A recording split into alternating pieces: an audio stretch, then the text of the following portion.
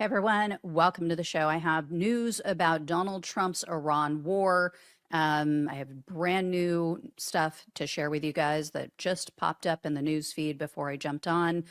Word is that Donald Trump is freaked out by the reaction in the stock market, by the reaction of his base, the rising cost of gas. So he is trying to find a way to save face and also end this war, which that's not going to happen. I mean, you have now pissed off Iran so much that, and the man that they just installed as their leader, you just slaughtered his entire family. So, yeah, this isn't going to end without major bloodshed and a major price to pay by the United States. And this is something that he should have considered before he started this war. And I'm sure his oligarch buddies are trying to pressure him now that they're being affected, right? They're being affected by the oil and gas prices. They're being affected by the fact that they were building AI data centers in that part of the world. And now people are like, yeah, I don't know if this is going to be stable and if this is the right place to do things like this. I mean, he has just set off a shitstorm. In the meantime, though, it was reported that the first week of this war, just the first week, cost taxpayers a minimum of $6 billion. Okay. It's going to get worse, though. So stick with me. First, it was reported $6 billion in 1 week. Sources told the New York Times that is a low estimate because lawmakers are saying that this war is now costing upwards of $2 billion a day. $2 billion a day. And they said that the first 2 days alone cost $5.6 billion. So you can see how that $6 billion in the first week is way underplaying it. Like we're probably looking at 10 billion or more in the first week. And there was a former Pentagon budget analyst, some sort of official. They told the Wall Street Journal that even before the war began, this likely cost all of us taxpayers $630 million because of the cost of transporting troops and the ships and aircraft, all that to the area. You know what we haven't heard? Not a single mainstream media host or pundit have asked this. How are you going to pay for that? How are we paying for this? Right? When it's about healthcare, childcare, paid family leave, student loan debt, anything that helps average Americans, that is the first and only thing that they harp on. So, like I always say, they have plenty of money to kill people, but they never seem to have money to help people live. And then beyond the financial cost of this war, we also now have confirmation that as many as 150 military members, U.S. military members, have been wounded.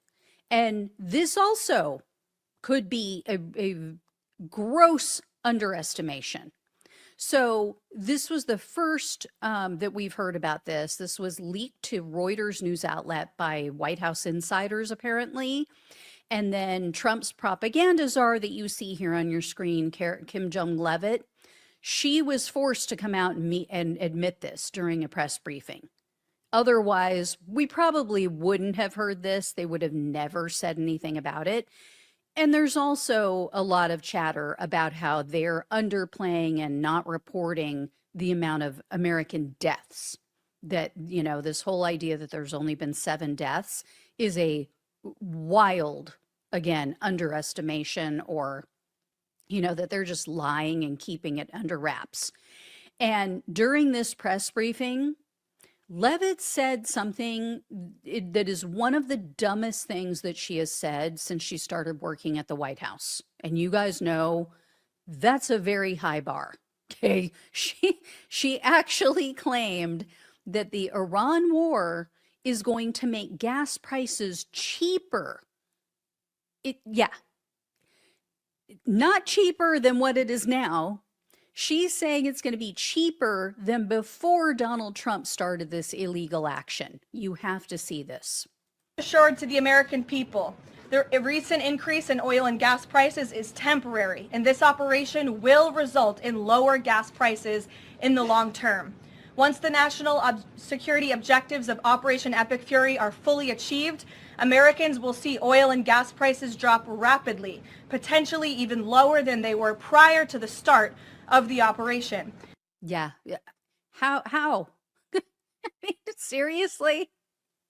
So blowing up oil facilities throughout the world, reducing the supply, will lower the cost. That will result in lower oil prices, lower gas prices. I mean, I'm not an economist, but even the most uneducated moron knows that is not how supply and demand works. And then we just got news today that a bunch of countries are releasing their reserves, that they're going to try to, flood the market with their reserves. Now, that will temporarily suppress the price. That is going to temporarily drive down the price. But all of those countries are going to have to rebuild their supply. They're going to have to rebuild their reserve. So eventually, we're going to end up with less supply than we have for the demand. So it's artificially, temporarily going to push down the prices, and then we're going to see it explode. And to me, I mean, just from a political standpoint, they would be better off doing that, flooding the market closer to the election. Because now you're in a situation where we're going to end up with high demand, low supply later in the year. I mean, do what you got to do, Diablo, right? Far be it from me to tell them how to win the election, but okay. And it's likely that more oil tankers are going to be blown up because we just saw 3 more ships being blown up today. I don't know if they were oil tankers. I didn't look into the details of the report, but just before I jumped on, I saw a report of 3 more ships being blown up in the Hormuz waterway. So the Strait of Hormuz. So, I mean, if they're blowing up oil tankers, now that's even worse. They're now depleting oil reserves and oil supplies even further. Anyway, and then we have the news that Iran is setting mines in the area. They are placing mines in the Strait of Hormuz. So Donald Trump had the most brain dead response to this news. Again, high bar, but over on his failing social media site, he wrote this, quote, "If for any reason mines were placed and they are not removed forthwith, the military consequences to Iran will be at a level never seen before. If, on the other hand, they remove what may have been placed, it will be a giant step in the right direction." So first of all, Trump is now claiming that the U.S. has sunk 10 ships where they were laying mines. They could have already laid them. So, okay, you sunk their ships, you sunk my battleship, okay, we already put the mines in place. And then the other thing is, what could he do to Iran that he isn't already doing? Like, this is the problem with going so hard at your enemy that you leave them, they have nothing left to lose, right? Those are the most dangerous people. People who have nothing left to lose are like, fuck it, it's game on. Like, what else are you going to do to me? Right? Why wouldn't I come back at you 10 times harder? And it was just reported yesterday that U.S. officials are warning that Iran may have activated sleeper cells throughout the world. So take a listen to this. This is what an expert told ABC News just yesterday. Federal government's alerting law enforcement agencies Iran may be activating sleeper cells. The alert says the U.S. intercepted encrypted communications that may serve as an operational trigger for sleeper assets. ABC News contributor, former Homeland Security official Elizabeth Newman's here for more on that. Hi, Elizabeth. So you say officials are concerned Iran's proxy, Hezbollah, might have agents inside the U.S. So given that context, how concerning is this new alert, and how are law enforcement agencies monitoring for these potential threats? Anytime we go to war overseas, there is a homeland threat component to it, especially a country like Iran does not have the capability to beat us militarily, so they rely on asymmetric means. So they will look to use cyber attacks, they will look to use proxies like Hezbollah, criminal agents to try to disrupt things here in the homeland. So I'm not surprised that we're seeing this bulletin. I'm a little concerned that it took a week for this to come out. I've talked to a number of state and local partners over the last week. Everybody knew that this is the likely scenario. We go to war with Iran, we should expect that their proxies are possibly being activated, and we all need to be on heightened alert. So that's great news, right? And then this came out just, again, before I jumped on today, that the FBI is warning that California police are on the lookout, or the FBI warned the California police, and the California police are on the lookout for possible Iranian drones, because they said, we recently acquired information that as of early February, Iran allegedly aspired to conduct a surprise attack using unmanned aerial vehicles from an unidentified vessel off the coast of the United States homeland, and that they were supposedly wanting to target California. Now, here's the thing.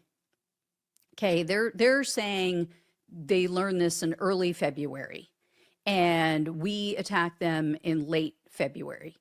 So the question is, why are we just now learning about this? Number one. And obviously, this brings up some concerns. I mean, the obvious concern is we might start seeing terrorist attacks here in the U.S. I mean, that goes without saying. And on U.S. citizens throughout the world. My other concern is that these are now false flags, that the U.S. is going to either report or conduct some sort of false flag operation so that they can blame Iran. And that they can then say, see, this is why we have to keep fighting. This is why we went to war. This is what we were concerned about. Because the thing is, Donald Trump clearly knows, as he's trying to, moonwalk out of this war, he knows that this is very unpopular. And the longer it drags on, the more unpopular it becomes. So as it becomes more and more unpopular, it is more likely that he's going to do something. He and or his war hawks and his administration are going to do something out of desperation like that. And that they're going to go, oh, well, see, these horrible Iranians, this is what they did to us. And so now we have to go, full hog into this like we did in Afghanistan. And then we're going to end up 10, 20 years down the road in this same shit. And then check this out. So Trump giggled like a little schoolgirl when he was asked about the U.S. committing a war crime. This was about us blowing up an unarmed Iranian ship and killing over 100 of their sailors. I mentioned this the other day, that they were on the way back from just like, an event. They weren't armed. They specifically were banned or barred from bringing ammunition to this event. It was, held by the Indian government. The U.S. took part in it as well. And so Trump was asked about this the other day at a press conference, and he was asked, like, why didn't we just capture the ship? Why did we have to blow it up and sink it and kill all of their crew? And he said, you know, which he always does this, but he said that an official told him, quote, "It's more fun to sink them." Just sick. And then the crowd and Donald Trump start laughing at this. And then he said, quote, "They like sinking them better. They say it's safer to sink them. I guess it's probably true." So these people are just fucking monsters. These are just absolute fucking monsters that we're dealing with. Anyway, guys, I will have more for you probably tomorrow. Come back with another update on what all transpires today. Unfolds, transpires. I combine those two into transfolds. So new word. You've got a new word here now, transfolds. Anyway, not a laughing matter, but we have to laugh to keep from crying, right?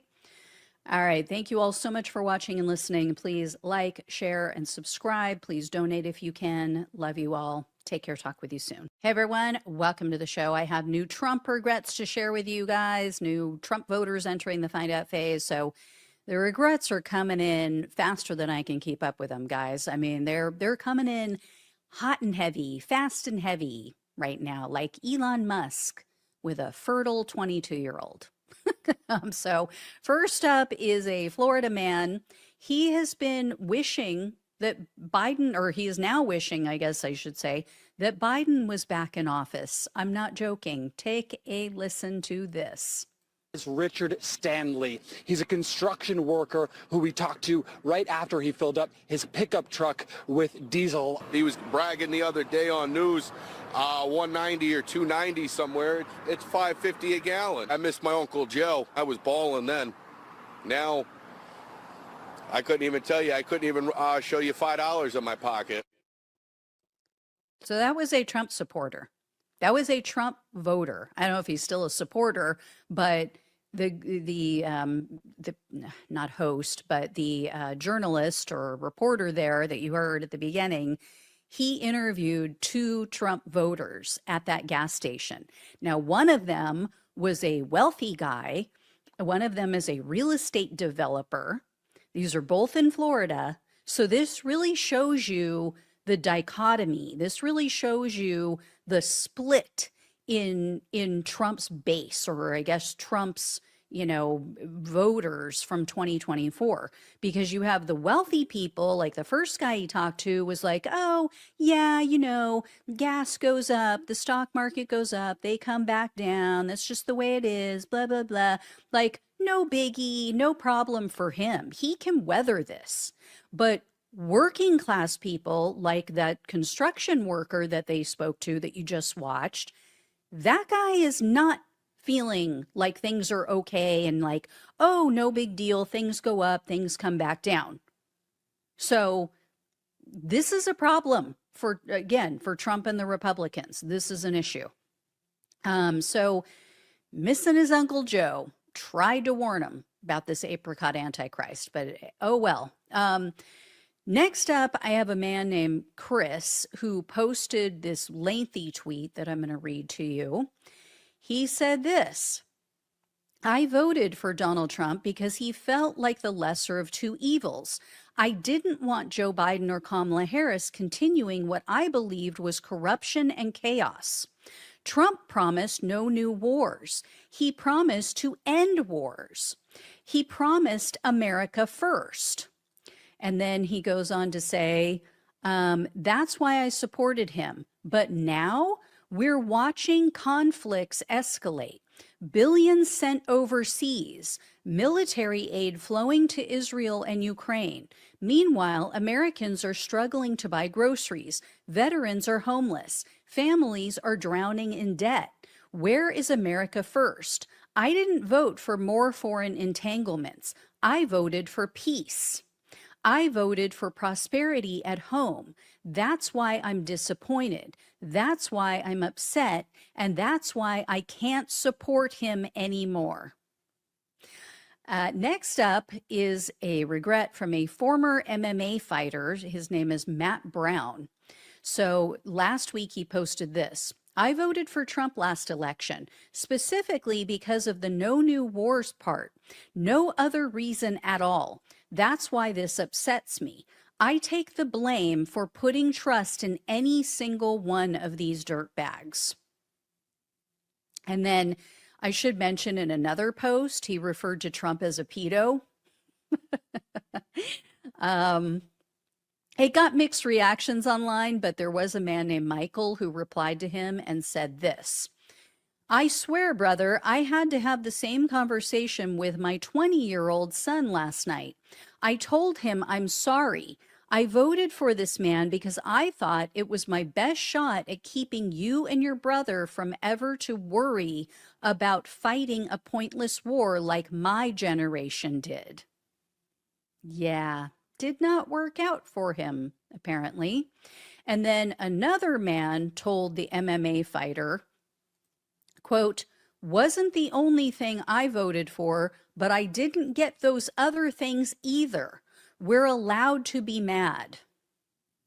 Now, unfortunately, the vast majority of the responses to the MMA fighter were negative, and he was getting slammed by both sides. He got it from the right, saying you're a traitor, you never were MAGA, you never voted for him, you're lying, you're making it up, blah, blah, blah.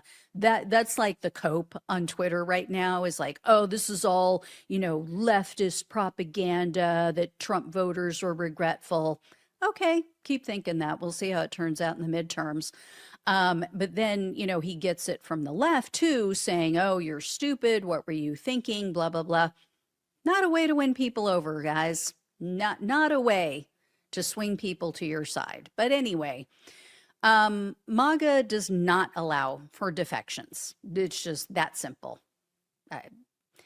We see a little bit of this on the left too, right? We see it with Blue MAGA. Mostly the MSNBC liberals that are like, oh, you can't say anything negative about the Democrats, otherwise you're a secret Trump voter, you're a traitor. But it's like, you know what? We have to be able to tell the truth. We have to be able to tell the truth about everyone. Otherwise, what do we have? Why would anyone trust me if I don't tell the truth about both sides? So anyway, guys, and there are many people defecting from MAGA, just to be clear to any MAGA haters watching. So check this out. Here is case in point. Find a job. My sister, who has a doctorate, hasn't been able to find a job in over a year, and she's a teacher.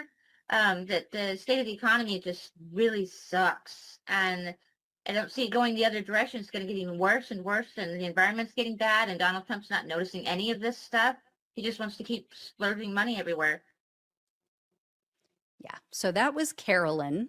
As you saw there, she is a swing voter. She went for Biden in 2020 and then flipped to Trump in 2024. And she was explaining in a focus group, or in this focus group, why she disapproves of Donald Trump's presidency. And she was one of the most critical in this focus group. She does not care for pretty much anything that Donald Trump is doing, which is just kind of mind-boggling because he said he was going to do all of this. Like, did you not believe him? Did you not think it would be as harsh? Like, what? I don't know. But anyway, next up, I have a story to share from another member of the Leopards Eating People's Faces party. So this woman I have no sympathy for. This one you can call stupid all day long. This is an Iranian immigrant.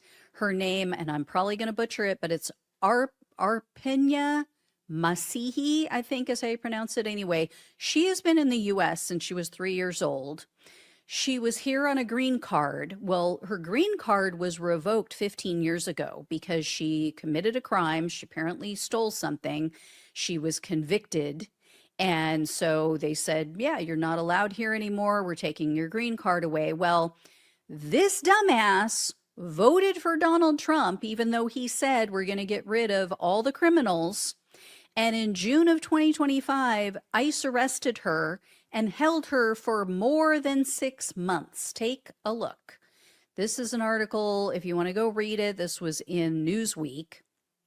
And as of the time this article came out, which was the beginning of this month, She said she still supports Trump, and her husband is still flying a Trump flag outside of their house. So these people, they are just so delusional. They think that she's going to get her green card back and she's going to become a U.S. citizen. I don't know. I mean, I guess it could happen, right? If so, then the Trump administration doesn't mean a word that they say. She committed a crime, right? So send her back. Send her back to Iran right now. If she still supports this monster who just killed almost 200 little girls in her home country, send her back. She is one I don't care about to keep here. Anyway, next up, I have more replies to share. This is from a right-wing, or I should say, and I mentioned this the other day and in a couple of segments, there was a right-wing journalist that posted that she had gone to get her hair done. Her 26-year-old hairstylist said that she now regrets her Trump vote. She's never voting again. Not just I'm never voting for Republicans again, I'm never voting again at all. So a man named Kevin replied to her, and he said this: pretty amazing. At 26, she's spot on. Voted for Trump 3 times, and people ask, what has he done? Nobody feels their cost of living is better. No mass deportations, deep state not drained, actually emboldened. No new wars, Iran. Epstein files he fought till the end. Oops, sorry guys. No, Epstein files he fought till the end to keep closed. Yeah. So not digging Trump anymore. And then another guy named Edward replied, and he said this: I feel the exact same way about Trump. I will not vote Republican again, just to keep a Democrat out of office. Republicans, with a few exceptions, have failed to differentiate themselves from Democrats. Total betrayal of the voters. Again, unless Donald Trump pulls a fast one, unless he pulls some of his bullshit in the midterms, not going to work out for the Republicans. So, if you just leave Trump alone long enough, this is the, I guess, moral of the story. Just if you leave him alone long enough, he will completely implode. He will screw things up, and he will show everyone what an unqualified jackass he is. Anyway, thank you all so much for watching and listening. I will have more for you next week. Love you all. Please subscribe, share this video with everyone you know. Hit the like button. I'm all out of sequence here.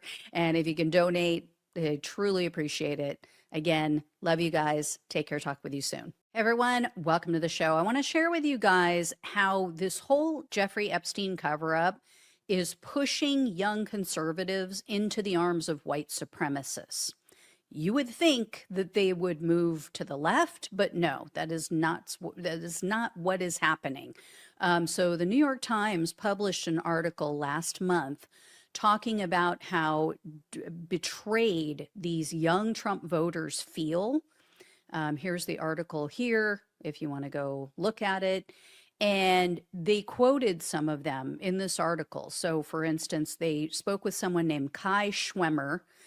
This is a young man. He is 23 years old. He's a Utah resident, and he's a member of the Utah Federation of College Republicans. And he told them, quote, "We started out not trusting the government, so we voted for Trump and for something new. And now we're watching him turn into the same thing we've had all this time.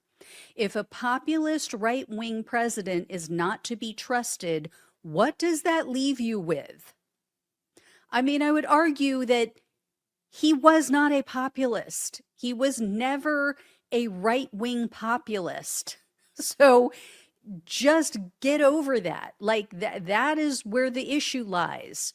You thought he was, but if you had looked at his priors, if you looked at his previous behavior, you would know he's not a populist. So anyway, This comment, though, it made me realize something.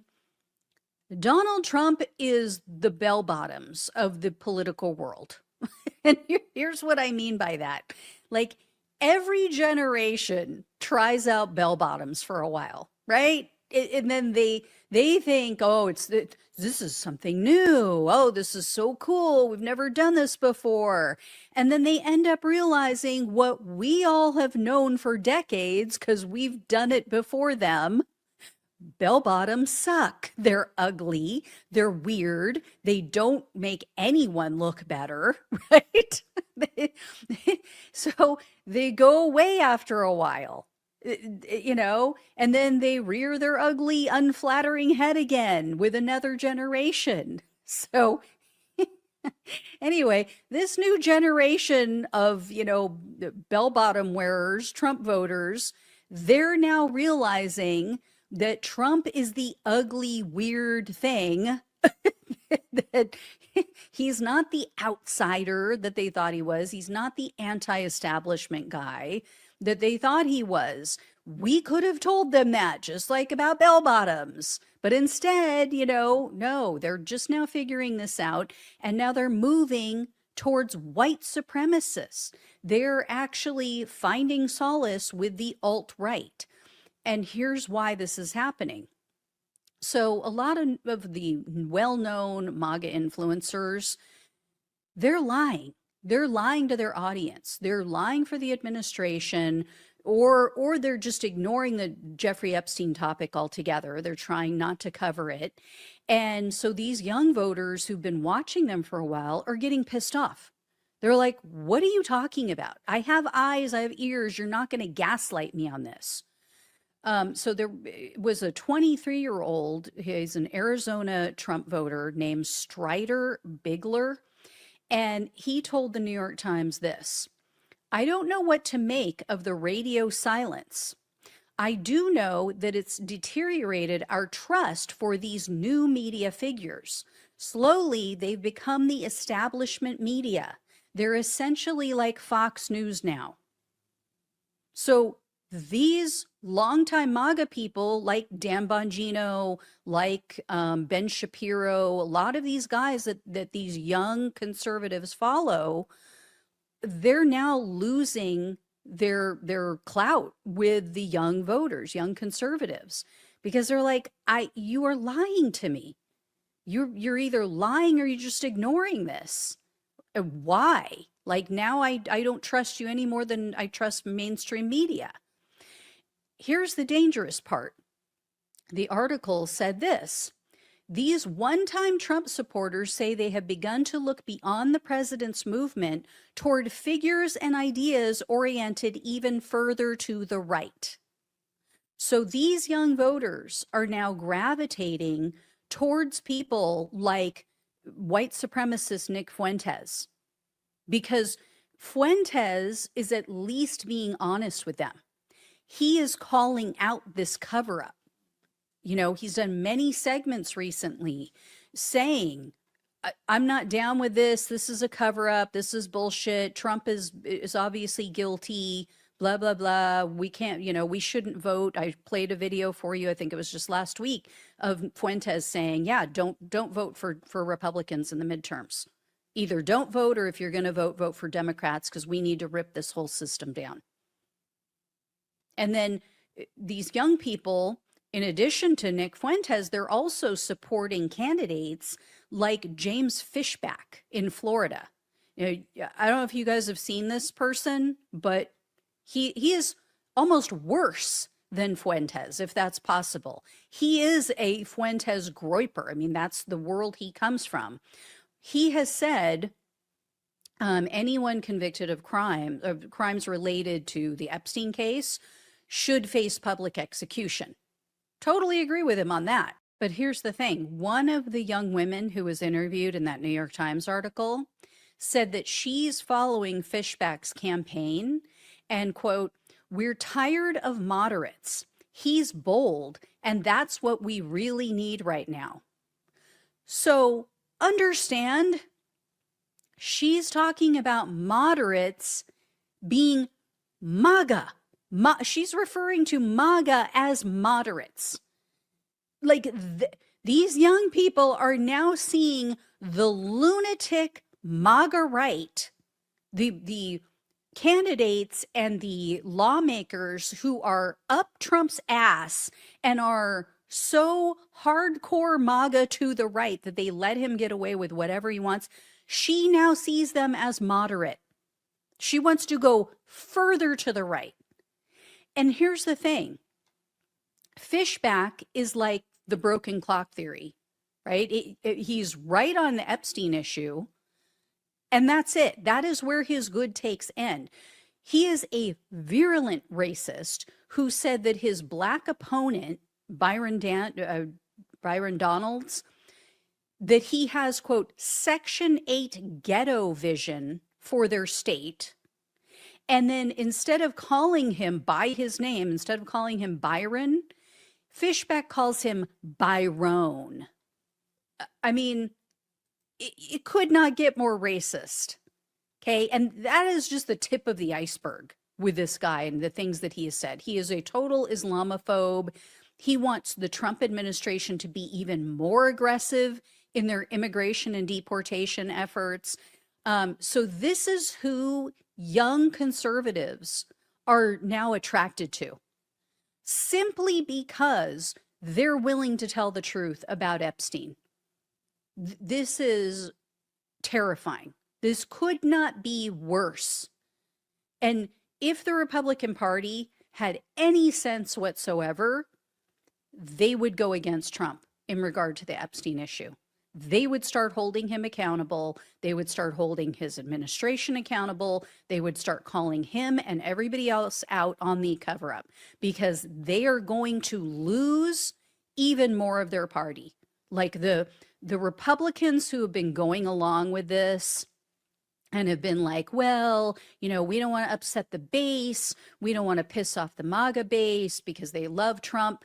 They need to wake up to this, because you're pissing them off, but in a different way. You're now pissing them off by not going against Trump on this issue. So this party, the Republican Party, is splintering in so many different directions. It's just crazy. I mean, they've already lost the true moderates, the never Trumpers, you know, the George W. Bush, Reagan type Republicans. They're either out of the party or they're in the party, but they're not happy with what's going on and they're voting against Republicans now. And then you have the base of, you know, MAGA, the you know, longtime base of MAGA that's just like, okay, whatever, we'll go along with whatever Trump says and, you know, whatever he does. Like he said, MAGA is whatever he makes it.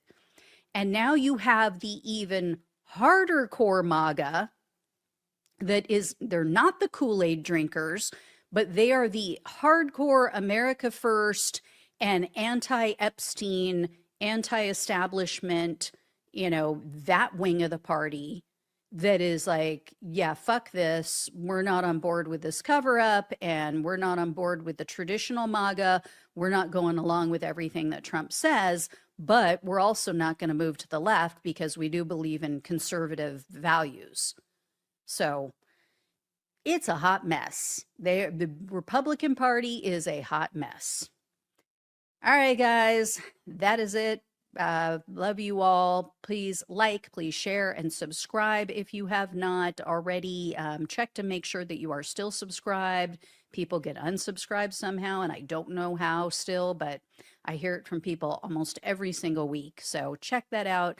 And then if you can donate, truly appreciate it. It really helps to keep the show going. Love you all. Take care. Talk with you soon.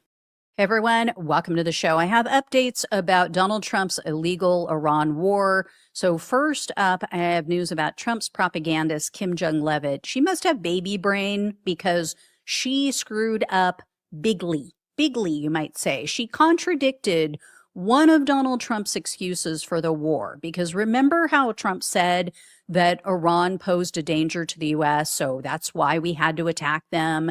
We feared, you know, they might start launching missiles at America. All of his, you know, minions on Twitter have been repeating this BS.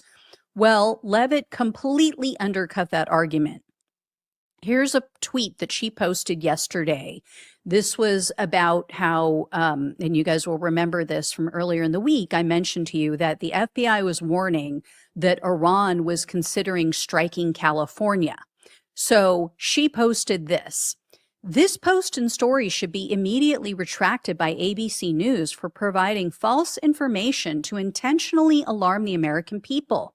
They wrote this based on one email that was sent to local law enforcement in California about a single unverified tip. The email even states the tip was based on unverified intelligence, yet ABC News left out this critical fact in their story. Why? To be clear, no such threat from Iran to our homeland exists, and it never did. So they can't keep their lies straight. They don't even remember the previous lies that they told. We're also learning more about their other lies, especially when it comes to the severity of the injuries that have been sustained. So you guys will recall also there was that counterstrike conducted by Iran. And as I mentioned before, Trump's moronic regime left the troops with no protection whatsoever. They were like sitting ducks at this base outside of Kuwait. That is why 7 U.S. military members were killed. And now we know that dozens more were injured very severely. We're finding out that nearly 3 dozen service members are still in the hospital and they have very extensive injuries. So here's one of the articles about it. This is a CBS News report, and they wrote, quote, an Iranian drone attack in Kuwait that killed 6 U.S. service members in the early hours of the war with Iran was more severe than has previously been revealed, with dozens suffering injuries, including brain trauma, shrapnel wounds, and burns, multiple sources told CBS News. At least one may require the amputation of a limb. So very serious injuries. And the U.S. death toll is now rising because a U.S. plane was just reported to be downed over Iraq yesterday. So I don't know if you guys saw this, but according to the government, there was a quote unquote incident that occurred between 2 planes, one of which was a refueling tanker. And they said that the refueling tanker went down, but they said it was, quote, not due to hostile fire or friendly fire. So we don't know how it went down, what caused this, but what we do know is that 4 of the 6 crew members have been confirmed to be killed in that incident. The other 2 are unaccounted for. So we don't know if they're alive or if they are now dead. So we have now lost more than 1 dozen Americans. 1 dozen Americans for what? For nothing. For a war that Israel wanted, right? Trump doesn't seem to care, though, because it was reported this afternoon that the U.S. is deploying more troops. So, I mean, this is just infuriating. They have now deployed 3 warships, 3 additional warships carrying as many as 5,000 Marines and I think it was Marines and Navy members to the Middle East. This is infuriating. Okay. This is a clear escalation. Forbes said that this will give Americans, quote, the option to quickly deploy boots on the ground, and indicating the war in Iran may continue into April. I mean, I think it's pretty much a done deal, right? We didn't really need them to tell us that this is going to continue into April. It's become very obvious to anyone with eyes, ears, and a brain that this is going to continue on for months and months, if not years.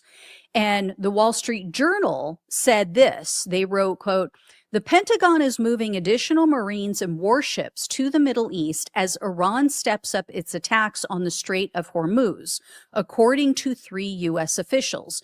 Defense Secretary Pete Hegseth has approved a request from U.S. Central Command responsible for American forces in the Middle East for an element of an amphibious ready group and attached Marine expeditionary unit.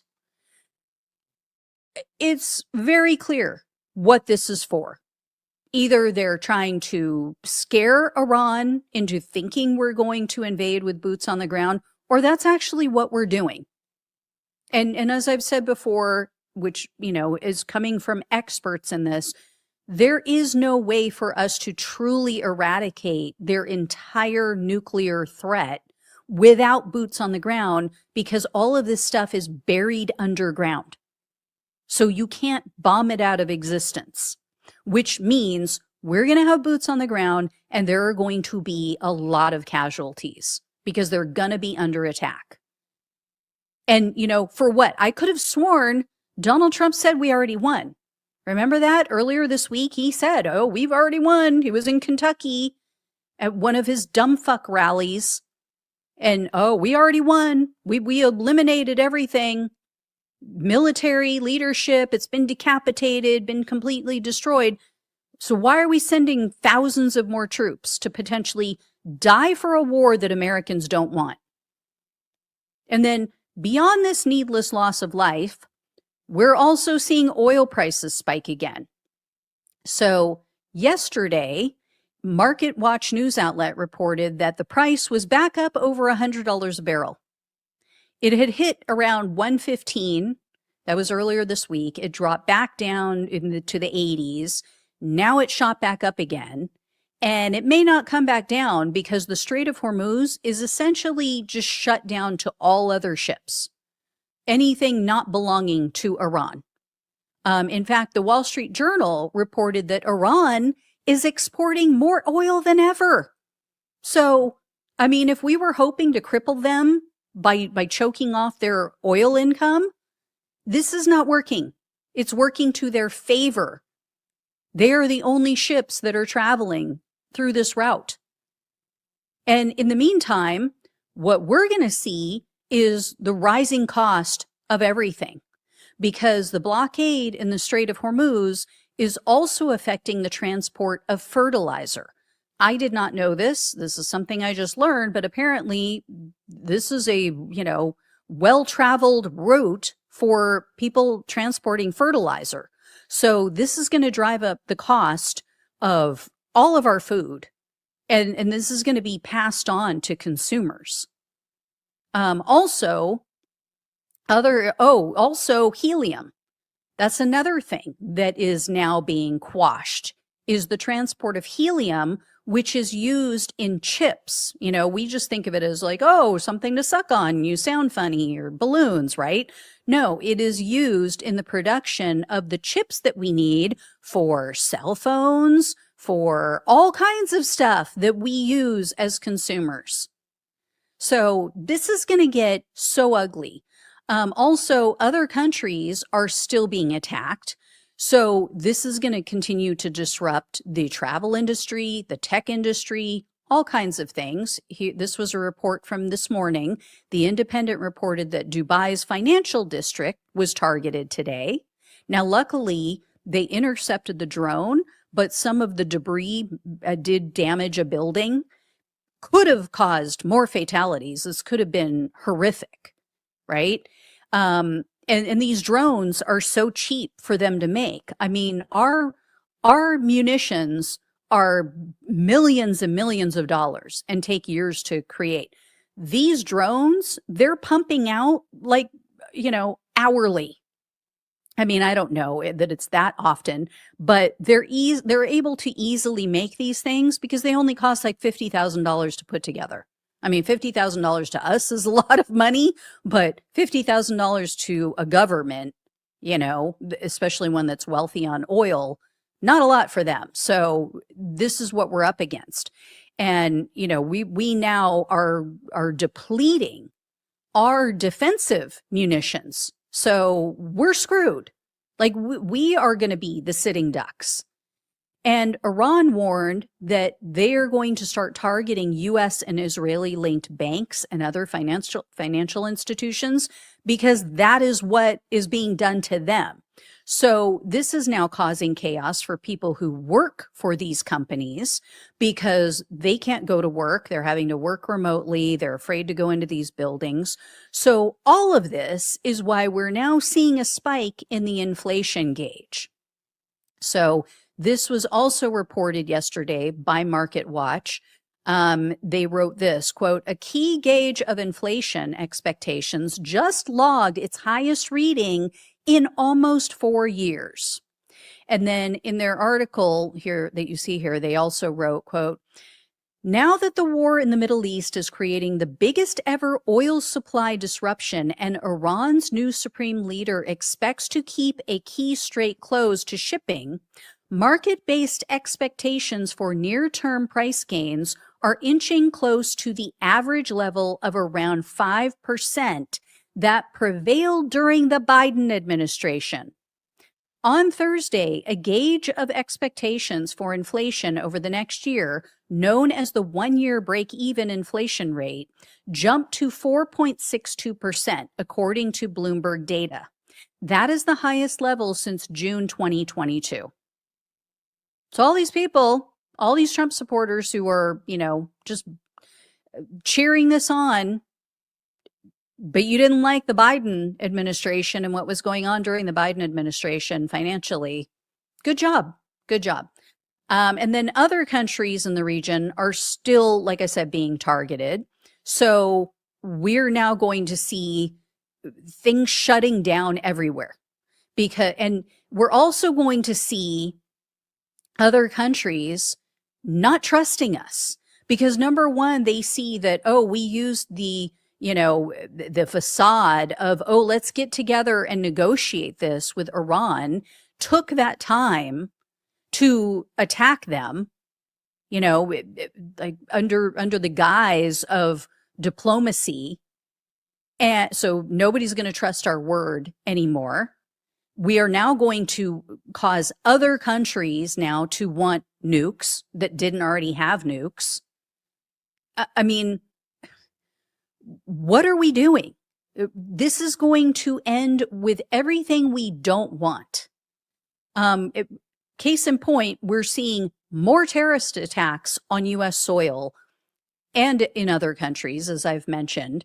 So yesterday, there was a 31-year-old Lebanese man named Ayman Mohammed Ghazali. He drove his truck into a synagogue in West Bloomfield, Michigan. Okay, apparently some of his family was killed because of this Iran war. Some of them, I forget what country they were in, but I think it was maybe Lebanon. Some of them were killed. So this is, I guess, the impetus for his actions. There was a security guard at this mosque, or excuse me, not at the mosque, at the synagogue. And the guard was struck by his car. They exchanged gunfire and the guard killed Ghazali. So we know now that this is directly linked to the war. What we also know is that Ghazali had been in the U.S. for many years. More recently, he became a U.S. citizen. We also know that, tragically, Bibi Netanyahu has put a target on the back of every Jewish person throughout the world because he claims they all support his genocide of the Palestinian people. So now they're going to be tied to not only that, but his actions in Iran. And, this was only one of 2 attacks yesterday, by the way. I don't know if you guys heard about this, but a 36-year-old former National Guardsman for the U.S., Mohammed Jallo, he walked into a classroom at Old Dominion University in Virginia and opened fire. Sadly, the instructor of that class, he was in the Army, Lieutenant Colonel Brandon Shaw, he was the first to be shot and he died of his injuries. I mean, imagine going to war, joining our military, going to war, surviving that, and then being killed on your own soil. Just horrific. 2 other people were wounded in that classroom, and evidently the students attacked this guy, took him down, and stabbed him to death. What we know about Jallo is very disturbing. So apparently he was convicted in 2016 for providing support to a terrorist group because he purchased an AK-47 for someone who he thought was an ISIS member. He was communicating with someone online who he thought was a member of ISIS.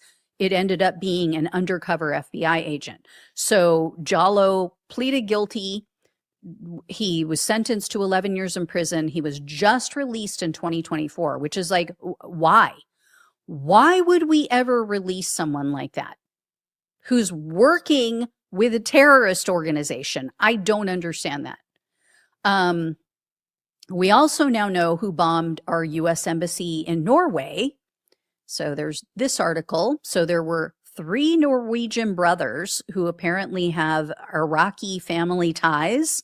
They have now been arrested. They've been charged for an alleged act of terrorism. All of this is happening because Donald Trump, had to appease his handler in Israel and prevent them from releasing whatever compromising videos they have on him from his Epstein days, allegedly, right? That's what it appears to be about. And then speaking of which, Iran knows this. They're very aware of this. So they posted a video portraying Trump as being blackmailed by Israel with Epstein stuff. And it showed all of them in Lego form. If you guys want to go watch it, it's very interesting. But Iran is in this video avenging the death of all of those little girls that our military just killed. So as you see here, it says Iran trolls Trump's Epstein files woes in Lego propaganda video.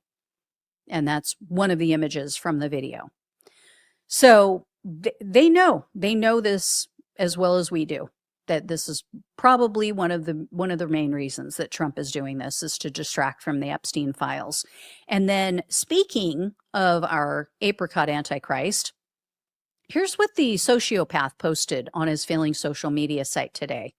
This is just sick. He said, "We are totally destroying the terrorist regime of Iran, militarily, economically, and otherwise. Yet, if you read the failing New York Times, you would incorrectly think that we are not winning. Iran's navy is gone. Their air force is no longer. Missiles, drones, and everything else are being decimated, and their leaders have been wiped from the face of the earth. We have unparalleled firepower, unlimited ammunition, and plenty of time. Watch what happens to these deranged scumbags today. They've been killing innocent people all over the world for 47 years. And now I, as the 47th president of the United States of America, am killing them. What a great honor it is to do so. Thank you for your attention to this matter, President Donald J. Trump." For some reason, capitalized. President Donald J. Trump.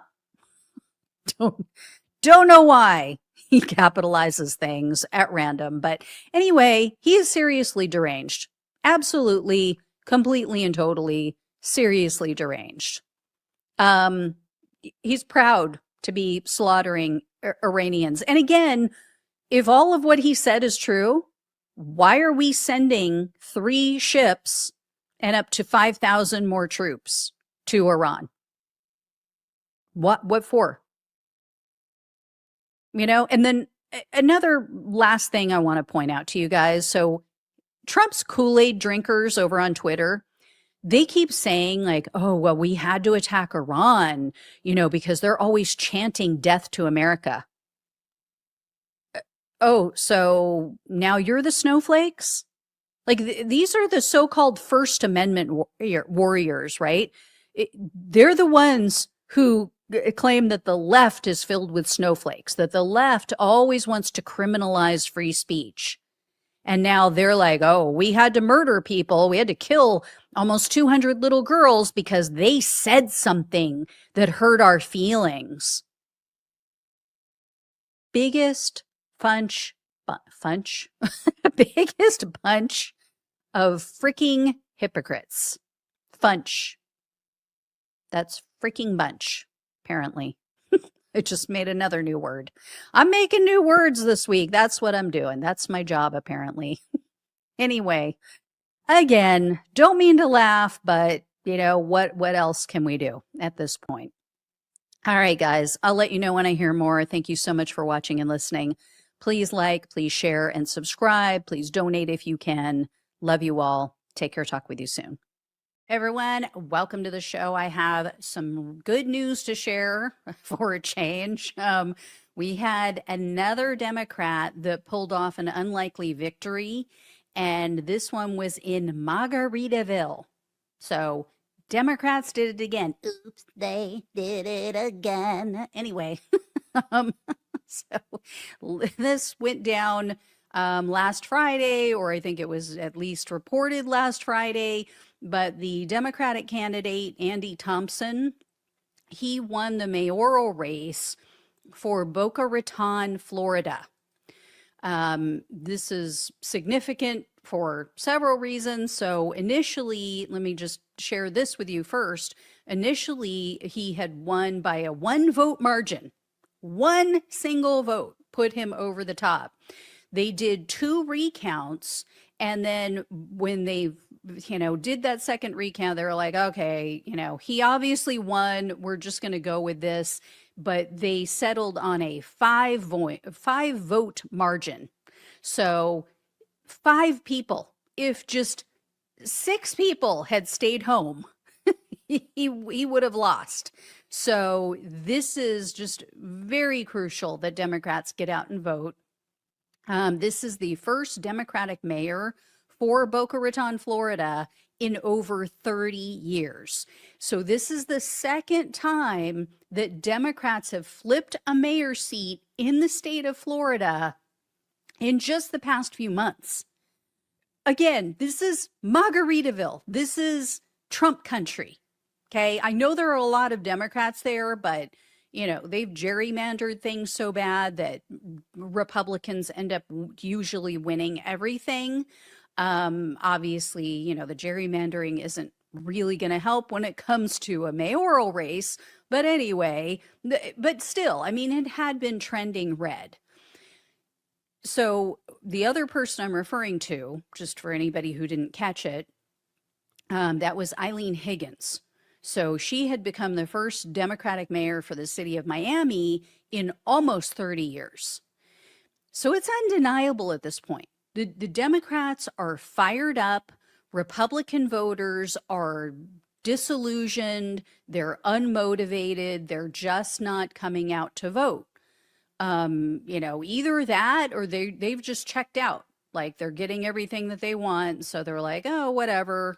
Elections. Yeah, who knows? I'll vote again for the next president. So I don't know. But either way, I tend to think that it's disaffected, disillusioned Republican voters, and they're just staying home because they're just not happy. So this is bound to get worse as this Iran war drags on, as more American lives are lost, because I keep hearing in focus groups, and this is, Trump 2024 voters. They're not all of them, but there are some who are like, I'm not happy about this. This isn't what he promised, but they're willing to give him grace if the war ends soon.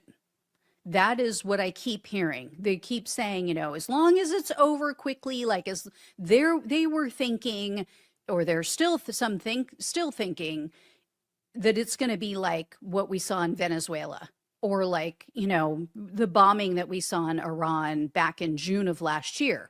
So they're still in this mindset of, oh yeah, we're a superpower. We're going to go in, we're going to get it over with and done, and we'll be done. And, no more lives lost, whatever. And I just listened to one the other day that I'm going to share with you guys in the next couple days. But, a lot of these people are thinking that this is just going to be a simple task and that's it. And okay, I can forgive Trump for that. As long as we win and it's over quickly, I can forgive him. Unfortunately, it's unlikely that that's going to happen anytime soon. And then some of them too are saying my red line is boots on the ground. That appears to be inevitable at this point because it's already in the works, as I shared with you guys last week. So this is going to get worse. This is absolutely going to get worse for Republicans. And I think they know it. And I think that they're secretly probably furious with Donald Trump. But, you know, again, dumb as a rock in a hard place. That's where they're stuck. So, all right, guys, I'll let you know if I hear any more. Thank you so much for watching and listening. Please like, share, and subscribe. Please donate if you can. Love you all. Take care. Talk with you soon. Hey, everyone, welcome to the show. So as we all know, this Trump administration is just the most fascist regime ever. Like we have never seen this in America before. They'll argue, they say, oh, it's not true, you know, and if you say that, you're trying to put a target on us, you're trying to get us killed, you're trying to start an uprising, comparing us to the Nazis, comparing Trump to Hitler. I'm sorry, but if the jack boots fit, wear them. I mean, this is where we are. It's undeniable. They keep proving us right, too. So case in point, over the weekend, Donald Trump's angry little ginger over at the FCC threatened to take away the broadcasting license of any news outlet that reported on the Iran war in a way that they don't like. We're reporting anything that goes against what they want out there. They want to now take away these people's license, or at least just not renew them. So I wish I was kidding, but this is absolutely real. This is deadly serious, and truly deadly serious, because if people don't know what's going on, we're putting our troops in harm's way. We're putting American lives, American citizens here in the US in harm's way, because we're under this illusion that everything is or they're wanting us to be under the illusion everything's going great and no danger for us, no risk of terrorism here in the US, which is bullshit. And so here's what would happen. Here's what went down. So the head of Trump's FCC, Brendan Carr, he posted this on Twitter on Saturday. So you can see this here. He said, broadcasters that are running hoaxes and news distortions, also known as the fake news, have a chance now to correct course before their license renewals come up. The law is clear. Broadcasters must operate in the public interest, and they will lose their licenses if they do not. And frankly, changing course is in their own business interests, since trust in legacy media has now fallen to an all-time low of just 9%. And our ratings disasters. The American people have subsidized broadcasters to the tune of billions of dollars by providing free access to the nation's airwaves. It is very important to bring trust back into media, which has earned itself the label of fake news. Gee, I wonder where they got that. When a political candidate is able to win a landslide election victory in the face of hoaxes and distortions, there is something very wrong. It means the public has lost faith and confidence in the media, and we can't allow that to happen. Time for change. I mean, on that last point, yes, I totally agree. Time for change.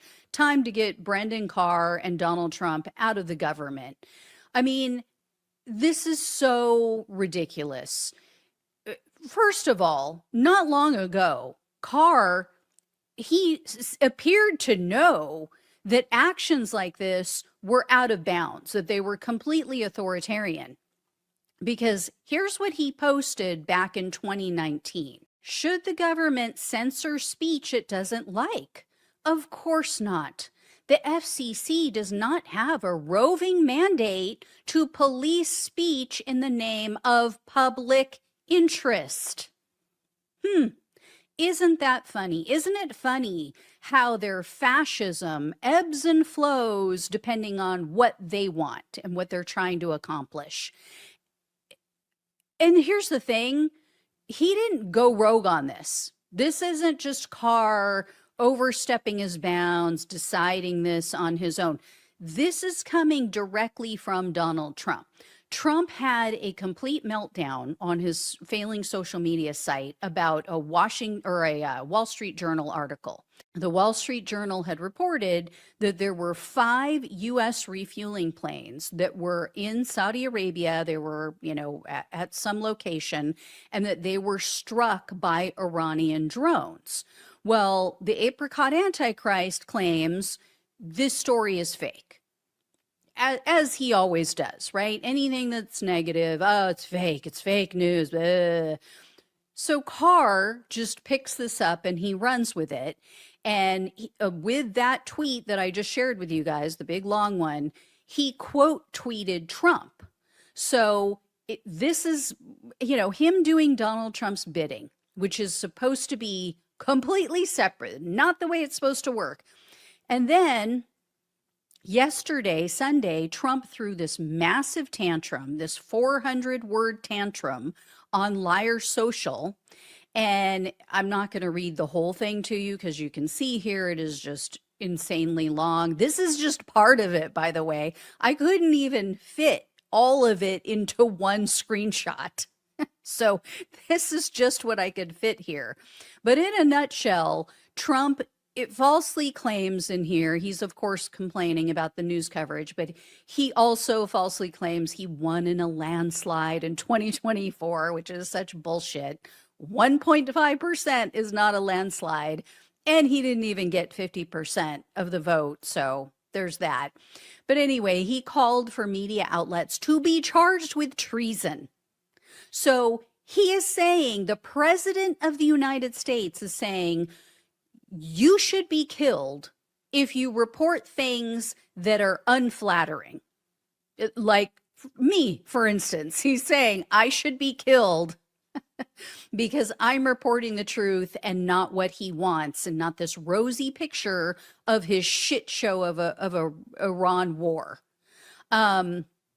Obviously, this is insanity. It's a terrifying escalation against free speech, against freedom of the press. Here's what's laughable, though, because we need to find things to laugh at. He whined and bitched about how some of the videos that are out there are AI.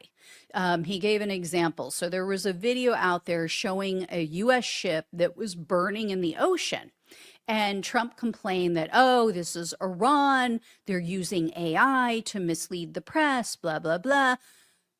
Okay, well, you're the same guy who drafted an executive order that banned states from trying to regulate AI. Remember that? That was Donald Trump. So he didn't want any regulation on this stuff. But then he's like, oh, they're using it and this is wrong. We tried to warn you. We tried to warn you that this was going to be used to the detriment of the United States. So this is on you, guy.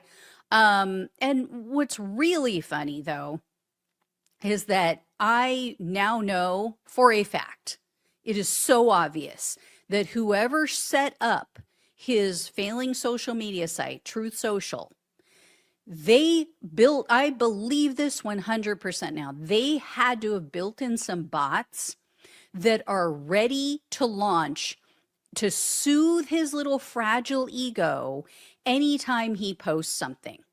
Because a bunch of the replies had absolutely nothing to do with the Iran war.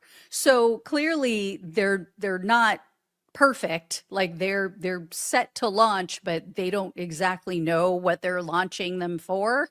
Like, I'll give you an example. So I took a screenshot of this. This was one of the responses to his meltdown about the coverage of the Iran war. It's obviously Stephen Miller, and it says this was the plan all along, to get them here illegally so they can get free government benefits, get hooked on welfare, and be able to participate in American elections. This was an attack on democracy by the Democratic Party. What? This is clearly a bot that was supposed to be launched if he's talking about immigration. Okay, has nothing to do with a war. I guess they don't have their memes ready, their bot memes ready for the war. So, and I went and I looked at this supposed woman's profile. In her bio, there's a link to something called closetheborder.com. Okay, so it looks like, oh, she's like all about immigration. She's a, MAGA anti-immigration fan. You click on the link for that, closetheborder.com, and it takes you to a GoDaddy page to see if you want to buy the domain name, because the domain name is available. So it's so clearly fake. So I would bet money that most of the so-called Trump supporters on his failing social media site are fake. It looks like he's popular and like, oh, he's got this huge swell of support. This is why it's not making any money, because these people aren't real. So anyway, his followers, I mean, it just seems so clear. They're AstroTurf bots. And then one last bit of information or evidence that I have for you guys that the Trump regime is going full Nazi, SS goose-stepping, jackbooted thug mode. Take a look at this. Tucker Carlson announced on his show that the CIA is tracking him, that they are referring him to the Justice Department for criminal charges because he communicated with people in Iran prior to the start of the war. Carlson said that the CIA apparently has his text messages, and they're accusing him of being an agent of a foreign power. Now, far be it from me to defend this man. I am by no means a Tucker Carlson fan, can't stand the guy. But he is a journalist. So journalists regularly speak to sources throughout the world. It's just so clear. They're targeting him because he has a large audience, number one, and also his audience overlaps with Trump's base. That's just a fact. And he has been extremely critical of this clusterfuck of a war. So they want to shut him down or at least intimidate him so he'll shut himself down and not talk about it. This is going to backfire. This is going to blow up in their faces because all it did was get other people like me who normally wouldn't cover Tucker Carlson talking about this and putting this out into the public. And so now everybody knows they're trying to cover up the war. They're trying to cover up their mistakes. So they created a Streisand effect with this. Anyway, I will let you know if I hear any more. Thank you all so much for watching and listening. Please like, share, and subscribe. Please donate if you can. Love you all. Take care. Talk with you soon. Hey everyone, welcome to the show. I have updates about Donald Trump's Iran war, Operation Epstein Fury. The shit hit the fan today. This has gone off the rails in a way no one saw coming. So this was breaking news from this morning. A Trump official resigned because of the war. He specifically said that. And this isn't some liberal holdover from the Biden administration. This is a guy named Joe Kent, who is a Trump humper, or was. He was an election denier. Like, this guy was all aboard the Trump train. He was appointed by Donald Trump to be the director of the National Counterterrorism Center. And he worked, I guess, like right alongside as a top aide to the director of national intelligence, Tulsi Gabbard.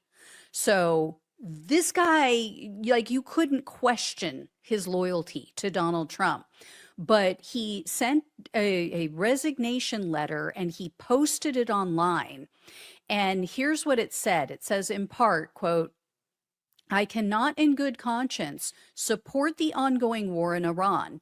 Iran posed no imminent threat to our nation, and it is clear that we started this war due to pressure from Israel and its powerful American lobby. I support the values and the foreign policies that you campaigned on in 2016, 2020, and 2024, which you enacted in your first term. Until June of 2025, you understood that the wars in the Middle East were a trap that robbed America of the precious lives of our patriots and depleted the wealth and prosperity of our nation. Early in this administration, high-ranking Israeli officials and influential members of the American media deployed a misinformation campaign that wholly undermined your America First platform and sowed pro-war sentiments to encourage a war with Iran. This echo chamber was used to deceive you into believing that Iran posed an imminent threat to the United States and that you should strike now. There was a clear path to a swift victory. This was a lie and is the same tactic the Israelis used to draw us into a disastrous war that cost our nation the lives of thousands of our best men and women. We cannot make this mistake again. And then Kent went on to say that, you know, he served in the military. He lost his wife in the military due to another Israeli manufactured war. So this is monumental for a couple reasons. First of all, it makes Tulsi Gabbard look even worse than she already does, right? She was this supposed anti-war veteran. She, you know, was supposedly against the forever wars, spoke out against the previous wars in the Middle East. And now today she puts out this very meek statement, you know, kind of sort of in support of the Trump administration. But like, this is a guy, like I said, who worked directly with her. So it makes her look like the biggest cuck in the world, that she is not out the door with him.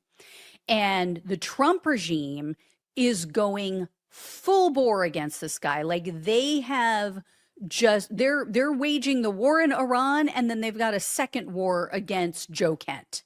Like, they are after him. Trump was asked about his resignation today, and he did exactly what you'd expect. He insulted him. He called him weak. Trump then doubled down on his lie that Iran posed an immediate threat to the U.S. And here's the thing. They have to shut him down. Like, they have to go against this guy. They have to basically annihilate him in the media, because if they don't, then other people might stand up. Other people might speak out. Other people might go against the regime, and they might quit as well. And so they can't have that. You can't have someone who, you know, speaks out and there's no consequences for him, because it just shows everybody else who's on the fence about this or is fully against it, it's not safe to speak, you know, or if they don't go against him, it shows them that it's safe to speak out, and then others might follow. So they are just after this man. Like, they are doing the biggest smear campaign right now. They're trying to make it out like he is a traitor, that he had been cut off from receiving intelligence information months ago, so he couldn't possibly know the truth about this war, because, you know, he was the one leaking information to the press, and so they cut him off. This is just the tip of the iceberg. I mean, this is just day one. This is going to get so ugly. So keep an eye on this, guys. I am seeing so much on Twitter, just trying to take this guy down. Anyway, here is the cost of their lies, by the way. The number of wounded troops we now know has risen. So this was reported today in the Washington Post that the number now exceeds 200 of our service members have been injured. And this is done in missile and drone attacks in 7 different countries. So a military leader claims that 180 of them have now returned to duty, but they've said, yeah, there's some that have very long-term serious traumatic brain injury. So I would imagine with the lies that this administration tells, whatever they're telling us, it's way worse. And all of these injuries were because of, like I said, attacks on neighboring countries where the U.S. has troops stationed, so bases, embassies. Trump, though, says, oh, this was a complete surprise. We had no idea that they would do something like this. Take a listen. We weren't supposed to go after all these other countries in the Middle East. Those missiles were set to go after them. So they hit Qatar, Saudi Arabia, UAE, Bahrain, Kuwait. Nobody expected that. We were shocked. We were shocked. Really? Shouldn't have been. I mean, you know how we know he's lying? Besides the fact that his mouth is moving? Because they told us this. They told us that they knew this would happen. Remember? There was one of their excuses that they used to start this war in the first place was told to us by Marco Rubio. He said we had to attack Iran first because Iran or Israel said they were going to attack, and we knew that then Iran would hit American targets in response. So we had to strike first. So you told us that you knew. And then on top of that, Iran warned that this is what they were going to do. Iran came out and said, if you start a war, if you target us, we are going to go after all of your assets in the region. I mean, and then we had leaks today from within Donald Trump's administration saying, no, he was warned. We told him that this was a possibility. So as usual, nothing but bullshit and incompetence from this administration. Those troops should have been moved. They should have been moved before this happened. They were unbelievably negligent in their duty to protect the men and women who have given their time, their energy, their all to support our country. What Donald Trump has unleashed with the Israelis is just unconscionable. He effectively unshackled a fellow sociopath, someone who wants to take over the entire Middle East. And speaking of power-hungry sociopaths, J.D. Vance was confronted about his support for Trump's war. You know, given his critique of the previous wars, he was supposedly this non-interventionist. Well, he gave the most J. Douche Vance answer that you would expect. So check out what he said, all this bullshit he's spewing out of his pie hole. And while you're listening to him, watch Trump because he can barely keep his eyes open. As the president said, this is a problem that has festered in this country for far too long, and far too few people have actually wanted to do anything about it. That's what makes this administration different, is that we actually tackle the problems the American people have been confronting. So I'm very happy about it. And look, I think that I know what you're trying to do, Phil. You're trying to drive a wedge between members of the administration, between me and the president. What the president said consistently, going back to 2015, and I agreed with him, is that Iran should not have a nuclear weapon. We have taken this military action under the president's leadership. I think all of us, whether you're a Democrat or Republican, should pray for its success and pray for the safety of our troops. That's the approach that I've taken. Make it as successful as possible. So there's no hesitation, given your past statements, with the current operation? What do you mean there's no hesitation with my past statements? Given your skepticism of foreign adventurism, you were a critic of the global war on terror previously. Well, I think one big difference, Phil, is that we have a smart president, whereas in the past we've had dumb presidents. And I trust President Trump to get the job done, to do a good job for the American people, and to make sure that the mistakes of the past aren't repeated. Absolutely. Oh, yeah. Trump is just so much smarter than all of our previous presidents. freaking for real? Does he hear himself? And this is his typical move, right? He lies and then he pivots and he attacks the person who asked the question. So it puts them back on their heels. They're on the defensive. This is like standard debate technique, right? When you don't have a good answer, then you try to deflect and then you attack. So he's just so predictable at this point. So anyway, the fallout continues, though. The oil prices held steady today. It was around $94 a barrel. Moody's Analytics is now predicting a recession if this goes on much longer. Their chief economist said that if this drags on for a few more weeks and the Strait of Hormuz remains unsafe for travel, for ships, this will turn into a recession. They said it will be, quote unquote, unavoidable. So in other words, we're screwed. There was a slight bit of good news today, though. MAGA media is out for Lindsey Graham's blood and his head because he played such an outsized role in this war. So yesterday, Charlie Kirk's friends and producers announced that they plan to take Graham down. They hosted 2 Republican candidates who are running against Graham, and they made it clear that Kirk hated what Graham stood for, as do they. As the saying goes, the enemy of my enemy is my friend. I don't agree with much of what Kirk and his friends have said, but on this subject, we are in lockstep. This is time to take out the Graham trash. So anyway, guys, there you have it. Good and bad news today, but again, they're out for Kent's head. They are going to destroy this man because they have to, because otherwise it will be a full mutiny. All right. Thank you all so much for watching and listening. Please like, share, and subscribe. Please donate if you can. Love you all. Take care. Talk with you soon.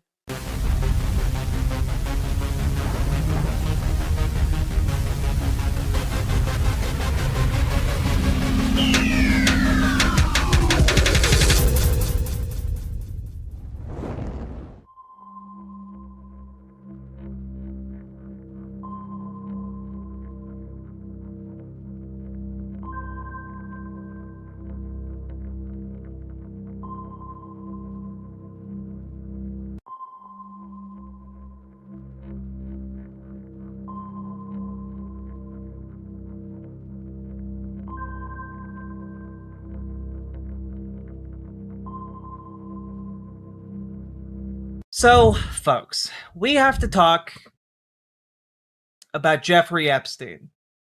And I want to start out here by highlighting what I think is a particularly impressive speech on the Senate floor that took place 5 days ago. And this was done by Sheldon Whitehouse in an effort to put into the record the connections between Donald Trump, Russia, and Jeffrey Epstein. Now, a lot of this is going to be stuff that you have heard before or know of, but I haven't really ever seen it laid out quite as clearly and quite as succinctly as this. I think it's pretty worth your time. And let's get Sheldon Whitehouse does sound like a fake name. It does sound like a name that one might come up with on the spot while, on a tour of Washington, D.C. with a fan group of the hit television show Young Sheldon. My name is Sheldon Whitehouse. Sheldon Whitehouse is my name. And painting houses is my game. Without objection. Thank you, Madam President. I have sped this up because it's like roughly an hour-long speech, and I want to get through it a bit. He's a bit of a slow talker, too. It was the spring of 2019. Public and media interest in Special Counsel Robert Mueller's report into Russia's election interference operation reached a fever pitch. There had been a steady drip, drip, drip of reporting on the Trump team's cozy and peculiar relationship with Russia. since his surprise election victory in 2016. Ahead of the Mueller report's release, Trump's Attorney General, Bill Barr, issued a letter. Yeah, for the record, this is at 1.5 speed. So if it does get too fast, we can slow it down a little bit and still be sped up. But yeah, I think the 1.5 speed is good for this. To Congress purporting to summarize the report's findings. The letter declared that Russia and the Trump campaign did not collude to steal the election. The press, ravenous for any news of the long-anticipated Mueller report's conclusion, largely accepted Attorney General Barr's narrow, carefully worded conclusion, and not yet having access to the full report, blasted the Attorney General's summary around the world. Now, I want you to keep in mind, Bill Barr did this. Bill Barr issued this summary, because it's going to be really important for what he's about to talk about. Trump himself declared, all caps, no collusion. He said he'd been cleared of the Russia hoax, a term he reserves only. Okay, clearly some of you don't believe me that it's at 1.5 speed. This is the normal speed. To describe things that are true, like climate change. Frustrated, Mueller wrote to Barr that the Attorney General's letter did not fully capture the context, nature, and substance of the investigation. But by the time the dense, voluminous Mueller report was issued, the month after Barr's letter, its message had been obscured. The Mueller report actually concluded that the Trump campaign knew of and welcomed Russian interference and expected to benefit from it. That conclusion was later echoed and reinforced by an investigation led by then Chairman Marco Rubio's Senate Intelligence Committee, a bipartisan report. But Barr's scheme had largely worked. Many in the media and in the Democratic Party seemed to internalize that the Russia speculation had perhaps gotten out of hand, and that perhaps we had been wrong to believe there was a troubling connection between Trump and Russia after all. And like, the fact that he has to read this into the record because Donald Trump has been so successful, along with the complicity of the mainstream media, into making it seem like, oh, they never found anything bad about me in Russia, when like that's absolutely not what the report said. And I talked about this at the time when this report came out. Like, we all knew that he was full of shit on this one. But were we? Let's take a look at a sampling of what Trump has done for Russia just lately, and usually at the expense of American interests. There are many, but here's a top 10. 1. After Trump and Vice President Vance theatrically chastised the heroic Ukrainian President Zelensky in front of TV cameras in the Oval Office last year, Trump paused our weapons shipments to Ukraine. 2. In July, during the worst Russian bombing campaign of the war until that point, Trump paused an already funded weapons shipment for Ukraine, including the Patriot interceptors that protect civilians from Putin's savage attacks. 3. That same month, Trump's Treasury Department stopped imposing new sanctions and closing sanctions loopholes, effectively allowing dummy corporations to send funds, chips, and military equipment to Russia. Leaked phone calls show that White House envoy Steve Witkoff and Putin envoy Kirill Dmitriev. Hey, White House envoy Witkoff. Hey, you don't think that's the same guy we were talking about lying on national television in order to provide cover for the war in Iran right now? The same Steve Witkoff who advised us to go to war against Iran because they opened negotiations from a strong position? That Steve Witkoff? That's crazy. Have worked together closely behind the scenes on a peace deal favorable to Russia. 5. Last summer, Trump rolled out the presidential red carpet for the Russian dictator on American soil, with a summit in Alaska that yielded, unsurprisingly, no gains toward ending the war in Ukraine. 6. Trump's vice president traveled to the Munich Security Conference last year to parrot Russia's anti-Western talking points, pushed by right-wing groups that Putin has long funded and used to create political strife in Europe. 7. Trump installed Russia apologist Tulsi Gabbard as his director of national intelligence, much to the glee of Russian state media. 8. Upon the confirmation of Trump's Attorney General Pam Bondi the Department of Justice shuttered its anti-kleptocracy work that had successfully targeted Putin's Russian oligarchs. 9. Late last year, Trump unveiled a new so-called national security strategy, which abandoned traditional alliances in Europe and favored a transactional foreign policy that the Kremlin praised as, quote, largely consistent with Moscow's vision and desires. And 10, the Trump administration is even paving the way for Russia's return to global sports competition, ending its isolation in those arenas in the wake of the hostile Ukraine invasion. It is very strange how often sports come up doping programs from Republicans. In Russia. That's a top 10, but the list goes on. If Trump were purposefully doing Russia's bidding, it is hard to see what he would be doing differently. The United States is the most powerful nation in the world. Russia is a weak, corrupt regime. My old friend Senator John McCain used to say that Russia is a gas station run by gangsters with an army. It doesn't make sense that the President of the United States, who insists on being dominant in essentially every relationship, is so submissive to one person. And that one person is Russia's dictator, Vladimir Putin. So what is it about Trump and Russia?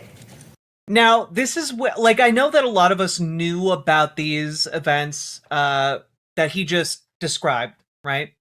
Which are all a matter of historical record. We know these things. But where he goes next, I find very interesting. And could it have any connection with Trump's close friendship with the deceased pedophile Jeffrey Epstein? Much about Epstein remains unknown, but the survivors who have come forward and the millions of emails released through the bipartisan Epstein Files Transparency Act have shed some light on the operation of the late financier's global pedophile ring. And over, it touches Russia. When recently asked by a reporter about the Epstein files, Trump said in part, "It's just a Russia hoax." Again, hoax, the word he uses for when something is true. But the most telling part is that Trump's mind, asked about Epstein, immediately went to Russia. Russia. I should start by pointing out that Epstein's ties to foreign intelligence— Oh, Sheldon Whitehouse is a Democrat. —may never be fully known. It's a murky world. He had links to officials in the United States, Russian and Israeli governments, and many others. But it's worth looking— Jeffrey Epstein, the high school teacher? —at those ties to Russia, a nation so hostile to the United States. I did see that Salmon Moose. Epstein's career began in the mid-1970s at the prestigious Dalton School in New York City, where despite dropping out of college, 21-year-old Jeffrey Epstein was given a position teaching high school mathematics to the children of some of New York's wealthiest families. Perhaps of note, the outgoing headmaster at the time of Epstein's hire was Donald Barr, the father of future Attorney General Bill Barr. Oh, that's interesting. And I had not heard that before. Jeffrey Epstein was hired at a school by Bill Barr's dad. I hadn't heard that part before, and I found that very interesting. The same Bill Barr who went on to say there were absolutely no connections between Donald Trump and Russia.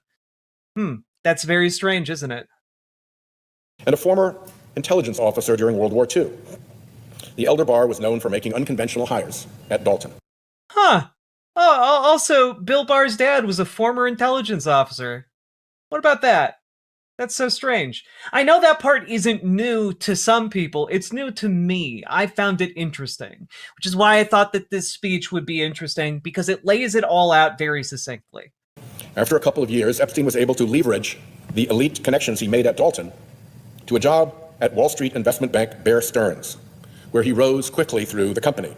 However, after getting caught fabricating his resume, using the company credit card on expensive gifts for his girlfriend, and ultimately providing privileged stock information to a girlfriend, among other unscrupulous behaviors, Epstein called it quits and started his own financial firm. Those early scams were just the start. Shortly thereafter, Epstein fell in with a wealthy man named Douglas Leese, a British— I don't believe there's any new information in this speech outside of putting it all together in this package, which I think is worthwhile for a lot of folks who are not following this super closely. Defense contractor with connections in the arms industry and the British government. During this period, Epstein would tell people he was a bounty hunter who tracked down hidden money. According to Stephen Hoffenberg, a former business mentor of Epstein's, who went to prison for a massive Ponzi scheme that he later said Epstein had designed, Lease introduced Epstein to Robert Maxwell. Ghislaine Maxwell, who became Epstein's girlfriend and sex trafficking accomplice after her father's death, was Robert Maxwell's favorite daughter, and he involved her deeply in his work. An opportunist in pursuit of wealth, the Czechoslovak-born Robert Maxwell had complex, shifting ties to British, Soviet, and Israeli intelligence. Initially bankrolled by MI6, he accepted secret payments from the KGB through his Soviet-friendly publishing company, and was the rare individual who traversed both sides of the Iron Curtain. In 1992, the British newspaper, the Sunday Express, wrote that a secret document signed by the head of the KGB months before Maxwell's death at sea showed that Maxwell was a political and intelligence asset for the Soviet Union. The newspaper claimed that the document indicated Soviet leadership had instructed the KGB to protect Maxwell's reputation and business activities. Maxwell's UK Foreign Office file, released more than a decade after his death, described him as, I'm quoting here, a thoroughly bad character and almost certainly financed by Russia. Journalist Vicky Ward wrote the following in Rolling Stone magazine in 2021. She said, Hoffenberg told me that Epstein had said he'd worked on several projects with Robert Maxwell, including solving Maxwell's debt issues. The word debt is in quotes. Maxwell died in 1991 under very strange circumstances, apparently having fallen off his yacht, the Lady Ghislaine, in the middle of the night. And it was discovered in the aftermath that he'd stolen hundreds of millions of dollars from the pensions of his employees. Oh yeah, he just fell off his boat in the middle of the night, as one does. The story continued. Epstein had also told Hoffenberg that via... I do think it's heavily implied here, and I don't have any proof of this, obviously, but it is heavily implied that, like, someone, perhaps Epstein himself, set up Maxwell to be killed. Maxwell and Lease, he was involved in something that Hoffenberg described as national security issues, which he says involved blackmail, influence trading, trading information at a level that is very serious and dangerous. The story concluded, 4 separate sources told me on the record that Epstein's dealings in the arms world in the 1980s had led him to work for multiple governments, including the Israelis. End quote. Epstein's strategies for making money and working intelligence contacts seem to have some similarities to Robert Maxwell. For the record, Epstein, a profligate liar, once told Ward that he never met Robert Maxwell or Lease. At some point in the 1980s, Epstein struck up a friendship with a fellow brash New York businessman by the name of Donald Trump. Author Michael Wolff has said of Trump and Epstein, they shared everything. They shared their airplanes. They shared women between them. They shared constantly business and financial advice. End quote. There are many photos of the two men together on the New York and Palm Beach party circuits throughout the 1990s. Trump now famously said in 2002, I've known Jeff for 15 years. Terrific guy. He's a lot of fun to be with. It is even said that he likes beautiful women as much as I do, and many of them are on the younger side. Alan Dershowitz told the New York Times in 2019 that in those days, if you didn't know Trump and you didn't know Epstein, you were a nobody. Dershowitz is the well-known lawyer who served both on Epstein's defense team when he was charged with having sex with minors back in 2006, and on Trump's impeachment defense team in 2020. The president of Trump's Atlantic City Trump Plaza Hotel in the late 1980s said he saw Trump and Epstein together so frequently that he believed Epstein was Trump's best friend. That same man described an incident where Trump brought Epstein and a 19-year-old girl to the casino gaming floor. Well, wait. He's trying hard to tie Jeffrey Epstein to Russia based on guilt by association when his ties to Israel are so blatant. No, I think what he's doing is trying to tie Epstein to Maxwell's contacts. Essentially, Epstein inherited Maxwell's contacts with Israel, Russia, and the United States. And so I think that that's where this is going, right? Like, I think the entire point here is to show how Donald Trump is mixed up in this too. 203 has to be on the soundboard. What is this? Thank you. Oh, this interview is great. What is this? So hot. I can't wait to have your cock in my mouth. I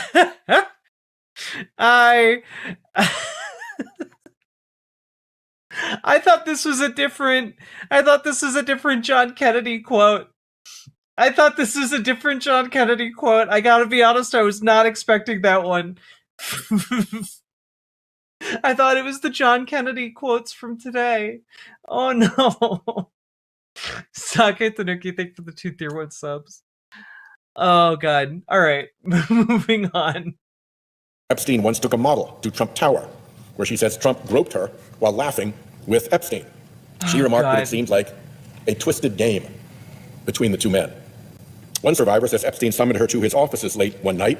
Trump soon arrived, and according to the New York Times, she recalled feeling scared as Mr. Trump stared at her bare legs. Then Mr. Epstein entered the room, and she recalled him saying to Mr. Trump, "No, she's not here for you." After the men left the room, she said she overheard Trump commenting that he thought she was 16 years old. Yeah. In 1992, Trump hosted a calendar girls competition at Mar-a-Lago for dozens of young women. The event organizer was appalled to learn that Trump and Epstein would be the only men present, a private showing. During Maxwell's trial, one of Epstein's victims said he took her to meet Trump at Mar-a-Lago when she was 14. Maxwell recruited 16-year-old Virginia Giuffre from the spa at Mar-a-Lago. Giuffre was abused by Epstein and trafficked to other men in Epstein's orbit. Trump said in 2025, "I think Giuffre worked at the spa.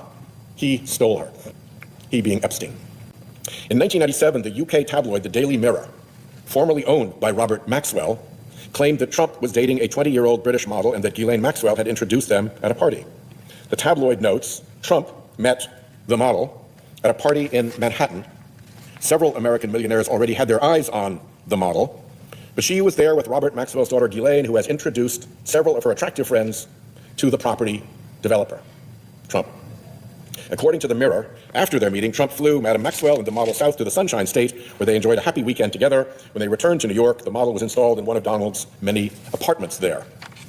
In an interview with BBC Newsnight, the model stated, "Ghislaine Maxwell did introduce me to him," that is Trump, "and she introduced me to him with a clear message of my being with him, in the same way that she had trafficked me and brought me to Jeffrey Epstein," end quote. She also said, "I can only speak for myself, and this is in no way to negate any other experience that anyone else might have had with him, but at no time did President Trump behave with any impropriety with me." The same woman accused Epstein of sexually abusing her when she was a teenager in a 2019 interview with NBC. From NBC, I'm quoting, "The abuse spanned several years and locales. In addition to the estate on his private island, she said Epstein preyed on her at his homes in New York and Paris." According to Craig Unger's book, American Compromat, and I'm quoting here, "Trump was often the center of Maxwell's attention, and women who entered Trump's orbit sometimes ended up being associated with both Trump and Epstein, spending part of their time living in a Trump Tower condo and part in Florida at Mar-a-Lago or one of Epstein's homes. Among them was a Russian model and beauty pageant contestant whose journey from the world of beauty pageants and modeling to Trump's Mar-a-Lago and Epstein's island retreat is highly suggestive in terms of how Epstein and his associates began manipulating young women." The story continues. In the early 90s, before coming to the United States, the woman had placed well in a number of beauty pageants, coming in second in Miss Russia, 1993, and winning the 1994 Miss Baltic Sea title that year. In 1995, she left Moscow, spent 6 weeks learning English in St. Petersburg, that's St. Petersburg, Florida, not Russia, and was profiled in the Tampa Tribune as reigning Miss Russia. And before long, she met Donald Trump. Quoting here, "Notwithstanding the fact that Trump was still married to his second wife, Marla Maples, the woman moved into a 30th floor condo in Trump Tower on Fifth Avenue. There, according to an item in the New York Post, her lavish accommodations were taken care of courtesy of an unidentified sugar daddy. She spent time with both Trump and Epstein. Flight logs released by a federal judge in New York in 2019 showed that in February 1999, the woman, then 27, flew on board Epstein's Gulfstream, the so-called Lolita Express, with Maxwell and Prince Andrew from Epstein's Little St. James, aka Pedophile Island, back to Florida. End quote. Trump has tried to distance himself from his former friend, the monstrous pedophile who is believed to have abused at least 1,000 women and girls. It's worth taking a look at how the friendship between Trump and Epstein allegedly soured. There are varying accounts as to whether Trump ever banned Epstein from Mar-a-Lago over his recruitment of spa workers from the resort. But we know the falling out was at least in part related to a bidding war between Trump and Epstein over a Palm Beach mansion in 2004. Trump won and purchased the property for $41.3 million. Just 4 years later, and after modest renovations, Trump sold the mansion to billionaire Russian oligarch Dmitry Rybolovlev for $95 million. At the time, it was reported to be the most expensive residential property sale in United States history. Pretty stellar investment for Mr. Trump. The oligarch, for his part, after paying the $95 million, never even moved in. Which brings us back to Russia. Epstein claimed to have given at least some insight on Trump to the Russians. Epstein met on many occasions with Vitaly Churkin, Russia's representative to the United Nations from 2006 until Churkin's death in 2017. Epstein wrote in an email, "Churkin was great. He understood Trump after our conversations. It is not complex. He must be seen to get something. It's that simple." End quote. Epstein wrote in 2018 to Thorbjorn Jagland, a former prime minister of Norway, who was then head of the Council of Europe. I'm quoting here, "I think you might suggest to Putin that Lavrov can get insight on talking to me." That appears to be a reference to Sergei Lavrov, Russia's Minister of Foreign Affairs. The email was sent prior to the Helsinki summit between Trump and Putin. In another email to Jagland, Epstein wrote that he wanted to help Putin and Russia reinvent the financial system. A 2017 FBI report, based on a confidential human source, claims that Epstein was President Vladimir Putin's wealth manager. End quote.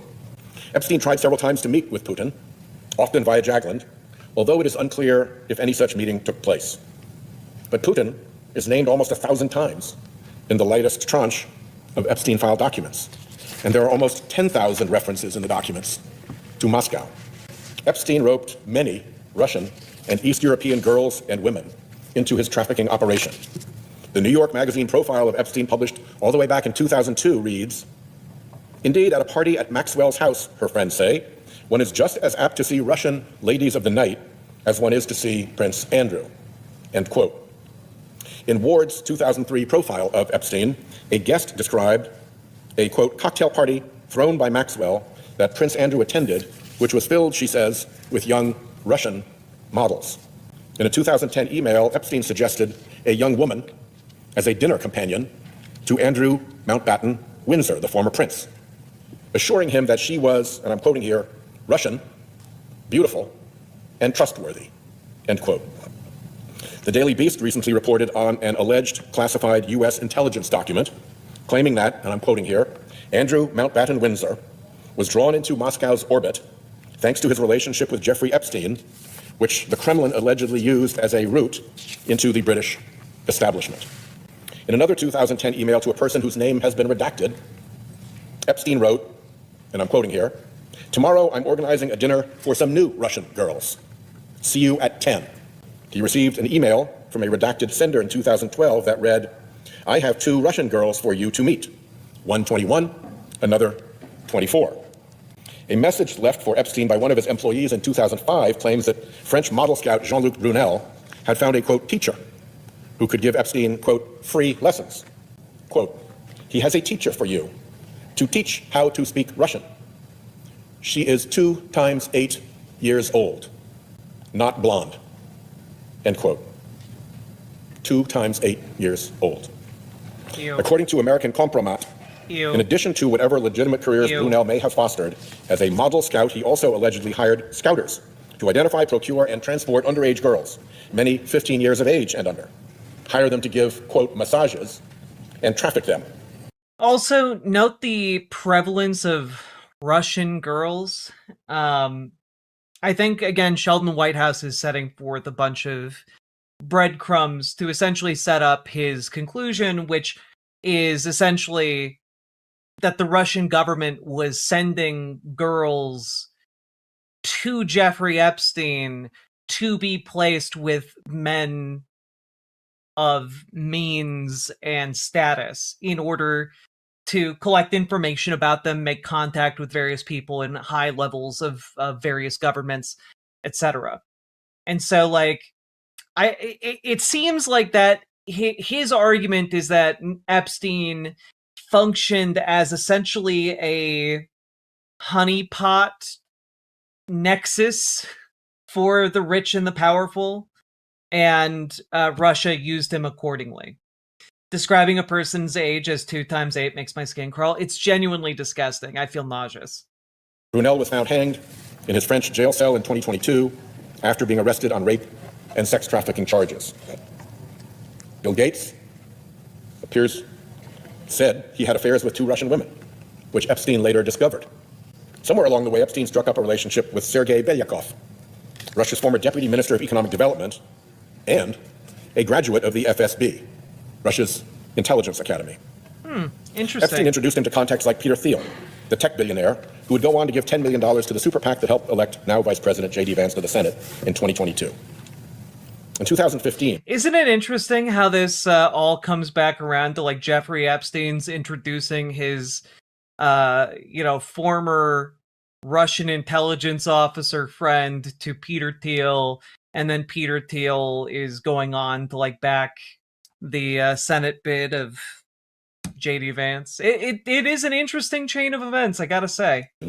Epstein warned Belyakov that, I'm quoting here, a Russian girl from Moscow is attempting to blackmail a group of powerful businessmen in New York, end quote. It was, Epstein said, quoting again, bad for business for everyone involved. Belyakov responded back with information about the woman, who he said worked in the sex and escort business. The FSB Academy graduate said he would meet with someone who knows her.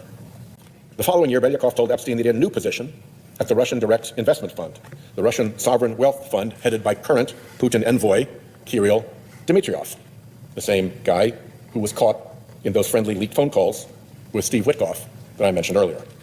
Masha Drakova, a former spokesperson for Nashi, the pro-Kremlin youth movement, was in regular touch with Epstein in the last couple of years before his death in prison.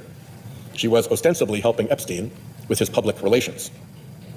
According to the Washington Post, she was, quote, the subject of the 2011 documentary Putin's Kiss, whose title refers to a widely publicized award ceremony in which she received a medal from Putin and spontaneously kissed him on the cheek. We gave time to refuting Pizzagate when Epstein existed in 2015.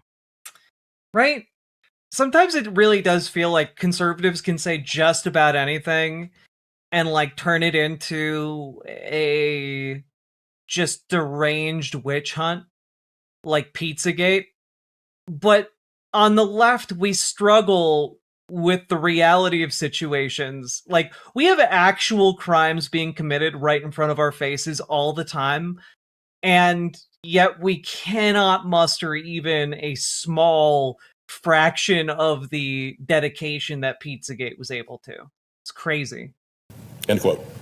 In a 2017 email, Drakova asked Epstein to connect her with adequate Russian oligarchs. The Post reported in 2022 that her fundraising pitches highlighted her ties to wealthy Russians, although Drakova denied writing those emails and said she did not receive Russian funding. Epstein advised Drakova as she launched her Silicon Valley venture capital firm, and she introduced Epstein to the contacts she had made in the tech world. In one emailed interaction in 2017, Drakova, after claiming to meet billionaire Jeff Bezos, tells Epstein she is, quote, trying to understand what she is not understanding about him, end quote. Epstein writes back that Bezos is, quote, smart, funny, and visionary. He's a very nice person, probably, mistyped, but obviously means probably, the best in the valley among the bees. The files also indicate that Epstein had dealings with Oleg Deripaska, a Russian billionaire who the Treasury Department has identified as a money launderer for Vladimir Putin. Deripaska also cultivated a friendship with Peter Mandelson, a senior figure in Britain's Labour Party. It appears that Mandelson tried to use Deripaska's contacts to acquire a last-minute Russian visa for Epstein in 2010.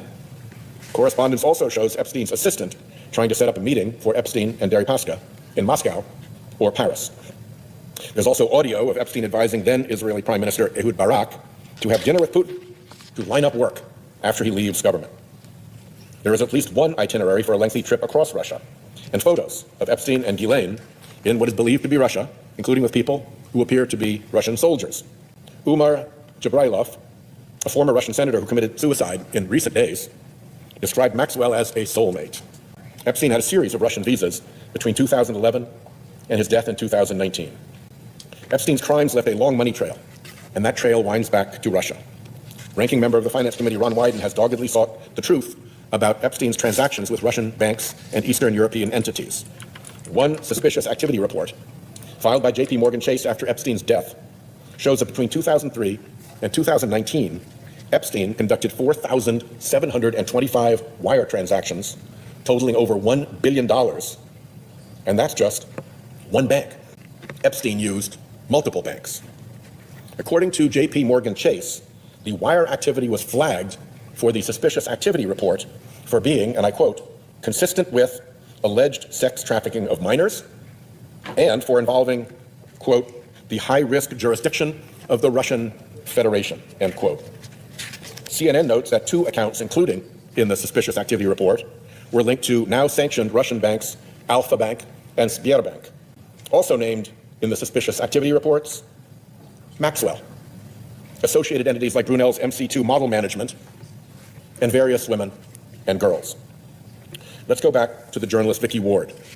Sources who range from former arms dealers to former spies, and also Hoffenberg, suggest that Epstein, who lacked any sort of moral compass, decided to compromise influential people by recording them doing things they wouldn't want made public.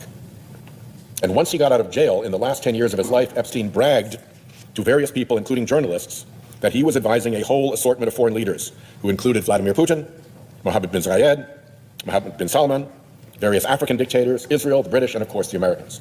He also told several of the same people he was making a fortune out of arms, drugs, and diamonds. I'm still reading the same quote. He was known in the intelligence world as a hyper-fixer, somebody who can go between different cultures and networks. Epstein was, of course, known for his parties, which he insisted on hosting in his various mansions, where he could completely control the environment. Yeah, so essentially, Sheldon Whitehouse is here saying this man was effectively an asset for about a dozen different countries and world leaders, and was known to their intelligence systems and would set them up with other powerful people, as just absolutely none. And I do want to say, I do think it's weird that Whitehouse is not really talking that much about like Epstein's connections with Israel. For example, his very long-running relationship with Ehud Barak.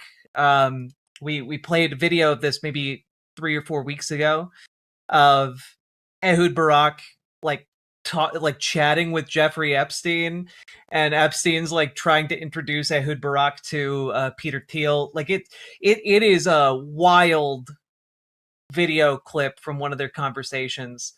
He had a long-running relationship with Ehud Barak, and it seems like it's way more extensive as you begin to like look into the relationships between the Israeli government and Epstein. It just seems strange to me that there's a lot of emphasis being placed on Russia here when like Whitehouse openly admits right here that like he had relationships with about a dozen different countries. It's not just Russia, it's also Israel. Many of Epstein's victims have said they believe they were recorded. Virginia Giuffre wrote in her posthumous memoir that Epstein had a huge library of videotapes and a room in his New York home where monitors displayed real-time surveillance footage from his properties. Quote, he explicitly talked about using me and what I'd been forced to do with certain men as a form of blackmail, so these men would owe him favors, she wrote. Another survivor said Epstein once walked her through his mansion, pointing out pinhole-sized cameras. He boasted that they were in every room. According to Epstein's emails, in 2014, he directed a staffer to procure hidden cameras, which were installed in tissue boxes. The New York Times obtained photos of the interior of Epstein's New York mansion, which show a camera installed near the ceiling of the master bedroom, and another along the molding of an adjoining room. The Times also spotted cameras near a suite of bathrooms on the same floor as Epstein's bedroom. When police searched his Palm Beach home in 2005, they, quote, located 2 covert, hidden, close cameras, end quote. Both cameras were located inside clocks, one by a desk and the other in the garage. It's worth noting that Epstein often seemed to get tipped off in advance as to when the Palm Beach police would be dropping by. Epstein is said to have once told an ex-girlfriend, "I collect people. I own people. I can damage people." The disgraced financier Hoffenberg allegedly claimed to the National Enquirer in a final account before his death that, quote, "wherever Epstein was entertaining, he and Ghislaine were taping." That report was only released last summer, as Hoffenberg had asked the Enquirer not to publish his comments until 3 years after his death. According to the Daily Beast, the former U.S. Attorney for the Southern District of Florida, Alex Acosta, is once said to have claimed Epstein, quote, "belonged to intelligence," and that the decision to let him off easy in 2008 was made above his pay grade. The Prime Minister of Poland, a country that has extensive experience with Russian intelligence operations, has opened an investigation into potential links between Epstein and Russian intelligence. Prime Minister Tusk said, "More and more leads, more and more information, and more commentary in the global press all relate to the suspicion that this unprecedented pedophilia scandal was co-organized by Russian intelligence services." According to alleged anonymous intelligence sources published in the British tabloid The Daily Mail last month, some believe, and I'm quoting here, Jeffrey Epstein was running the world's largest honey trap operation on behalf of the KGB when he procured women for his network of associates, end quote. There it is. But also, what's interesting is that there's an email that Jeffrey Epstein sent that's in the Epstein files, where he points a finger. Remember Maxwell, Robert Maxwell, talked about at the beginning of this speech? Epstein, in this email, seems to believe that Robert Maxwell was attempting to extort Mossad for around £400 million in order to save his own company, and was threatening to expose Mossad secrets if they did not give it to him, which then appears to have culminated in his death. At least that is what Epstein believed as of, a year or so before his death. A year or so before Epstein's death. I want to stress that we don't have answers here. Epstein was an inveterate liar and a criminal who often sought to exaggerate his own power and influence. And the Epstein files need to be viewed through that lens. He could have been working with an intelligence agency or several intelligence agencies. He could have just been what the Russians call a useful idiot. We may never know. What we do know is that a significant number of powerful men, the current president, some of his cabinet secretaries, tech billionaires like Elon Musk, Bill Gates, and others, were very mixed up with Epstein at different times. And Epstein seems to have been very mixed up with Russia. We also know that there is a cover-up afoot at the Department of Justice. The MAGA Department of Justice is trying to shield Trump from something in the Epstein files. We know that documents in the files about President Trump that should be released have not been released. The missing files, first discovered by independent journalist Roger Sollenberger, are alleged to detail claims by an Epstein accuser who said she was also sexually assaulted by President Trump when she was a young teenager. One of the great forces that Washington runs on is normalcy bias. It's often in the interest of the bureaucratic establishment to look skeptically towards outlandish or extreme stories, because in most cases the truth is more ordinary than what may first appear. What I've done here today is lay out the facts as documented by the many brave survivors who have come forward at great personal risk, as well as by the many journalists who have tried and continue to try to get to the truth. As a lawyer, I know that you can prove cases with circumstantial evidence. You don't always need the smoking gun. Here, we have links with Russia, girls from Russia, money from Russia, people from Russia, deals and transactions with Russia, contacts with people with Russian intelligence, news reports exploring contacts with Russia, and an official investigation from the government of Poland into an Epstein-Russia connection. Sometimes, with a little imagination, you have the chance to see what's right in front of your face. Mr. President, I'd like to ask unanimous consent that this document, which is a bibliography of all of the sources. I don't know why they would cover up his Russia KGB ties. Well, because I don't think it always necessarily works that way, right? Like, it's not always, hello, we are the KGB. We would like to make you into our honeypot expert. Like, instead it goes, oh yeah, this guy I know. Yeah, he's pretty cool. You need girls? I know girls. I can get you girls. And like, it's just, it winds up being less of an explicit, you are a spy for Russia, and more a, wow, a bunch of really useful Russians are making themselves available to me. I'm not going to ask questions about it because I suspect where they might be coming from, but they're really useful and I prefer not to know. Like, I think that's kind of more where this is on that spectrum. I quoted from in this speech to be made a part of the record and appended at the conclusion of my remarks. Without objection, then, I yield the floor and note the absence of a quorum. Clerk will call the roll. Nice. We did it. We made it through the entire thing. And I think I think it was worth our time. Because it's worth noting throughout all of this that, like, despite the fact that there is a lot of stuff we still don't know, these are significant and interesting connections. They are, if they are coincidental, they are incredibly coincidental. Okay? And on top of that, this is a case where, like, there are actual spies at play. There are actual intelligence services at play.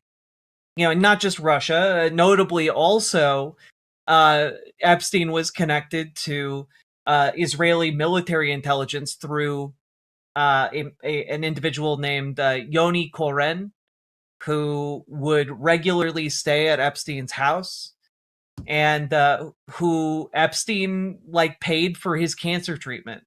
So Epstein was a spy. I don't think he was a spy. I don't think it's as, like, oh, he was on the payroll.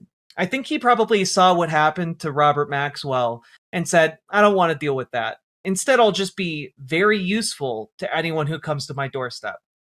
And so I think he was just very useful in a particular set of ways to multiple different administrations and governments, and was able to do them favors and then be owed favors in return. Yeah, I think a better description is what Snugan is saying. He was an asset, not an operative. Yeah. Like, he was, you know, he was doing his own independent entrepreneurial thing, but was all too happy to make that business available to unscrupulous and dubious individuals in high positions of power around the world. You know, I believe that that's closer to the reality. Yeah, Epstein was a free agent with leanings towards certain groups. Yes. Thank you guys for being articulate, as the hour is late and I am losing my ability to be as quite as articulate as I would like to be. But we go over all of this because on top of that, you also have what is currently unfolding here in America, which, for example, this is a story from last week. The DOJ admits 4,763 Epstein files, including Trump allegations, were removed, meaning that they had a bunch of allegations and a bunch of files related to Donald Trump, and they took those out specifically to protect Donald Trump. Now, of course, there was an absolute holy hell raised over this, and thankfully, NPR was able to notice this and was able to facilitate the release of some of these documents. And NPR's investigation previously found 53 pages that appeared to be missing from the public database. Because in addition to these documents that were missing, NPR noticed that in the released files, there were 53 documents that were simply gone. Like, these documents all have numbers on them, and NPR noticed that there were numbers skipped between several of these documents, you know, in a pile of millions and millions of piles, right? Or millions and millions of documents. They noticed these numbers being skipped. So they discovered 53 pages were missing. Now, after they discovered this, 16 of those pages were released, and it's pretty interesting, right? Because these files that were missing all had to do with Donald Trump. Specifically, the 16 pages that were released now cover 3 additional FBI interview summaries with a woman who accused Trump of sexual abuse decades ago when she was a minor. And this seems to be the general thrust of what was removed here. Anything that might have to do with this. Now that these documents are published, there are still 37 pages of records missing from the public database, including notes from the interviews, a law enforcement report, and license records. Let's be clear, this White House cover-up is ongoing. Millions of pages still remain concealed from the public and our committee, said Sarah Guerrero, spokesperson for the Oversight Democrats. To be clear, there's a law in place signed by Donald Trump that is every day that passes and these files aren't released is illegal. And again, when talking about the need for accountability as we go forward, there needs to be accountability for the flagrant disregard for the law that the Trump administration is displaying every day that they do not release these Epstein files. But, I think eventually we are going to start seeing some accountability here. And I say that because as of last week, House Oversight voted to subpoena Pam Bondi over why all these files are missing. Committee voted 24-19 on the resolution, Nancy Mace doing at least one thing in her life that isn't absolutely hateful and awful. Over 65,000 documents are missing, and we know there are more than 2,000 videos that are out there, Mace said. They're not giving Congress all the information, all the documents, and they're obfuscating. And I'd like to ask questions about that. We're still missing millions of documents. The 65,000 documents she's talking about are things that should have been released as part of the previous tranches of information, right? And so Pam Bondi is going to get gnomed. It would not surprise me. It would not surprise me. What exactly is the nature of the documents that have been released that seem to have been held back as a result of like Donald Trump obfuscating and trying to stop this investigation that have to do with him sexually abusing a minor decades ago? Well, let's take a look again at this NPR piece. The interview documents are part of more than 1,000 new pages published to the Epstein Files public database Thursday that also include what appears to be the complete case file from the investigation into Jeffrey Epstein and Ghislaine Maxwell initiated in 2006. The new documents go into more detail about the allegations made against both Trump and Epstein when the woman was between 13 to 15 years old. An FBI email summarizing the claims and a Justice Department PowerPoint slide deck note the woman claimed that around 1983, when she was around 13 years old, Epstein introduced her to Trump, who subsequently forced her head down to his exposed penis, which she subsequently bit. In response, Trump punched her in the head and kicked her out. In the newly published documents, the woman described how Trump allegedly put her head down and she bit the shit out of it. She alleged that Trump struck her and said something to the effect of, "Get this little bitch the hell out of here." The woman said she had 2 additional interactions with Trump, but asked to move on to another subject. It's unclear if she ever disclosed the details of those other interactions to law enforcement.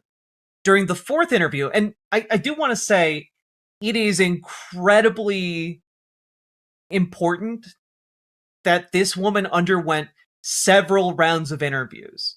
Because the FBI doesn't just interview every tip that gets sent into them. They interview credible tips. And if they're interviewing someone multiple times, that indicates that they think that the witness is credible.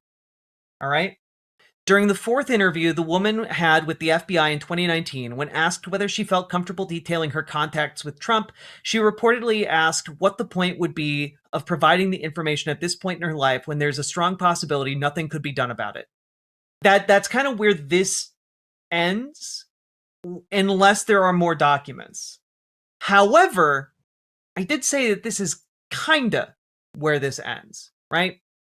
Because it's pretty great that we have local news journalists who are willing to go and put their nose to the grindstone and like grind out some journalism, frankly. So here is the Post and Courier, okay? which is a very respectable paper out of Charleston, South Carolina. And they put a really interesting piece out just a couple days ago titled Fuzzy Memories and Hard Facts, a South Carolina accuser's claims against Epstein, Trump examined. So let's take a look here, okay? A woman who claims she was abused as a minor by both Jeffrey Epstein and Donald Trump has given the FBI vivid accounts that includes aspects of her life corroborated by the Post and Courier through public records. Her alleged encounter with Trump sometime around 1984 remains unproven, and the White House on March 7th said there's zero credible evidence that the woman's account is true. Using archived government records and news accounts, the Post and Courier found that the woman provided verifiable details to agents about her family background and its legal entanglements. She offered the name of an Epstein business associate on Hilton Head Island who became a central figure in the drama, with specifics that are reflected in the public records. The accounts describe an early phase in the mid-1980s of potential criminal conduct by Epstein that involved sexual activities with minors on Hilton Head. The alleged victim told the FBI she was under constant pressure from him to recruit more girls there to come party with him and his disgusting older friends. The incidents almost always involved drugs and alcohol and turned violent with hair pulling and beatings, according to the woman. Epstein went on to command a global sex trafficking ring that roped in hundreds of women, including many teenagers. He faced federal charges of sexually trafficking minors when he died in his federal prison cell in 2019. So, let's see here. A friend of hers also reported the allegations about Trump to the FBI in 2019. The Bureau cited her allegations in an email circulated within the agency and recently made public by the Justice Department. She asked that her friend be protected. Of the details that the Post and Courier found supported by public record, none related directly to the alleged victim's claims about Trump. The Post and Courier is not identifying the woman in keeping with its policy on sexual assault victims. The woman did not respond to messages seeking an interview, and her attorney, Lisa Bloom, a leading sexual assault lawyer, declined comment. So they dug into this and are essentially able to verify that this person doesn't seem to be like crazy. They are giving actual details about themselves. And not only that, like painting her as a reasonable individual, which is an important thing in accounts like this. To identify key players in the woman's account and attempts to evaluate her claims, the newspaper scoured court records, police reports, and old newspaper clippings in multiple states. It also deployed a reporter to the West Coast to retrace her steps in a journey that began on a tiny resort island along the South Carolina coast. The alleged victim claimed that Epstein had business contacts in Hilton Head and lived temporarily on the island in 2 residences. One associate, she said, was a businessman in Ohio who took over a small real estate company on Hilton Head that hired her mother as a broker in the mid-1980s.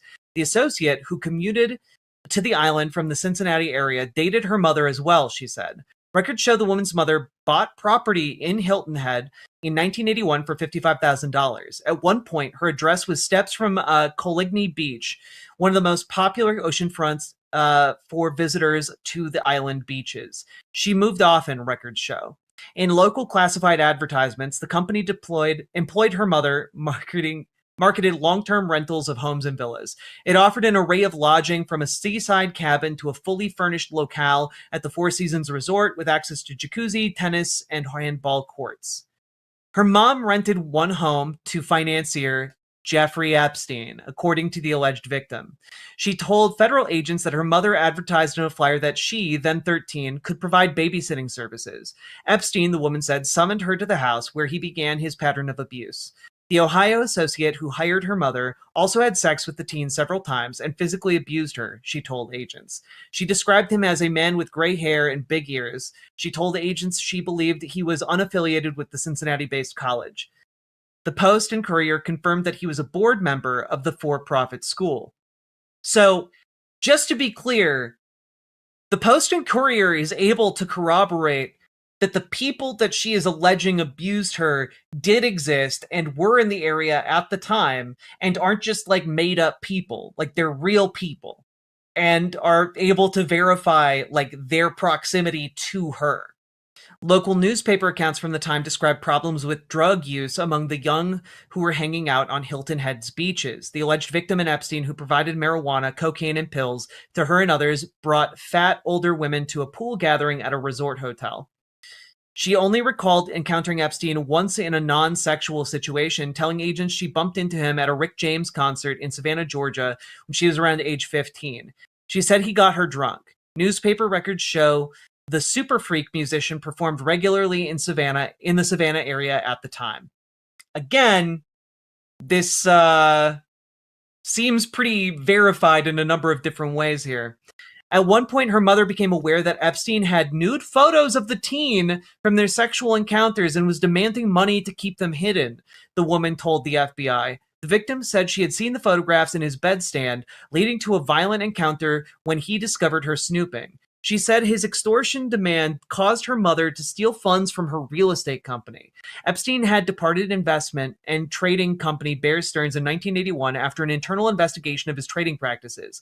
Around the time of the allegations, he was operating a company he founded in New York. Epstein worked as a troubleshooter for wealthy clients, advising them on issues like corporate embezzlement and offering investment strategies. The alleged victim and her mother's boss, the Epstein associate from Ohio, and his company accountant helped the mother fix the books so she could pay off Epstein. The alleged victim told agents that the episode was so stressful her mother began drinking again. Her mother later went to prison near Columbia, the woman told agents. Records confirmed that her mother was implicated in such a crime around this time. Other documents show the mother's boss at the real estate firm sought criminal charges against the mother the following year. She was accused of stealing $22,000 from the escrow account, the same escrow account that was fixed so that she could pay off Epstein. One, I'm going to link you all this article because holy shit, what excellent journalism. We aren't even all the way through this, okay? But like, it gets a lot worse. There are a lot of sections for this article, but this one is a doozy. Years after the events on Hilton Head, the woman said both she and her mother felt that Epstein was tracking their movements. Both faced suspicious calls and frightening incidents. In addition to detailing her abuse at Epstein's hands, the woman offered vague details across 3 interviews about her encounter with Trump. She said the incident occurred when he was a leading developer with a new casino in Atlantic City. She said she was led to Trump in a very tall building with huge rooms. The future president instructed others to leave the room, she said, and allegedly told her, "Let me teach you how little girls are supposed to be." She said he unzipped his pants and forced her to perform a sex act. The alleged victim told the FBI she bit the shit out of it, causing Trump to slap her across the face and curse at her. It's unclear from the interview records how long she stayed in the New York area, but she had family connections in the state.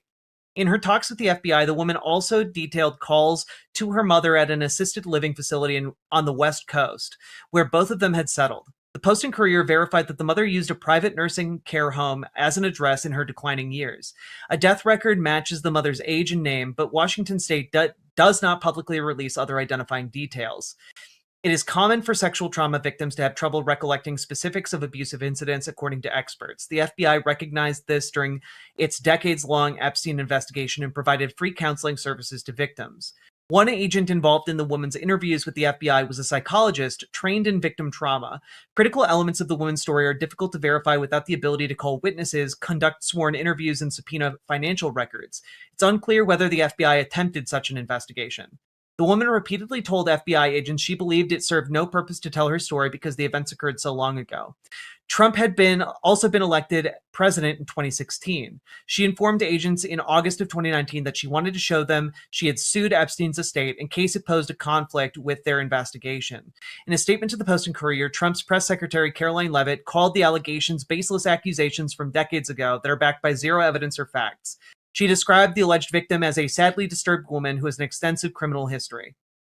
Like, her life got destroyed by this stuff. You know?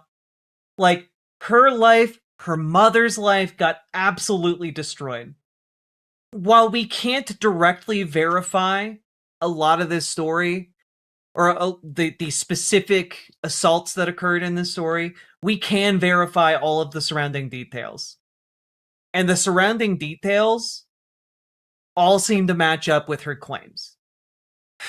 It I gotta say, guys, I believe her. I believe her. I think the current president of the United States tried to rape a 15-year-old girl. And I believe that Jeffrey Epstein raped her and then extorted her family with nude photographs. Because this sounds exactly like how Jeffrey Epstein operated.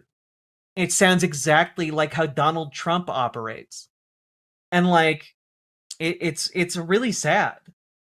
I hope she's okay. For the record, she is not okay. She is not okay at all. Like, she got hooked on drugs. She has been in and out of prison. She's been married several times. And like, when the Post and Courier reached out to her, she described her life as having been permanently scarred by her experience with Epstein. You know, this is again the disgusting truth at the bottom of all. Like I think a lot of people, it's easy to fall into thinking of the Epstein files as like this nebulous, ambiguous thing. But at the root of it all comes down to this. It all comes down to, actual living, breathing teenage girls being abused by some of the most powerful men on the planet. Yeah, it is vile wickedness is what it is. I just gotta say, I think that the walls are closing in for Donald Trump on this one. Because Republicans and the DOJ are slow walking this for a reason. And I do not imagine that reason is for shits and giggles. I do not imagine that reason is just pure incompetence. I feel like they know that there is something coming down the pipeline, that they are trying to trickle and drip and delay. I think that there are some Republicans who are able to understand what is coming, and, well, House lawmakers are heading for the exit at the fastest rate in decades. And I'm not saying that's solely because of the Epstein files, but I am saying they are able to understand that the situation is completely politically unsurvivable, which is why they're leaving. Like, they are getting out of Dodge before before it all gets fucked. Yeah, I do think they are slow walking this so that they can get past the midterms, but like, I don't think it's going to save them. I don't think it's going to save them. So all that being said, I highly encourage you all. I'm going to link it one more time. Read this piece by the Post and Courier. It is very, very important journalism. Share it far and wide if you can. It's really good stuff. All that being said, folks, hit the like button if you got anything out of this. Subscribe and leave a comment longer than 8 words. It really helps in the algorithm. I know this isn't like the most hope-filled story out there, but there are a lot of interesting connections going on here between Epstein, Russia, Israel, and countless people getting hurt as a result. And so far, we have seen precious little justice. And again, the future of any kind of political movement in a positive direction here in America needs to be built on a foundation of accountability and justice. And we should start with justice for the Epstein victims. So if you want to push for that, you need to organize. You need to organize. And we need folks to show up for their local Dems. We need folks to show up for your local DSA. We need people to show up to organize, to radicalize your local Democrats towards more progressive ideas and values, and push out those corporate Democrats who are bought and paid for. Push out the conservative Democrats who are trying to compromise every, positive maneuver that we could make as a nation. We have to defeat them on the local level before we defeat them on the national level. And the name of the game is showing up on the local level. So show up.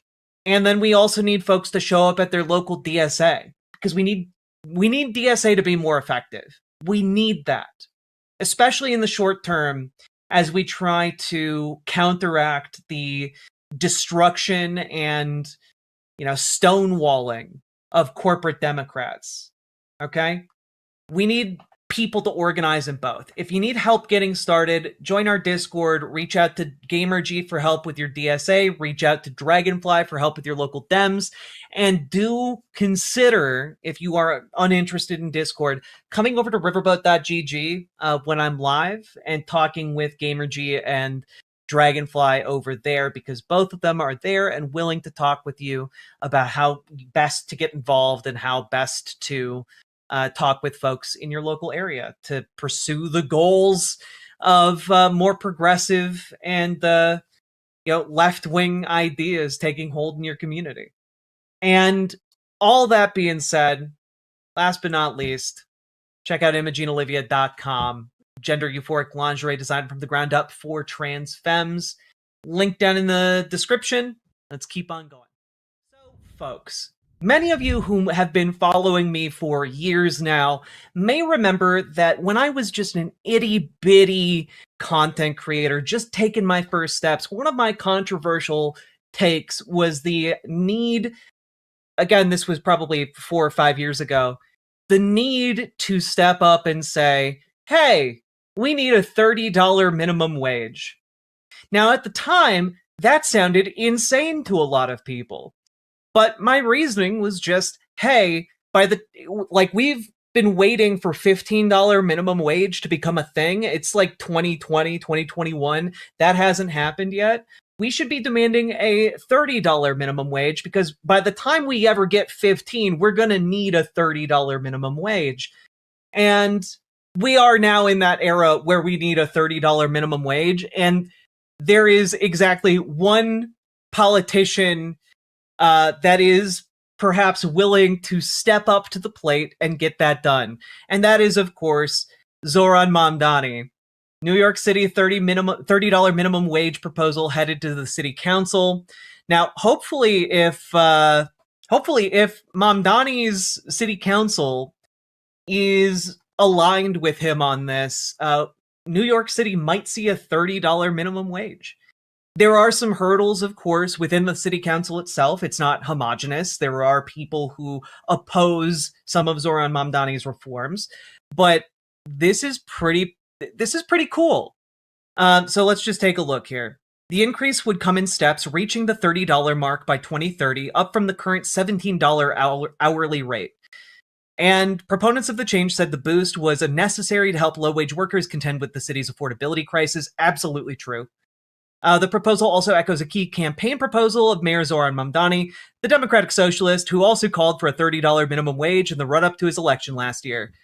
And, it's necessary, guys. The cost of living in New York City, if you are not, some kind of wealthy investment banker, investor type, you're kind of hosed. Or if you don't, luck into, a rent-stabilized apartment. There are literally lotteries in New York City for who can just live in a relatively cheap apartment. Everyone else, you're staying in a tiny closet-sized space for $2,000, $3,000 a month, and you're not making that much money, So $30 minimum wage, I think this is well overdue, especially for New York City. And I know that there are some people out there who are like, $30 is too much, but keep in mind, we're not talking about $30 in rural Kansas. We're talking $30 in New York City. Frankly, I also think that people in rural Kansas should get a $30 minimum wage, but there are going to be a lot of people who are a little bit more comfortable saying a $30 minimum wage for New York City, considering the high cost of living. But $30 minimum wage is very reasonable.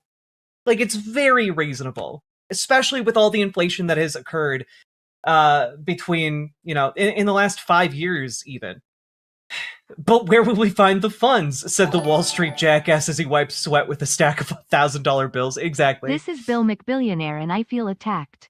You forgot all the things that I do for you, like jobs. My mere presence should be enough for you lousy pores.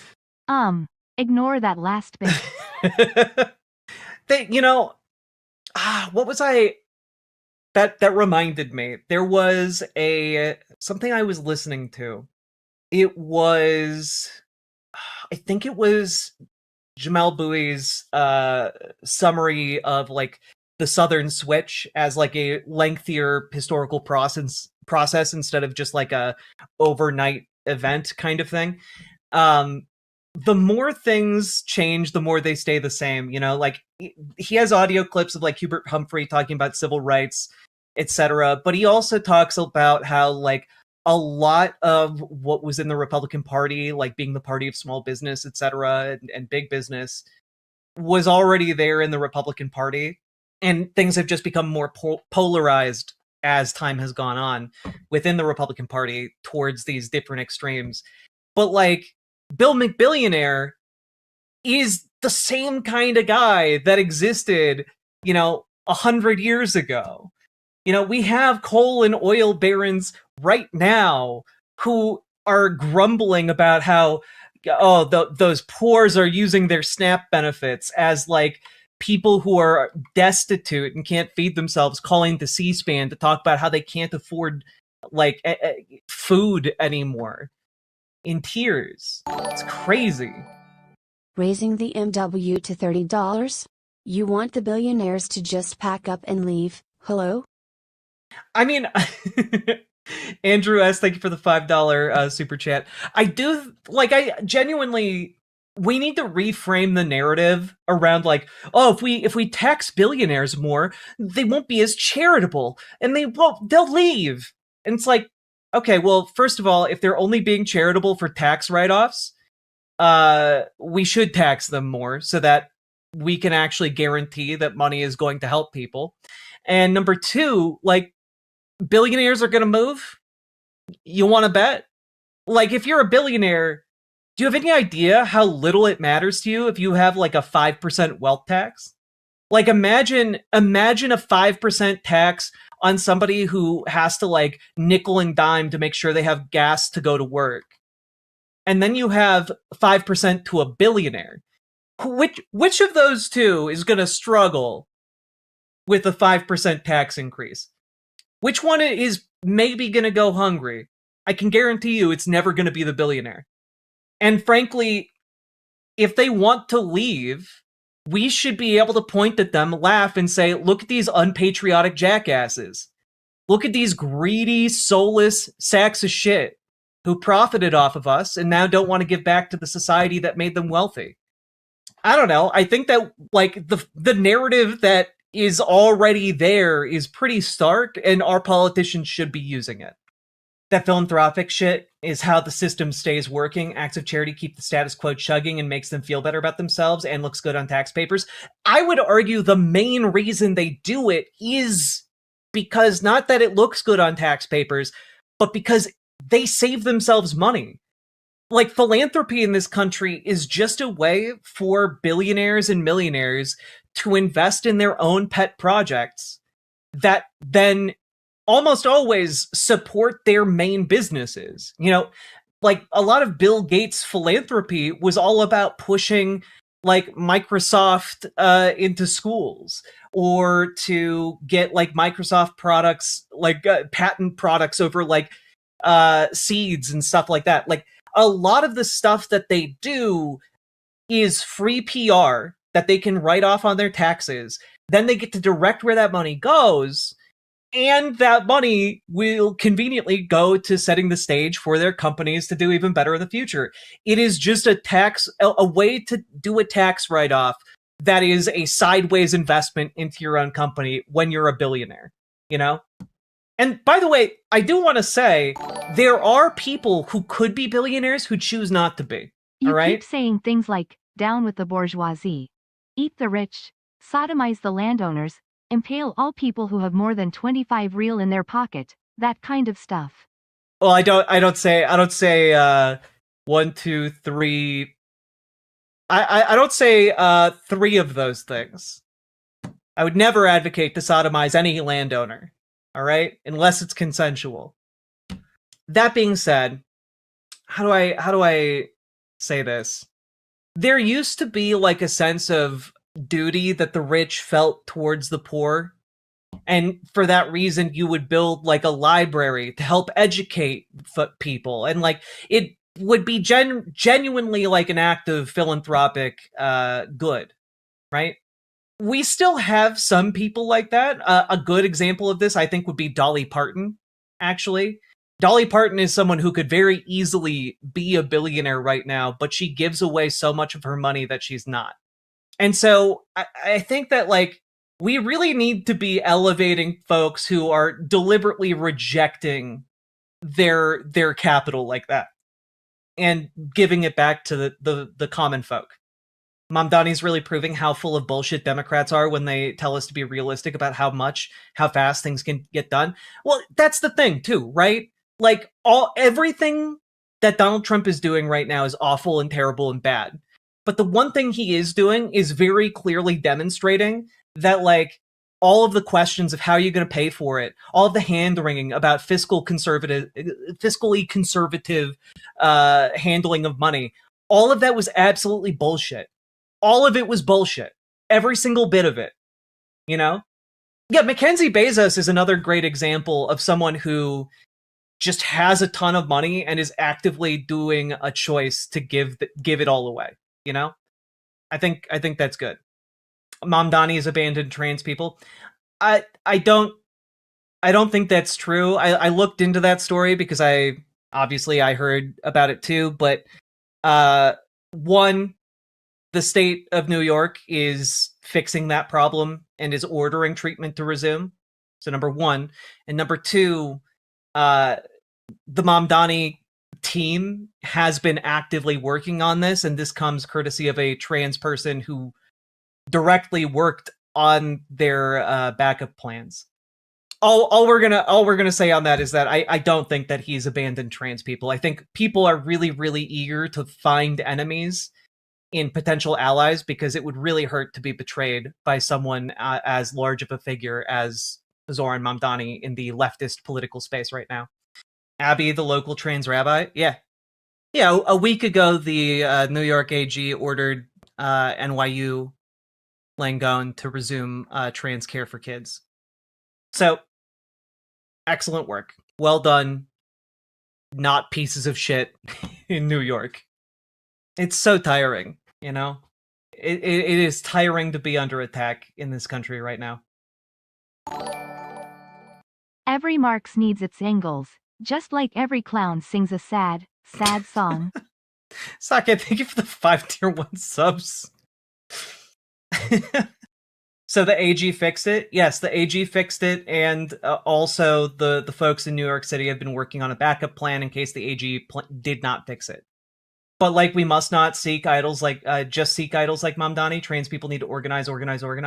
Yeah, which is why every day I get on here and I tell you guys, you need to start organizing. You need to, like, be showing up at your local meetings. You need to be, like, actually doing the work and showing up, right? Like, you guys know that I'm, like, the last person you should be telling, like, don't look for political idols, right? Like, you need to become the political, the political mechanisms in your local areas. You all need to step up and do that. Fresh Pepperino, thank you very much. Speaking of roundabout billionaire philanthropy, take my Bezos money, IG. Appreciated very much, thank you. You know as well as the rest of us that it's not that we're desperate to find enemies, it's that we've been burned every other time. Yeah, well, when I say desperate to find enemies, that's another way of saying we've been burned a lot, and so we are desperate to, like, jump the gun and say, this person's out to hurt us, this person is, in fact, an enemy. I knew it the entire time. Like, you know as well as I that that's exactly the kind of thing that I'm talking about, right? Like, there are a lot of people out there who, in an effort to protect themselves, in an effort to, not get hurt, are desperate to tear down people who they think might hurt them from an unexpected vector. Like, I get it. It's a survival instinct, but, like, I think that I said it okay. Like, I think my communication was fine. People treating us politely IRL doesn't change our lack of healthcare. Yeah, I never said it did. Please stop putting words in my mouth. I don't appreciate it. Salmon Moose, thank you for subscribing. So Zoran didn't ditch us? Doesn't seem so. According to the trans people who work in his administration, who have talked about the issue and actively worked on it. Anyway, I think it's really cool that one of his campaign promises for a $30 minimum wage to make one of the most expensive cities in the country more livable. I think that that's good. I think that that is good that that is coming. And like setting aside all other issues, I think that it will do a world of good to empower working class people in New York City. All that being said, folks, if you got anything out of this, hit the like button, subscribe. Leave a comment. Comments really help in the algorithm. Longer than 8 words apparently is ideal. And folks, as always, join your local Dems and radicalize them. Make them more progressive. Kick out those conservative Dems. Kick out those corporate Dems. We can do that on the local level. It does not take a bunch of us showing up in order to do that. It just takes enough of us showing up to do that. And also, as always, organize in your local DSA. We need to make our DSAs more effective. So we need folks to show up to your local Dem meetings and your local DSA meetings. And if you need help doing either of those things, or it's too scary or too big, we have people in our community who can help you do that. So join our Discord and reach out to Dragonfly for help getting involved with your local Dems. She's been organizing in the Democratic Party for a long time and is willing to help you make your area more progressive. And also, reach out to GamerG. GamerG is organizing her local DSA and has a ton of experience doing it and is willing to help you get involved and do it too. Okay? And if you do not want to use Discord, you can always jump over to riverboat.gg, this website over here, and talk to them over there. I think I actually see Dragonfly in the chat right now. Yeah, like right here. Anyway, all that being said, last but not least, check out ImogeneOlivia.com, gender euphoric lingerie designed from the ground up for trans femmes. Also tested with cis men, cis women, non-binary folks. People find it very comfortable, very sexy, and also it's non-tucking. So whatever your bits, it's not going to judge, it's going to be comfortable, and it is made differently. So I do hope you all will try it out if you are so inclined. Link down in the doobly-doo, down in the description. Go check it out. And new colors, styles, and sizes coming in the near future. Let's keep on going. There we go. Riverboat Jack is coming to town. All the viewers gather round. Twitch and YouTube is where she streams. All that content is bursting the scenes. Politics, gaming, plenty more. Her sense of fashion you'll adore. So grab your stuff and hop aboard. We're going straight to Jack's Discord.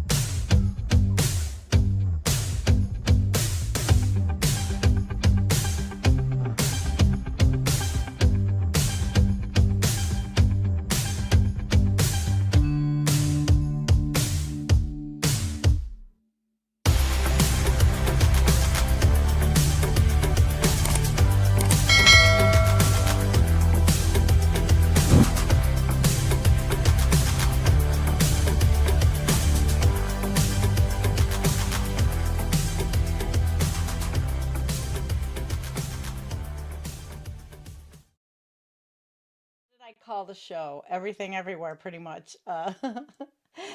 Everywhere, everything everywhere. Where's my title? Oh gosh. Well, anyway, the only thing I left out was drought. And we're going to talk about drought, but let me say hi to all of you guys. Yep. Hello, One Living World, Ellen, and hello, Kim. Thank you for moderating. I know you haven't been feeling good. Global, and Reese, and Carrie, and oh my gosh, Karen singing way. I'm so glad you're here. And Alex is here. And oh my gosh, I'm really happy to see you guys because I don't really do a show like this on Wednesday night. I've been doing a lot of video work and hello Moon Man. Look at this. I've been doing a lot of video work. And in fact, I don't know if you guys saw it, but I made a short one today and I targeted Midas Touch Network because I've realized that Midas Touch Network does not have a climate and an environment reporter, and they really should. They absolutely, really should. I didn't, you can watch it. I didn't put it on here.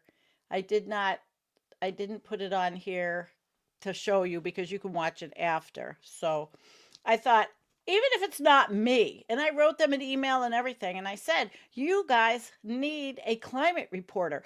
They do a nice job with their news and their shows, but the problem is Jordy, one of their guys, he'll do like a minute and a half in between stories and say something about the climate crisis, but they give it like 2 minutes. And I'm sorry, but the climate situation, the environment overshoot, everything is, these are big issues, okay? This is like the overarching issue of our life. And without talking about it, how in the hell are these people supposed to know what's going on? And yes, Karen, I see you say Status Quo should have a climate reporter. Well, I haven't written to him. I know Jordan, actually. I mean, I worked with him when I was in Real Progressives. I've told the story a million times how we were in DC together in 2016 when he was with TYT, and he got a shit deal with them. But that's okay. Better to be on his own. He's really doing a much better job on his own, actually. So we've got a lot happening tonight. And I have to drink a little water because, all right, wait. I was drinking mud water. You know that the mud water it has all that stuff in it? It turns my tongue and my teeth brown, and I'm like, holy shit, I can't drink mud water before I do a show. So I had to get rid of that, ditch the mud water, and well, I got water. All right, so what are we talking about tonight? And all right, you guys are all talking. Can you sign a petition to Midas? Well, I don't know. I don't know if they would take me. I mean, I have experience. I have lots of that, right? Tons of it. But who knows? I really don't know. They just need a climate reporter. And even if it isn't me, I just wrote to them. I wrote them a really good email and I said, listen, this is, you have to cover the EPA. You have to cover the Bureau of Land Management. You've got to cover what is happening, what's happening in Alaska. You've got to inform people and teach them. They have a gigantic platform. And how do you just give a minute a week to the climate crisis? But I was really nice in what I wrote, and I sent them the video that I made today. I sent that, and I sent the coffee video, and I sent a couple. I sent an interview with Elliot. I have to not say Rick Larson. Oh my gosh, welcome, Rick Larson. I haven't seen you in so long. I have to put your comment up. Rick, it is great. Rick has a terrific channel. He's wonderful. It's so good to see you. Yes, fertilizers. Yep, I know. I'm looking at what I have left and I'm hoping I don't need that much. It's great to see you here. I can't believe this. Maybe I should do a show on Wednesday at 9:00. I'm so happy to see you. Wow. I had lost my channel. And when I lost my channel for 3 months, I got it back and I've lost some people. Rick is one of my favorite he's got a magnificent permaculture area. He's got property. He's the coolest. He's got a great channel, guys. So if you can subscribe to Rick, definitely. Absolutely. Okay, I got to stop messing with the hair. I've got to stop worrying about all this shit. I want to talk about what's happening. First of all, we know the weather was like insane, right? And that's what I want to talk about. The weather, it at least where I live, right? It went. And I have to stop saying right. I mean, I've noticed things I'm doing. I'm trying to professionalize myself. But it was what, 62 Fahrenheit, and then it went all the way down in less than what, 12 hours to what, 14, 9. I woke up in the middle of the night to load the wood stove. It was 9 Fahrenheit. So really a lot of weather whiplash. And my kid Dawn, she's going, weather will be weathering on our family chat. Weather will be weathering. And I'm like, no, Dawn, weather is not just weathering. I mean, this is shit. This is insane what happened. But one of the big things going on right now, and you're all in different places. So that's pretty awesome. Okay. Record shattering heat. Now that's in the West. You see my little graphics that I have up? That's really in the news. That's the dominant story. And I know somebody had said that the Nebraska fires, 200 square miles of fires, 200 weren't even really in the news because everybody is in this war. We're all so involved in this war with Iran because it's horrible. And we here, between Tony and I, we did 4 shows on different aspects of the war. And I decided, no, we got to look at what the hell's going on in the United States. Elliot's in the chat too. Yeah, he had 93 there, Elliot. In fact, it's great to see you, Elliot. I have your sea surface temperature chart. But I looked at Santa Barbara. You know, I was looking at the coast in California. It's insane. It's really an out of season heat wave. That's what's sweeping the western US. And temperatures are insane. They're going to break the records. They're definitely going to break the records. We're going to look at everybody and who's saying what. Some areas could literally say 114 Fahrenheit. I'm going to go Fahrenheit because we're in America. You know, we're not. I could do Celsius, but let's just do Fahrenheit tonight. Arizona. I sent a little note to a friend of mine who lives outside of Phoenix. I think she's in Apache Junction, and I'm waiting to hear back from her because it's insanity. It's so early. I should have asked you to come on with me, Elliot, but I didn't want to do that to you at the last minute. I really didn't want to do that to you. So here we are. So it's really not just weather. I mean, it's timing and it's intensity. It's insane, really. But we're seeing, what have we talked about for all these years? 10 years ago or 9 years ago, I could be sitting here and saying, yes, this is going to happen. It was happening, but it was not like what we are seeing now. I mean, this is the heat that's going on in the West is what you used to see in the summer, just the summer. And it's happening before the spring even starts. Now, you know, I was looking for clips through some of these news stations, and I can't show a whole lot because everything's copyright. And when I do rip a video or I take a news video, I have to upload it first before I show it here. And I upload it to a channel to make sure there's no copyright so that I can do the best I can for you. And we are going to talk about Paul Ehrlich at the end. And I did have a video, but I can't show it. Paul Ehrlich. So you all know Paul Ehrlich passed away. Dr. Paul Ehrlich wrote The Population Bomb, very famous. He got beaten up pretty bad by everyone in the media. But everything Paul Ehrlich said, you know, we're living it, basically. But let's wait till the end for that. So the heat. And Elliot is sitting here in the chat telling us that he is hot. And that was hot. That's hot.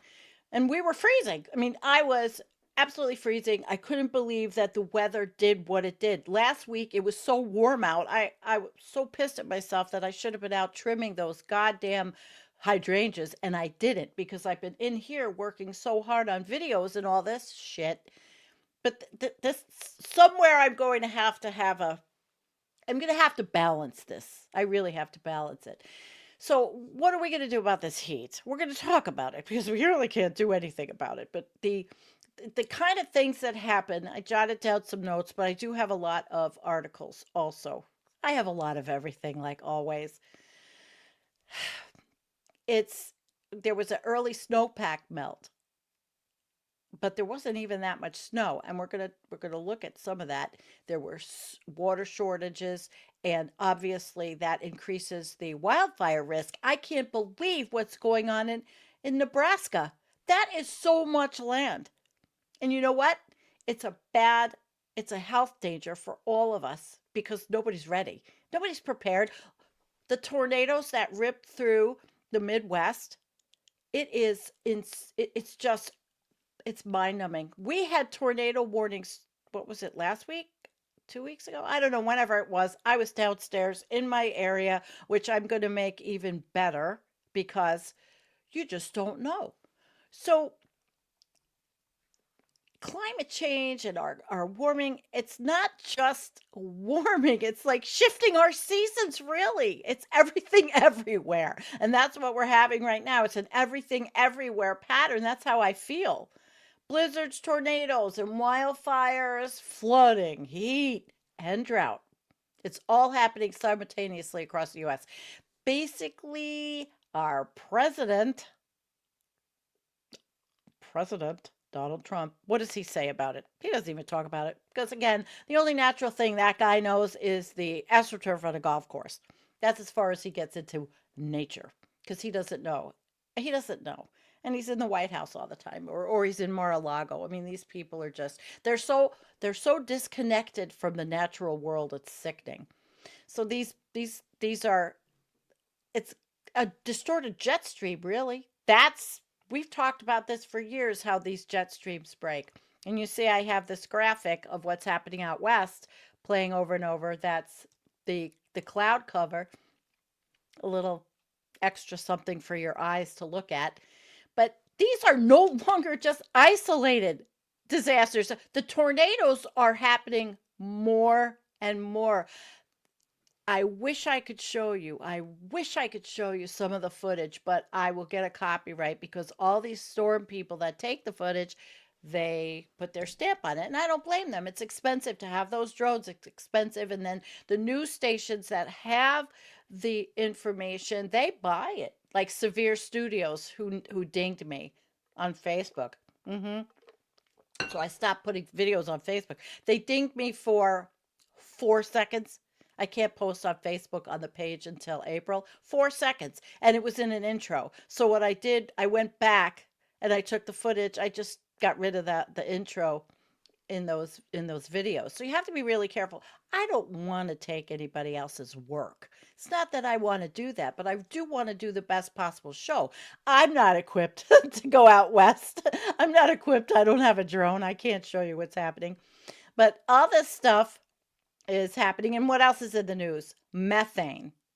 Methane super pollution is in the news this week. That's a big one. And I've got that story. We're going to look at it. It was a major investigation that just dropped, that massive methane leaks and its impact of the coal plants, clean, beautiful coal. One leak in the United States is equal to the emissions of 1 million SUVs. At least that's what I read and wrote down. And the Guardian article says methane is equal to 25% of the current warming. Do we think that's fixable right now? I don't know. Governments, the United States doesn't give a shit. And then, of course, we move on and we have the possible super El Nino. Now, Elliot and I talked about El Nino. That was a few weeks ago. So what I saw was there was a possibility of 62% of an El Nino forming this year, and it could potentially be a super El Nino. And that could push our temperatures to new records we've never seen. Jeff Baradelli is all over X with his big graphics, which we will look at. And he is, he's going nuts there with his graphics. Now, even if, and we've talked about this a million times too, if emissions stopped rising, yeah, okay. Natural variability, even with natural variability, but plus the warming, we're still having these extremes because of this kind of El Nino. So the bottom line is really summer level heat, extreme events, and they're all happening at the same time. The system is less and less stable. It's not just that it's warmer, it's less stable. And these methane leaks. So that's some of the stuff I wanted to talk about. And about it not being isolated and the extreme heat storms. I mean, it's just really, we have a weakening and wobbling last jet stream. And then the Arctic, comes down. The Arctic is warming. So there's a less of a temperature contrast. And it looks almost like some of these systems, I don't know, they get stuck. But we are seeing this in real time, and nobody gives a shit except for those of us. I'd say if you look at all the climate channels and you calculate how many people actually watch the climate channels, mine is like 0.00000000001% of the planet.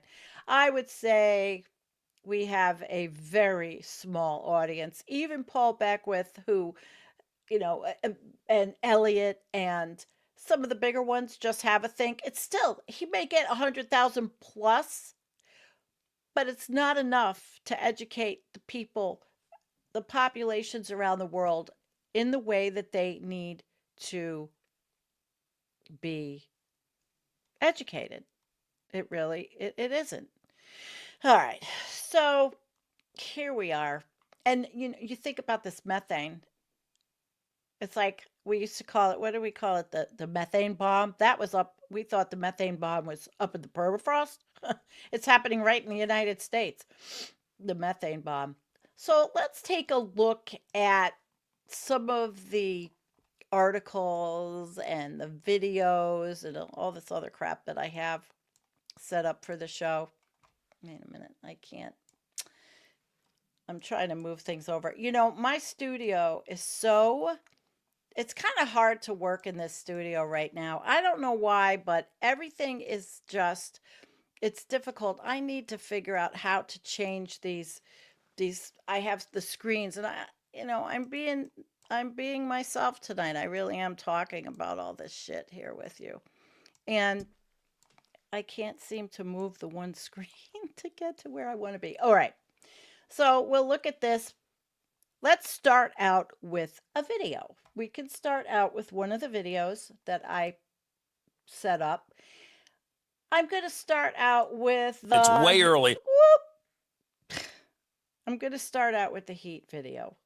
Let's take a look at what the Arizona news is telling. All right, so this is Arizona. To get this sort of heat, Nate, and we have this ridge that we've been stuck in all winter long. Now we've really amplified it as we get into the beginning of spring. So the earliest on record we've seen a heat warning in Phoenix Thursday through Sunday. We've got heat warnings now across parts of Southern California. Temperatures today, just remarkable stuff. 96 in LA, 101. That would be the earliest 100-degree reading in Phoenix on record. San Jose, similar sort of stuff there. So the next 3 days, all these kind of tinted red areas, they're all record. We're going to see hundreds of record highs and record warm lows here from Dallas all the way to Boise. Meanwhile, as Nate mentioned, it's still very cold in the east. Check out some of this video coming out of Erie, Pennsylvania yesterday. We had that snow, lake effects on just a few inches, but it managed to multi-car pilots along I-90 shut it down for I'm giving a shout out to Jack Wolf. If you're still here, this is your neck of the woods. time there. We'll see more in the way of some snow showers there today. Look at these cold temperatures this morning. I mean, 14 is what it feels like in Chicago, 18 in New York, 14 in Boston, 5 in Burlington, and 6 in Green Bay. Today's highs will be well below average. Some of that heat will get here, but it still feels like winter in the north. It does. It sure as shit does here, because I had my wood replenished on my deck, and I needed to do that because I would really like to not be using so much. I don't know why I can't get rid of this stupid screen. I guess it doesn't matter. I'm not going to wreck myself and talk to you about my challenges of the studio and the camera and everything else that I would like to redo here, so it's easier for me to work. So I could look, what I would like to do is look straight ahead and talk to you, but I can't because my screens are this way and I can't do it. I don't have one of those teleprompters like Donald Trump has. All right, so let's move on and we'll take a look at all right, let's take a look at what we have here. And I'm going to pull up, the first thing I'm going to pull up is Jeff. We love Jeff Baradelli, don't we? Yeah, I love Jeff Baradelli. So we'll take a look at what he's on Twitter saying, and he's all getting excited. He's like, and Jeff is from Florida. He's from Tampa. We love Jeff. Jeff was a guest with Antonio years ago before he even got his PhD. 38 major cities expected to challenge, most beating their March all-time highest temperature in the next 6 days. That's roughly around 14% of the 273 cities in the ThreadX database. All of these plotted on the map. This does not count most of the smaller cities, towns with the METARs, which is a meteorological term. Only the ones the NOAA uses for the NFD records display. Counting the smaller METAR cities and towns easily puts this monthly record-breaking number into the 100s. Temperatures 20 to 40 degrees above normal. So check out his graphics, his little weather prof graphics. You know, he makes them, he's in Florida, so he makes them very easy to read. You get it? Okay, he's in Florida, but that's where he has, that's where the records are at risk. So that's Jeff. And this is another Jeff. This was 12 hours before. That was 4 hours ago. So Jeff is now, this was what he was projecting. And again, going up, Elliot, if you're still here, we can see 88 was in Reno, 110 Palm Springs, but it's early. It's very early for this. So people are not ready. They're not ready. Astonishing, he says. Astonishing. And I want to go up to Peter Carter. Peter Carter is, I've had Dr. Peter Carter as a guest with me. And Nebraska's fire is the largest in the state's history. Nebraska is within the heat zone. So it battles the largest ever wildfire and other blazes as more than 600,000 acres burn. 600,000 acres. That's agricultural area in Nebraska. That's the breadbasket. This is seriously shit. This is seriously bad. Look at this. This was today. Largest wildfire in Nebraska history spreads as evacuations are issued. Terrifying for the people in Nebraska. And then he goes on, and Peter's wonderful. All right, it was 3 days. It was 3 days ago, but I'm telling you, I wasn't on talking about this 3 days ago. So this is what was happening in 3 days ago. But, you know, it doesn't matter if it's 3 days ago, Joe. The shit's still happening because there's the aftermath. And I don't know if they're still actually going on. But the methane plumes, he's talking about the methane plumes. Yes, this is days ago, but he's showing in this is the CAMS Methane Hotspot Explorer, showing the large methane plumes from strongly emitting emitting localized sources. So you can see by my pointer, I think you can see my pointer, where all the methane is from coal, oil, gas, and urban landfills. In the United States, we're looking, but there's the column, and that's what it looks like in China. So, honey, everybody, honeys, we are in full swing. I mean, you put your seatbelt on, strap in, we're living it. We are living it. And a war that is catastrophically destroying the Middle East in so many different places. Okay. That's my ex. All right. Now I'm going to go to Buffalo news. And this is Buffalo because this is my local, the closest to me. Winds, blizzards, and triple-digit heat put over half of the U.S. in the path of extreme weather. This is today. This was from today, this afternoon.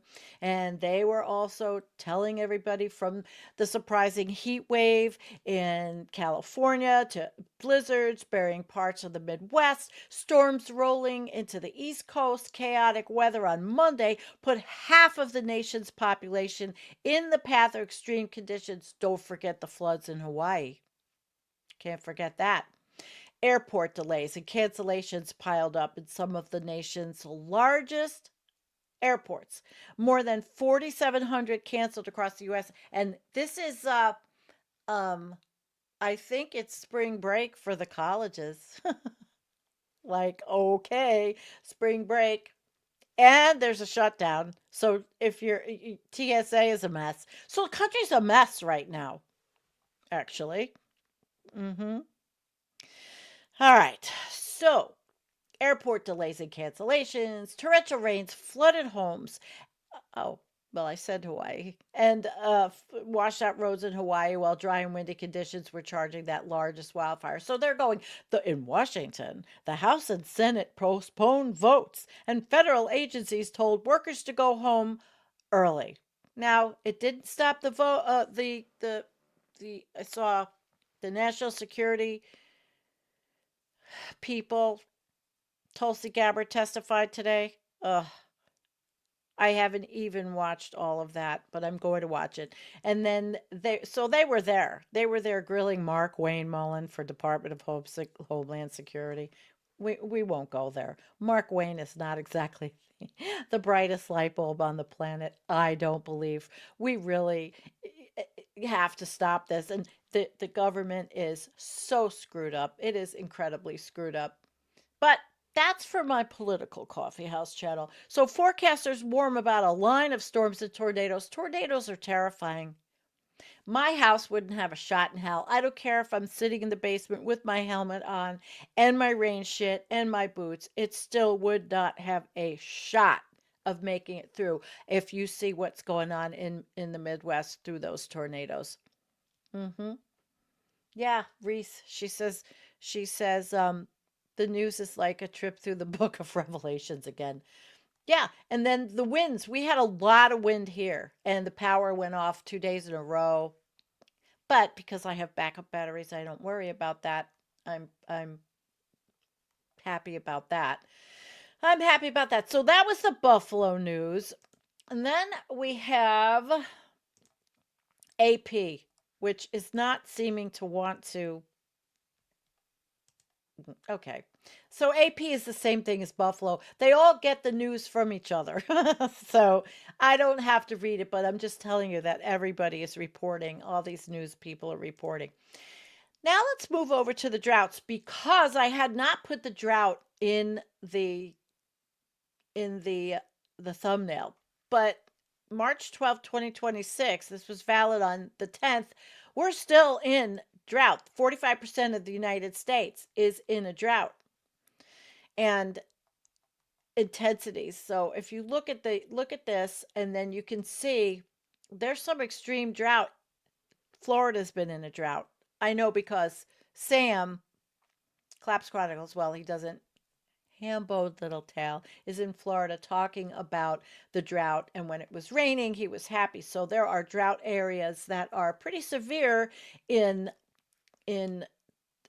Texas and in the Midwest, even with the storms. Doesn't mean because it rains you're out of the drought. So let's see what it looks like up in the north. The Northeast has some severe and moderate drought up in Maine. New York doesn't look too bad right now. We still have, it looks like in the middle of New York, over a little bit from me, is abnormally dry, and or even a little bit more. So look at where you live on this map, and you can see the drought conditions. So we're just getting the plethora of everything in the United States. I'm only sticking to the United States tonight because I'm just not equipped to go to Europe or to go to Africa or to go to Australia. Now, in Detroit, I decided to pick Detroit because of the snow. I have friends in Wisconsin. She was posting that she had like 3 feet on her farm, and 4 feet of snow fell in the areas outside of Detroit. The past weekend, the storm resulted in absolutely record-breaking amounts of snow across the Upper Peninsula. Heaviest was near Round Lake, located in Michigan Central, Upper Peninsula, southwest of Munising. Tell me if I'm wrong, if you guys are from Michigan, where officials' measurements recorded 52 inches of snow Tuesday. So it was like, gee, what happened? Michigan became Buffalo. But this was, for March, it was incredible. The heavy ice and the snow, people lost power. They were calling it a potentially historic blizzard, and they meant it. They broke records. They definitely broke records, and the Lower Peninsula got buried in snow and ice. Residents in northern Michigan saw the damaging mixed precip, up to a half of an inch of ice, causing widespread power outages. And that's one of those things. People, especially when it's cold, this is a difficult thing. People are going to have to prepare better. Generators, and hopefully people can learn and be educated that not to get gas generators anymore, to get battery backup with solar, backup batteries that you can plug into your electric grid to keep charged for these events, and then if needed, use your solar panel to recharge them a lot better than the stinky fossil fuels, which really, if there's not a need for the fossil fuels, let's really try to get rid of them. Even though we know it ain't going to solve the problem, it's still something. And plus, that goes against what Trump wants. Everything we can possibly do to do the opposite of what those assholes want us to do, that's what we have to do. So let's see. This was they were showing all the snow and then all the numbers. 52 inches, 48 inches. Like a midwinter Buffalo lake effect snowstorm.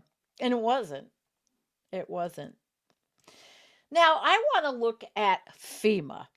There's a lot of controversy about FEMA and are they going places. So I stuck in, under the FEMA map, I stuck in disasters and other declarations. I wanted to see where they're going. I didn't put in any incident. I didn't put anything in. I just wanted to look. So FEMA has got Oklahoma, Texas, South Dakota, Nebraska. Now, I want to click the Nebraska cottonwood fire. I want to see what FEMA's response to this was, if it will.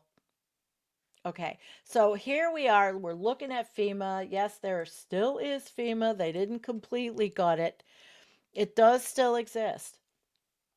So they had March 12th on this page, local resources, funding obligations, designated areas, news and media reports and notices, and there's still a FEMA app. And there's all kinds of local information. So yes, there's a FEMA page, and this is the area. quick links, state and local. I want to look at the local resources, and these are the local resources in Nebraska. And it tells you how to apply. So there are things here that still can help people. It still exists. Okay? FEMA still exists. Let's look at another area. Okay. Let's look at, oh, there was a sewer line collapse. So FEMA is in DC, they responded to a sewer line collapse. Oklahoma, there's 3 pages of things. And I'm talking just 2026. I'm looking for, okay, where are the tornadoes? Where's the tornado response? Maybe I have to, these are major disaster declaration, emergency declaration, fire management, fire suppression. Let's look at a major disaster, an incident, and we will see severe storm, and let's see what the filter tells us. Let's see what it brings us. Okay, so 1. 1. Wow. Tennessee severe winter storm. That was in January.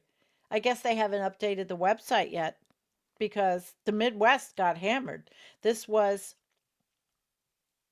in January in Tennessee. I want to see what the funding, what are the funding obligations? If and when financial assistance is approved for the disaster, it will be displayed here. Okay, that was January. So obviously it's not kept up the way you would think it would be kept up, obviously, because they've didn't Doge kick half of FEMA out anyway? So I don't know if it's really going to be that helpful, but let's look at emergency. And let's see what emergency in 2026 is listed. So I think this is very interesting since we know that there were so many problems with, all right, there was that sewer line collapse. There was, all right, here we go. But these are all in January, so it's not updated to right now. They're still 2 months behind. Let's look at Indiana from January. Indiana had really gotten some hurting. I mean, yeah. Let's see how long it takes.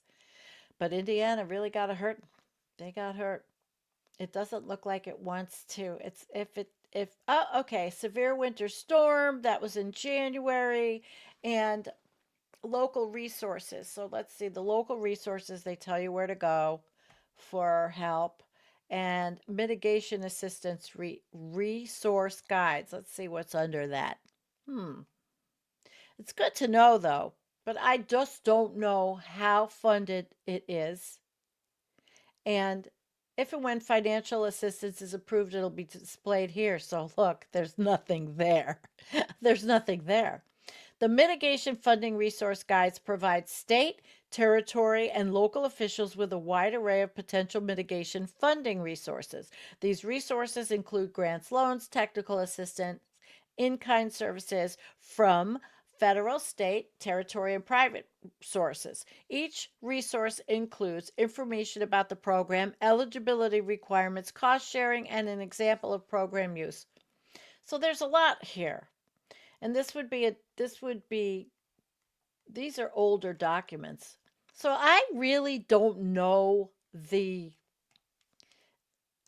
FEMA, if the page is really that helpful, but it's still here.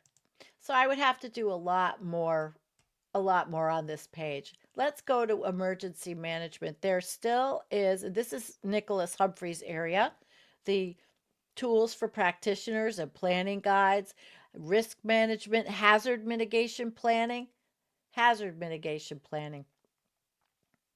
It was updated on June 26, 2025. And the Adopting Your Local Mitigation Plan fact sheet is a resource for local governments and special districts. We are all going to have to make sure we understand where our first responders are everywhere we live and who our community is. Have a plan. My plan always revolves around my neighbor Lori, who lives across in her farm. We always have each other. She could be here in a tornado. My basement's a lot safer than hers. And it happens. Now there's grants. Oh, let's look at floods and maps. Flood, find an insurance form. How long will that last? I'd like to see the risk map. Let's see the risk map. I know I'm spending a little bit of time on this, but it is interesting. And since some of you were saying, oh, gee, there's still FEMA. Yeah, there's still FEMA. So discovery, analysis mapping, preliminary flood release, and phase 4. What does a risk map mean for you? While FEMA is responsible for overall administration of the risk map program, reducing risk to flooding and hazards is not a responsibility solely on the shoulders of one organization. Everyone has a role to play. So whether you are an engineer performing a flood risk analysis, a state planner, designing and implementing a hazardous mitigation plan, or a well-informed homeowner who has purchased flood insurance, empowering individuals, organizations, and communities to take proactive steps to reducing flood risk is essential. So it's all about community. It really is. You're not going to be able to deal with the shit that's coming in the future without a plan. Making a plan and knowing who your go-to people are where you live. And wildfire season burns millions of acres across the United States. So they say FEMA is continuing to support state-led wildfire fighting efforts. State-led. So it's really state-led. And let's see what their apply for assistance looks like. All right. Do I want to? I'll allow it this time. So they have a planning site, and you can look at any number of things, and I'm not going to play it, but just so you know, it's here and you can get to it. Let's look at Inside Climate News, who's talking about hail. Hail. Now, again, if you watch Ryan Hall or you watch Max Velocity, Ryan Hall particularly, he has the ability for people to show pictures, and he shows them, and they'll send pictures of the hail, and the hail is bigger. So this was March 9th. New attribution research shows how extra heat in the atmosphere can turn thunderstorms into factories for dangerous softball size hail. And you know, all that hail it can hurt you, but it wrecks cars. It messes up things outside. It stinks.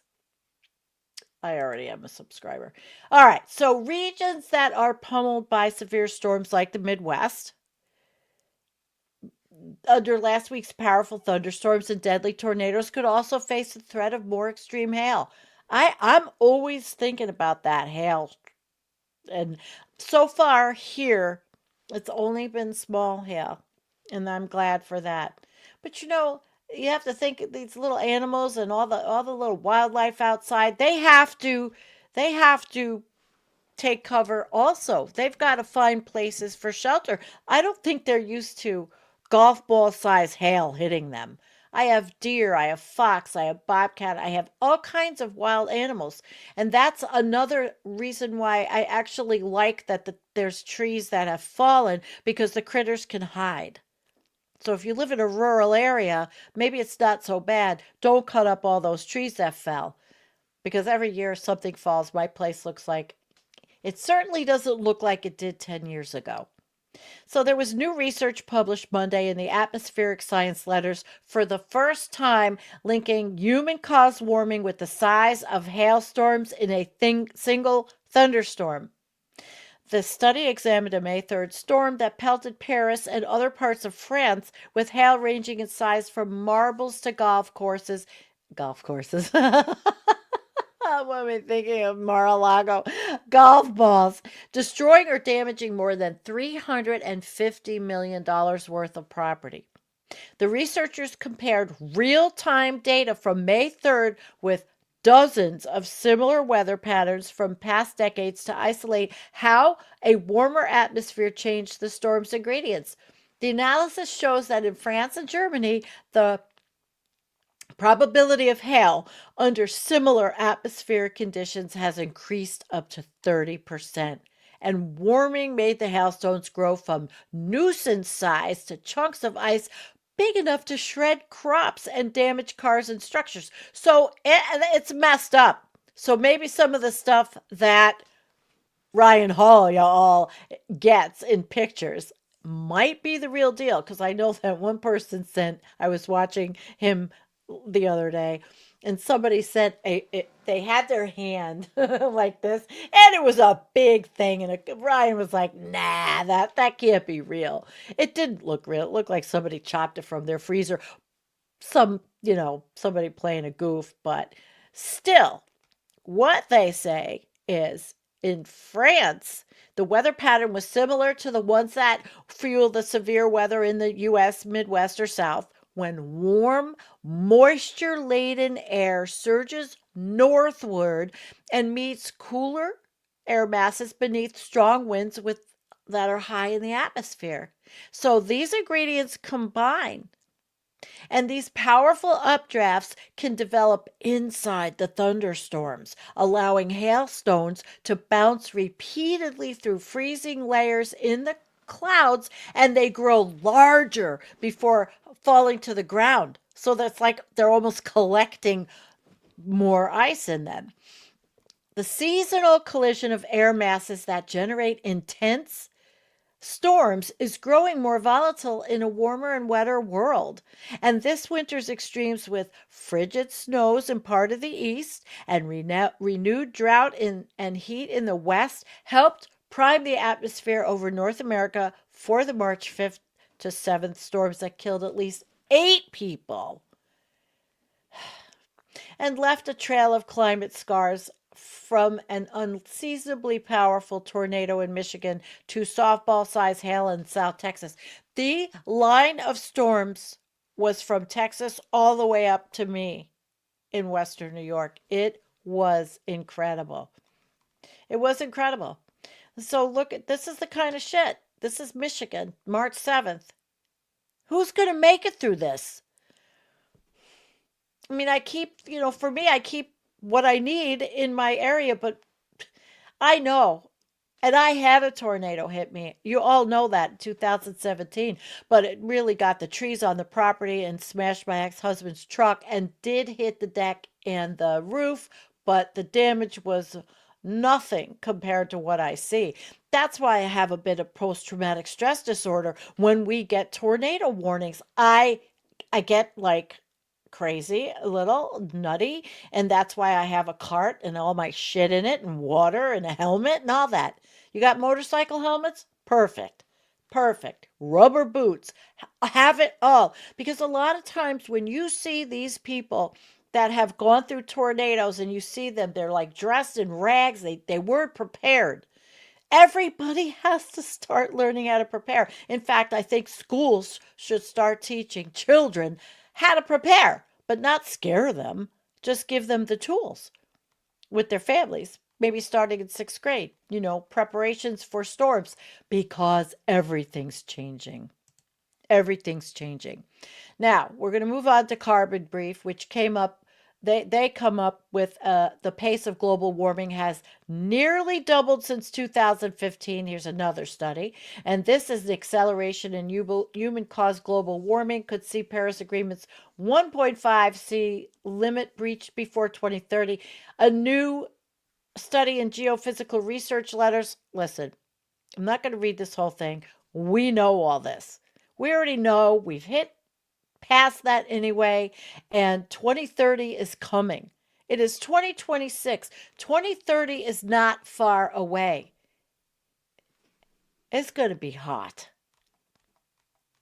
24 was the hottest on record, with the global average temperatures at the surface exceeding 1.5 C. And according to Elliott, it was 1.7 and other scientists.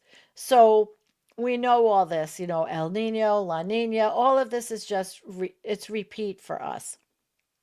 It is. So I'll leave this so you could see this, but the one thing they did, removing natural variability from global temperature data confirms that global warming is accelerating. And all these graphs, NASA, NOAA, ERA5 from the IPCC, Berkeley, and Hadkrut.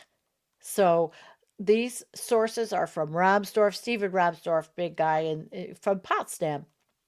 And it's accelerating. So nobody can say that this is like going away. It's not. It's not. There's no more mitigation. It's adapting. You know, we can mitigate and think we can mitigate all this, but in the land of Donald Trump and the United States, we are a big fossil burning company. Now, the Guardian covered the methane. I talked about the methane, the world's worst mega leaks of methane driving global heating. So exclusive, fixing a leak can be simple and equivalent to closing a coal power station, making lack of action maddening. I don't even have to read this. We know that these plumes are happening. This one is in Turkmenistan, but they want to open coal plants in the United States. And I'm not going to read this because we know all this. They're all around the world, and there is a Stop Methane project at the University of California in Los Angeles, dominated by facilities in Turkmenistan. Till we have a war there. The scale of methane leaks in the secretive and authoritarian state has previously been described as mind-boggling. Mind-boggling. See, Turkmenistan, so they're... Actually, I watched a travel blogger who went there. Interesting country, but really authoritarian. And they have a lot of it. Methane emissions cause 25% of the global heating, which I started with and told you about because I got it from this article. So we have a stealth pollutant gas, and it's invisible, out of sight, out of mind. But guess what? It's happening. It's happening. And we're going to go to the Environmental Defense Fund because another hurt, another injury to us, another injury to humanity in the United States. Why dismantling the nation's atmospheric research backbone would be a costly mistake? Well, we all know that. The Trump administration has a record of disregard for programs that support human life, safety, and public health. Now it's targeting a research center that everything from our military to the insurance industry to our electricity providers rely on to keep us safe and informed. It's the National Center for Atmospheric Research. This one hurts. Federally funded nerve center in Boulder. And whenever Jennifer and I did shows, we would always use data from Boulder, and we'd go, Boulder, because she lives there. And they want to just say, Office of Management Budget Director Fascist Russ Vought has indicated that the Trump administration's intention to break up NCAR, calling it one of the main centers of climate alarmism. Okay, I'm going to curse. Fuck Russ Vought. But environmental security without NCAR would be like trying to run a marathon blindfolded. They think it's this idiot, moronic regime of fascist authoritarian idiots think it's in the national interest to cut NCAR's programs and scope, and that its value to Americans can be preserved if it's broken up. No, it's wrong. It's in the national interest. And some of the things that they do, wildfire and smoke forecasting, making air travel safer. Who the hell wants to fly anyway? Air quality, pollution, health modeling, mercury, arsenic, ozone, smoke, intelligence on deluges like atmospheric rivers and extreme rainfall, street-level situational awareness for flash flood threats, hurricane surge and coastal risk prediction, space weather alerts for power grid and satellite operations like GPS, and long-range climate scenarios. So let me ask you, Russell, fuckface, asshole, ignorant vote. What is wrong with that? And what kind of alarmism are you talking about? You know why? Because they have their head up. They're Christian nationalists. They don't care.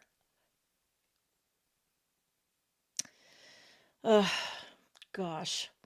So when Americans check the weather, or they evacuate from wildfire smoke or hardened military infrastructure, and we're in a war right now.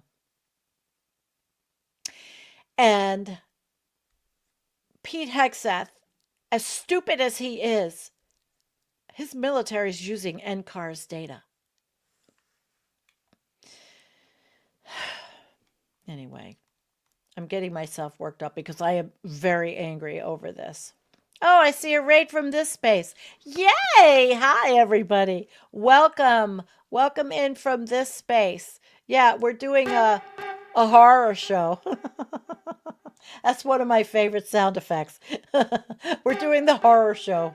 Yeah, okay. So every program in NCAR is interconnected.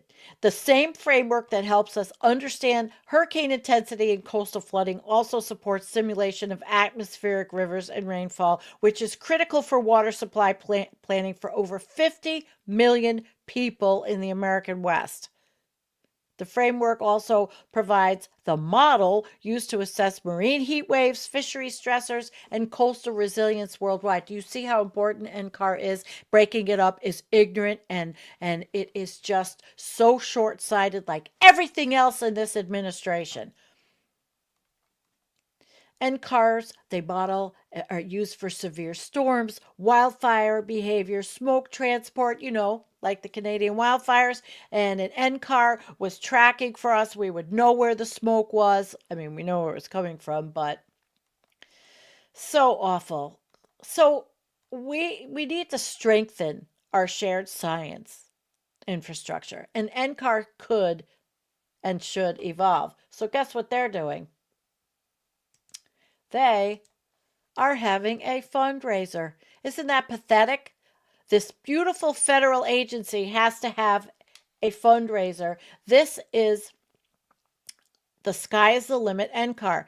And they're making a documentary about a crown jewel of American science, the National Center for Atmospheric and NCAR, Atmospheric Research. So they're looking for $20,000 to make a video. And let's see if I wonder if you guys can hear it or see it. Want to watch it? We're going to watch it. The Trump administration is breaking up the National Center for Atmospheric Research in Boulder. It is an institution in Colorado and in American science, and its research directly challenges President Trump's false claim that climate change is a hoax. NCAR, as the center is known, was founded in 1960 and has facilitated generations of breakthroughs in climate and weather science. We've invited the director of the National Center for Atmospheric Research. My pleasure to welcome once again Dr. Walter Orr Roberts. Walter, welcome back. Hello, Errol. It's a pleasure to be back with you again. Dr. Roberts is one of those scientists who contribute to the quality of life on Earth by allowing their curiosity to soar into the wide blue yonder. To understand more precisely what affects weather and climate, and how weather and climate in turn affect human existence. The prime factor that determines the quality of life, food that human societies depend on, is the weather and the climate. It's difficult for me to see how a weatherman can tell just what's going to happen. In fact, I use the old method like this, and that doesn't often work. Since time unremembered, man has been fascinated by the atmospheric envelope which surrounds him. He made gods of the sun and rain because they dominated his life in mysterious ways he could neither understand nor control. No field of science offers a greater potential for the good of all mankind than does the field of atmospheric science. As a national laboratory in the atmospheric sciences, the National Center for Atmospheric Research will embody a new seriousness and determination to make rapid and profound scientific progress on the frontier of knowledge. A great deal of effort has been expended to acquire an appropriate and dramatic site on Table Mountain, south of Boulder, designed for sustained intellectual, spiritual, and aesthetic life. That's particularly important in weather and climate because weather and climate are so very complicated. Much of the time, he's working on a team that includes not only his colleagues, but the modern computer. The biggest computers that man knows how to make. The machine will have to make 3 billion calculations a day in order to make a weather forecast. It handles 80 million signals a second? Yes, 80 million instructions per second, as we say. This machine will do 19.8 quadrillion calculations per second. And it does it 24 hours a day, day after day. And it's our genuine hope that with this, we can avoid making mistakes in nature. In other words, we can make the mistakes in the computer. Walter, is it possible that we could be in any kind of a change in our weather at the present time without most of us being aware of it? It appears that we're in a very rapidly warming trend right now, Earl. Very spectacular How long change. ago that was? If, as you have sometimes feared, we ignore the climate mandate, what's the worst case scenario? Could be enormous human disaster that would make the food crisis of recent years look tame by comparison. Your moral imperative to tell what you know, I mean to make public what you believe to be true, overrides everything else. I feel that NCAR needs to devote a great deal more effort to solving these kinds of problems, to developing strategies to deal with the greenhouse effect, to coming right down hard with recommendations. Things are uphill, going to be uphill very sharply from here on. So what's needed in ecological problems is very sophisticated, very detailed analysis of a technological and scientific complexity that we are not used to dealing with in our political and social systems. The shortfall, if we are to fall short, will be in human will, human morality, and not in knowledge. We should put a great deal of effort Exactly. into just what you have said. The better life with less waste, better life with less energy, better life for the human being, just the better life. And it can be done. Dr. Walter or Roberts, our hearty thanks for another very informative program. Thank you. Whoops.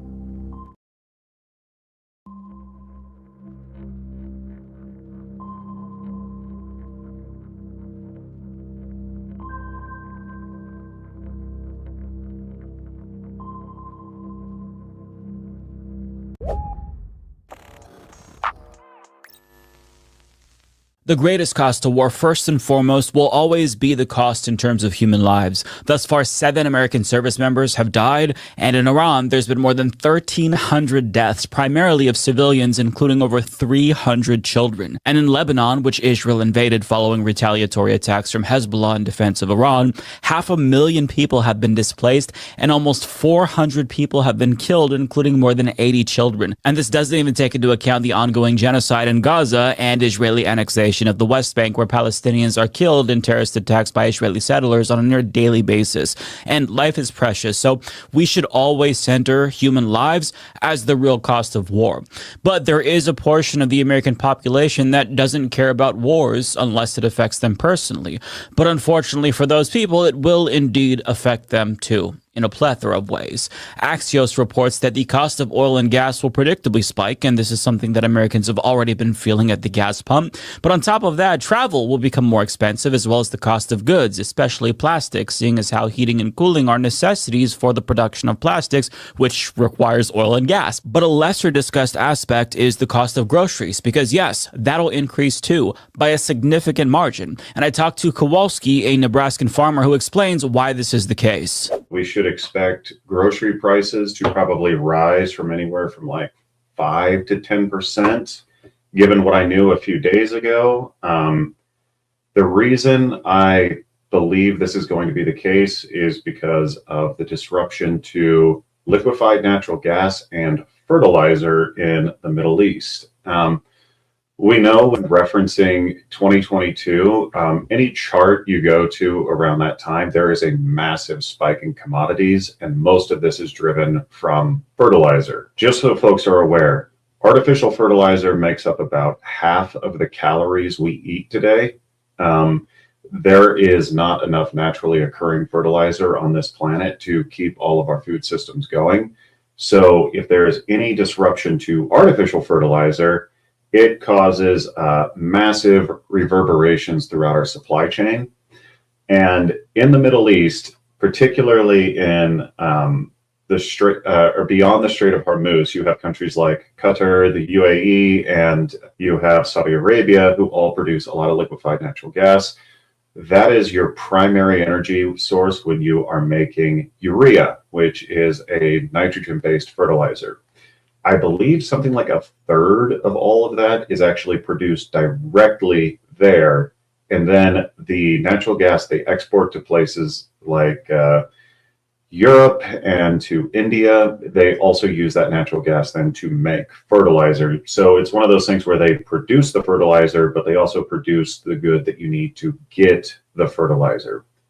So with the Strait of Hormuz being, cut off right now or disrupted to this degree, this has stopped the flow of nitrogen out of the Middle East. Right now, it is just pre-spring in the Northern Hemisphere. This is when we need fertilizer for the growing season. This is something that you cannot stop. This is a biological process. It works with, your calendar. It's not something that you can just, oh, we'll do it later when the things get straightened out. No, this is you go now. And with this disruption, if it is anything similar to what we saw out of Ukraine, we are going to see a massive spike in fertilizer, and that cost will then reverberate down the line. So when it comes to cereal grains like corn and soybeans, this will lead to an indirect increase in the cost of like dairy products and meat products, your indirects, but we still use artificial fertilizers on fruits and vegetables, nuts, orchards, the whole lot there. So these costs will be felt for a while, because even if everything was sorted out today, we have 2 weeks worth of disruptions. And just like that shipping container that got stuck in the Suez Canal cost us like the planet $3 billion a day, this is similar to that, because we will now be rushing to try to basically fill the gap that has been forming. Fertilizer is not something we typically stockpile because it can explode. Fertilizer is the process on how you make artificial fertilizer is very similar to actually how you make explosives. This is all thermodynamics. This is the flow of energy, all of it. So this disruption, it's something that we can fix as soon as the situation is straightened out, but the logistics of actually moving physical tonnage of this is a problem. So once the ships get in there, there'll be this gap and delay. So everybody who's now receiving fertilizer, we are all expecting there to be shortages basically everywhere, and supply goes down, demand is actually ramping up. So you would expect the temporary price to increase. So this is pretty much a guaranteed hit at this point. Another issue to keep in mind, we live in the period of anthropomorphic climate change. So any disruptions like this combined with a natural disaster event is just going to keep compounding these problems. we're overdue for floods. We're overdue for more fires. We're overdue for droughts in a lot of areas. These things happen naturally. These things have been happening with greater frequency. There's been massive tornado outbreaks all across the Midwest recently, which is like 2 weeks early. The weather is very chaotic. So when you have people making rash decisions, as like the war in Ukraine was, as this war in the Persian Gulf is, it will cause disruptions. And if those get compounded with natural disasters, it might be something we can't realistically like overcome in a short period of time. Obviously, nothing about this conflict is good. I just generally don't like war. But if this conflict was something that had to occur for whatever reason, this was like the worst timing for it, because this is right as we're going into spring, when we're ramping up construction, when, you know, all of our planting equipment in the Northern Hemisphere is getting going. There was already going to be an increase in the demand for energy. There was already going to be this increase in demand for fertilizers. This is known. But if you do not have experts advising the people making decisions of these known quality or, these known quantities, you'll end up causing, basically chaos. So it's also important to remember, if there is a major, natural disaster, it's not like we're going to be suffering from shortages in the wealthier nations. We will simply buy the food. We might even go to war for some of the food. We won't be the ones missing out, but it'll be the countries on the margins, like those in Central Asia, Sub-Saharan Africa, that will be the ones suffering because they do not have the purchasing power like those of us in Europe, East Asia, and North America. So this puts a lot of stress on developing nations, which should be avoided at all costs, considering how much turmoil there is out there. Now, assuming best case scenario unfolds and there's a solution to this tomorrow, so do you think that it's already too late for there to be a mitigation of any disruptions? Like, if everything were to be solved by tomorrow, let's say in a month or two, do you think that there would still be a spike in groceries? And if so, by how much, if you're able to predict something like that? Best case scenario is 5%, because that is still going to beat the estimated inflation we were going to expect. Food prices always go up every year by 2.5% roughly. The issue we have is that with the way this conflict has gone, the safest thing an oil-producing country can do, if they are feeling like they might get attacked, is shut the oil off. Do not pump it, because that reduces the risk of, your entire system going up in smoke. So if the conflict gets resolved now, the ships then have to traverse to their loading stations. It will take a while for them to hook up. It will take a while for them to get the pumps online. It'll take them a while to get all the pipelines moving again. So you're talking like maybe a week until like processes can resume. And then some of these ships, it's going to take them a full month to get to their ports. In that time, we're moving. Like on our farm, a month from now, we will be planting. You work off of the calendar. You do not get to just wait. So if the fertilizer doesn't arrive in time, you still have to plant. There are ways you can work around this, but it will mean a loss of production. So lower yields while we are expecting higher weather insecurity. So the cost of groceries is going to go up, not just for Americans, but for people around the world, all because Donald Trump decided to invade a country that posed no threat to us. And even if things get sorted out really quickly, it's already unavoidable. It's too late. A price hike is inevitable. Best case scenario, 5%, as Kowalski put it. And there's this effort right now to convince you that all of these war crimes that we're committing in Iran is worth it because there's going to be some long-term benefit, right? Short-term pain for long-term gain. And this is being reinforced again and again and again in an effort that can only be described as psychological warfare to manufacture consent for this war. And if you don't believe me, see for yourself. This is a short-term disruption for the long-term gain. Short-term pain for the long-term gain.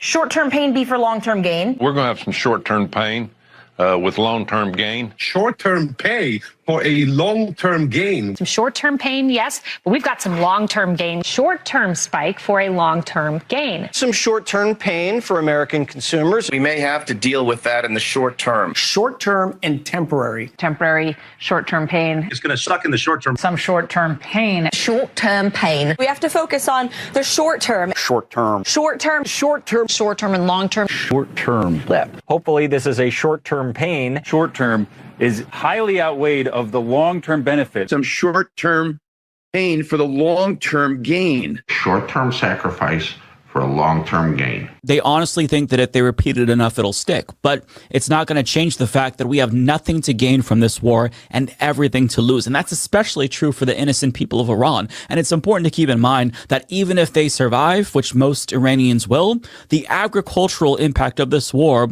is going to be felt for a very long time. And Kowalski specifically wanted to draw attention to the ecological impact of acid rain on Tehran. Morally speaking, I think what just happened in Tehran is a crime against humanity with the detonation of their oil reserve tanks there. We know what acid rain does to food, to crops, to soil health. And what they've done there has compromised a very vulnerable ecosystem. Tehran was already suffering from chronic water shortages. They were already reliant on pumping stations and water treatment facilities. And by doing this, they have poisoned the soil that feeds a lot of the city. It will get into the drinking water. It will impact livestock, and it will likely increase cancer rates for a generation. That is a war crime. It is a crime against humanity. That is wrong on every level.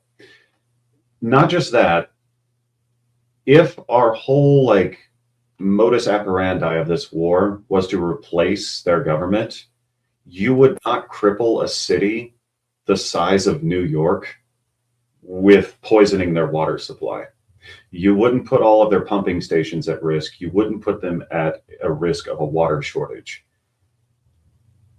This is something that we really have to come to terms with all over the world, is the impact agriculture has on, ecosystems. We already know that it's likely overuse of fertilizer in places like Iowa that are leading to increased cancer rates, which, we're trying to address. And here, even in the wealthiest country in the world, where we have relatively good laws on water quality, we still can't clean this.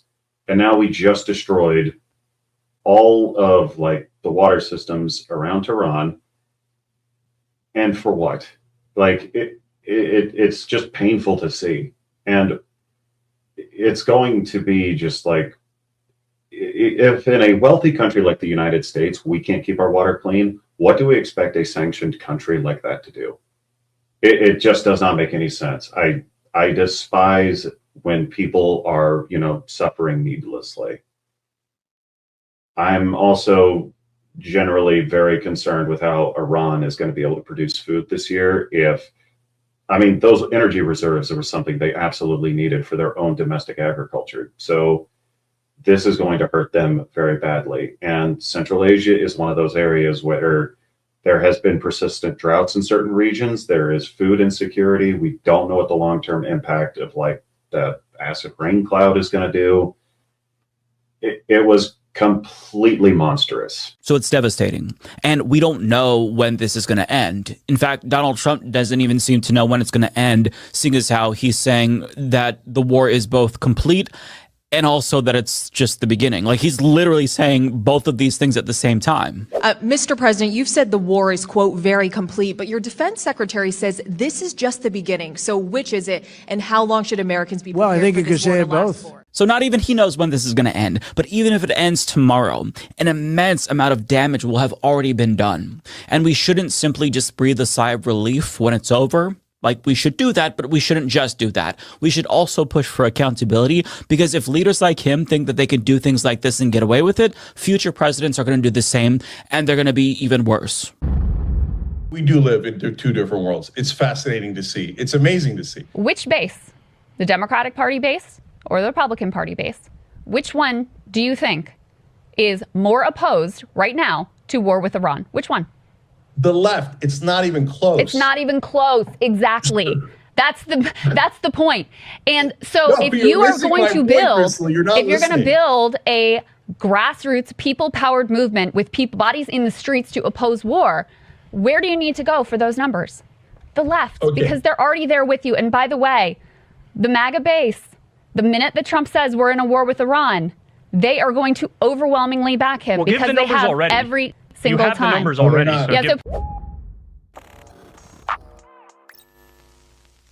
I'm so sorry that I have to do this. I really don't mean to be petty.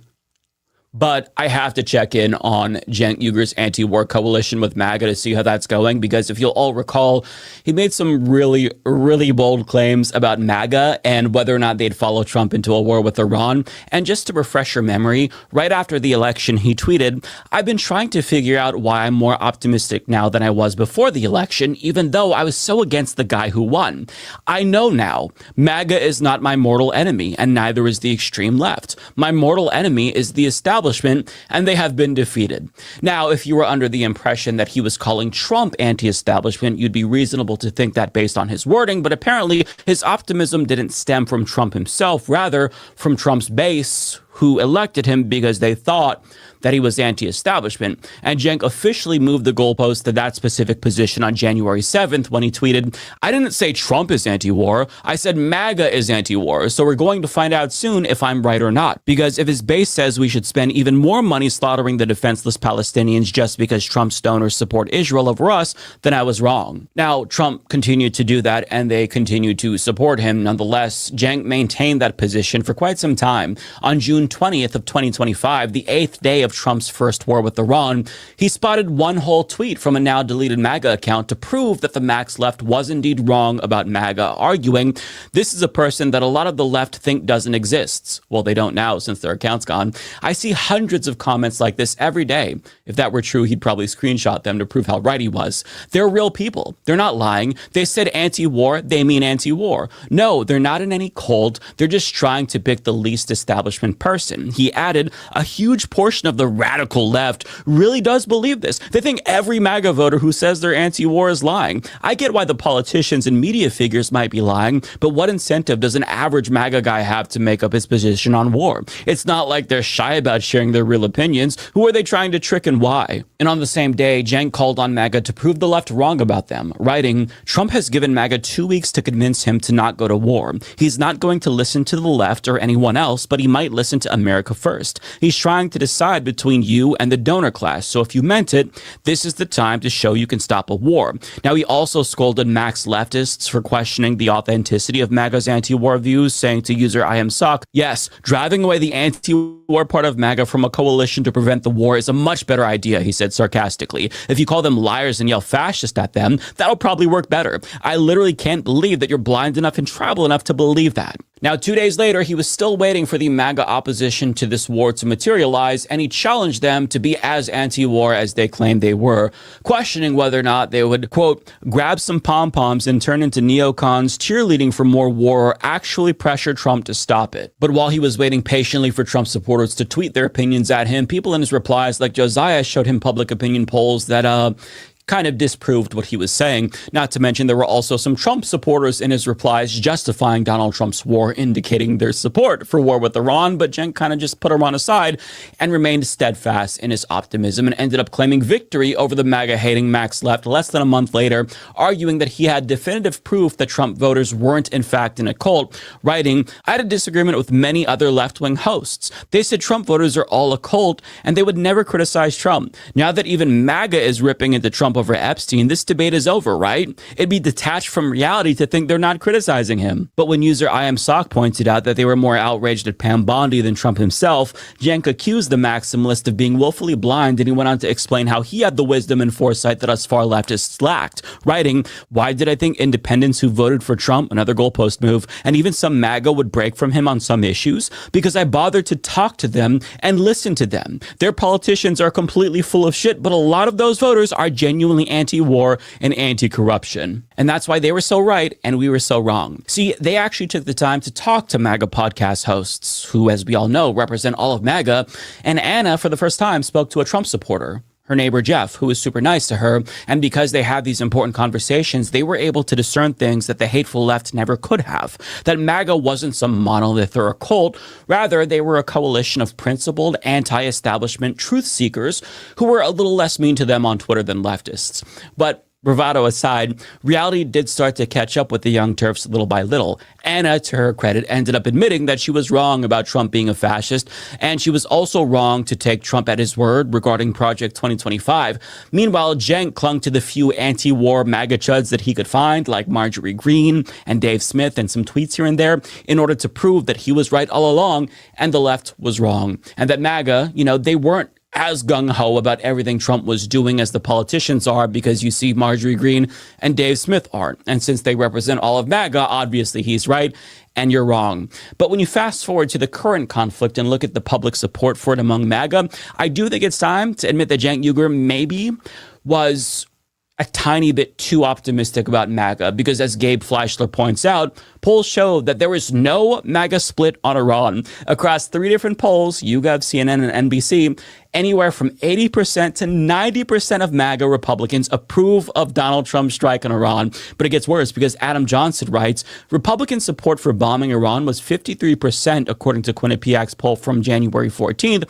And then it shot up to 85 to 90% after Trump attacked Iran on February 28th. So there is a vague current of anti-war sentiment within the GOP, but the lesson is that it's superficial and easily jettisoned whenever their cult leader goes neocon. He adds, one more piece of context worth adding is this 2015 PPP poll. It found that 30% of Republicans supported bombing Agrabah, the fictional country from Aladdin, with only 13% opposing. Dems were 19% for, 39% opposed. The degree of knee-jerk anti-Muslim racism can't be overstated. In other words, Cenk, my friend, buddy, I think it's time for you to fill out that apology form to the max left. It's time for you to take the L. Because if you just pretend like you weren't comically fucking wrong about MAGA, I don't think you can live this down. But if you take the L and you say, yes, I overestimated MAGA's ability to be principled, I think that we can move on. But you were so smug and comically wrong that you can't just pretend like this didn't happen. They support war. You were wrong and you have to eat shit and admit that you were wrong. Now, listen, in all seriousness, I'm having a lot of fun, but I'm not trying to needlessly shit on the Young Turks because, I praised Cenk with a couple of videos last year when he took genocide supporters to task. I thought that was commendable, so I give credit where it's due. But I think that we need Cenk's major fucking L to serve as an example for other MAGA curious pundits and even some potential 2028 Democratic contenders that you cannot reason with MAGA, and if you do, we're not going to take you seriously. This is a political cult that cannot be reasoned with or appealed to. As Cameron bluntly put it on Twitter, I don't know what word we can use to describe these people, but sheep or cattle. They literally have zero beliefs about anything except supporting Trump. And believe it or not, that's actually a really important point that everybody needs to acknowledge, because if we don't acknowledge that fact of reality, then podcasters are going to continue to coddle MAGA dipshits, and politicians will continue to water down their policies in hopes of appealing to MAGA dipshits, a portion of the population that is living in an alternate plane of existence and are totally not fucking gettable. And I have to pick on TYT a bit because they were one of the few centrists or populists or whatever they call themselves these days who still feigned ignorance about MAGA when everybody knew it was nothing more than a glorified political cult comprised of empty heads to be filled with the values and principles of Trump's liking. And almost everybody saw it, so the question is what took them so long? Even Trump's cronies see it. For example, Trump is apparently giving shoes to his cronies, and they were afraid to not wear them, even though, at least when it came to Marco Rubio's shoes, they were clearly too fucking big. But if Rubio doesn't wear them, then he risks offending Donald Trump. And if you offend Daddy Trump, you offend the MAGA hive mind, which you're going to need on your side if you want to run for president in 2028. So do you want to know what Marco Rubio did? He beclowned himself and put on those big-ass fucking shoes because he needs to stay in the good graces of the MAGA cult leader, because he knows that it all could go tits up for him with a single fucking tweet. He'd get excommunicated like that. But if you're wondering how people as intelligent as Cenk Uygur and Anna Kasparian could possibly think MAGA isn't a cult as late of 2025 and presumably 2026, It's because they have terminal cases of podcast brain, where they think that MAGA podcasters are somehow representative of regular MAGA voters. In fact, they probably still think that MAGA is anti-war, because in one of their latest videos, they talk about how Trump is taking heat from MAGA, but it's just MAGA podcasters like Megyn Kelly and Joe Rogan, as if the skepticism of Joe Rogan and Megyn Kelly is indicative of a broader trend with MAGA voters. But just take a look. It is exactly the opposite of what President Trump ran on. Exactly the opposite. And yet Fox News is salivating over the prospect of more war, an extended conflict, and Lindsey Graham is its spokesperson. You do be seeing Lindsey Graham on Fox News quite a bit these days. Like, I feel like he makes multiple Fox News appearances per day. He's like sweaty. He seems a little bit manic, like super excited, like salivating over the thought of like bombs dropping on the heads of civilians in these Middle Eastern countries, like totally depraved lunatic. And it feels good that for once you're hearing people who aren't on the left call it what it is, okay? These people are warmongers, and Trump did renege on pretty much everything he campaigned on. Yes, because glazing fascists who helped Donald Trump get elected is, I guess, preferable to admitting that they were wrong and the left was right to call bullshit on how anti-war MAGA was from the very beginning. But, putting aside my own pettiness, I actually do think that people like Anna Kasparian and Cenk Uygur, they do need to admit that they were wrong about MAGA, full stop. Because this idea that MAGA can be courted and won over is naive and downright fucking dangerous, because it's keeping the Overton window firmly in the right when we need to cut our losses and move forward without MAGA if we ever want to make progress in this godforsaken country. And even though leftists like myself have been accused of living in echo chambers, the reason why I'm so cynical about MAGA is because I know them better than a lot of people. As I explained on a recent Rat on Leftist Mafia, I'm cynical about them because I have them in my family. It's not that I'm getting my idea of who MAGA is from podcasters. I know these people in real life. Okay, this is a non sequitur, but I have to bring it up because it still triggers me. Anna Kasparian and Cenk, how they talk about how, and I'm so sorry, I have to do this. They talk about how, oh my God, nobody wants to talk to the other side. Anna Kasparian's like, I actually talked to my neighbor Jeff. He helped me carry in my bike and he was lovely. It's like, okay, that doesn't mean you are like, that's not an accurate representation. You don't live with these people. You don't go to Thanksgiving with them. You don't have to interact with them anytime a family member's in the hospital or a fucking funeral happens. Like, you don't have to live with these people and suffer. Like, they don't make you suffer. You could say, bye, Jeff, and close your door, and you never have to see Jeff again. Maybe like when you're leaving and you see him in the parking lot. Like, you don't have to deal with these people. The people who are the most cynical about MAGA are the ones that have them in their motherfucking family. And that's me. I have them in my family.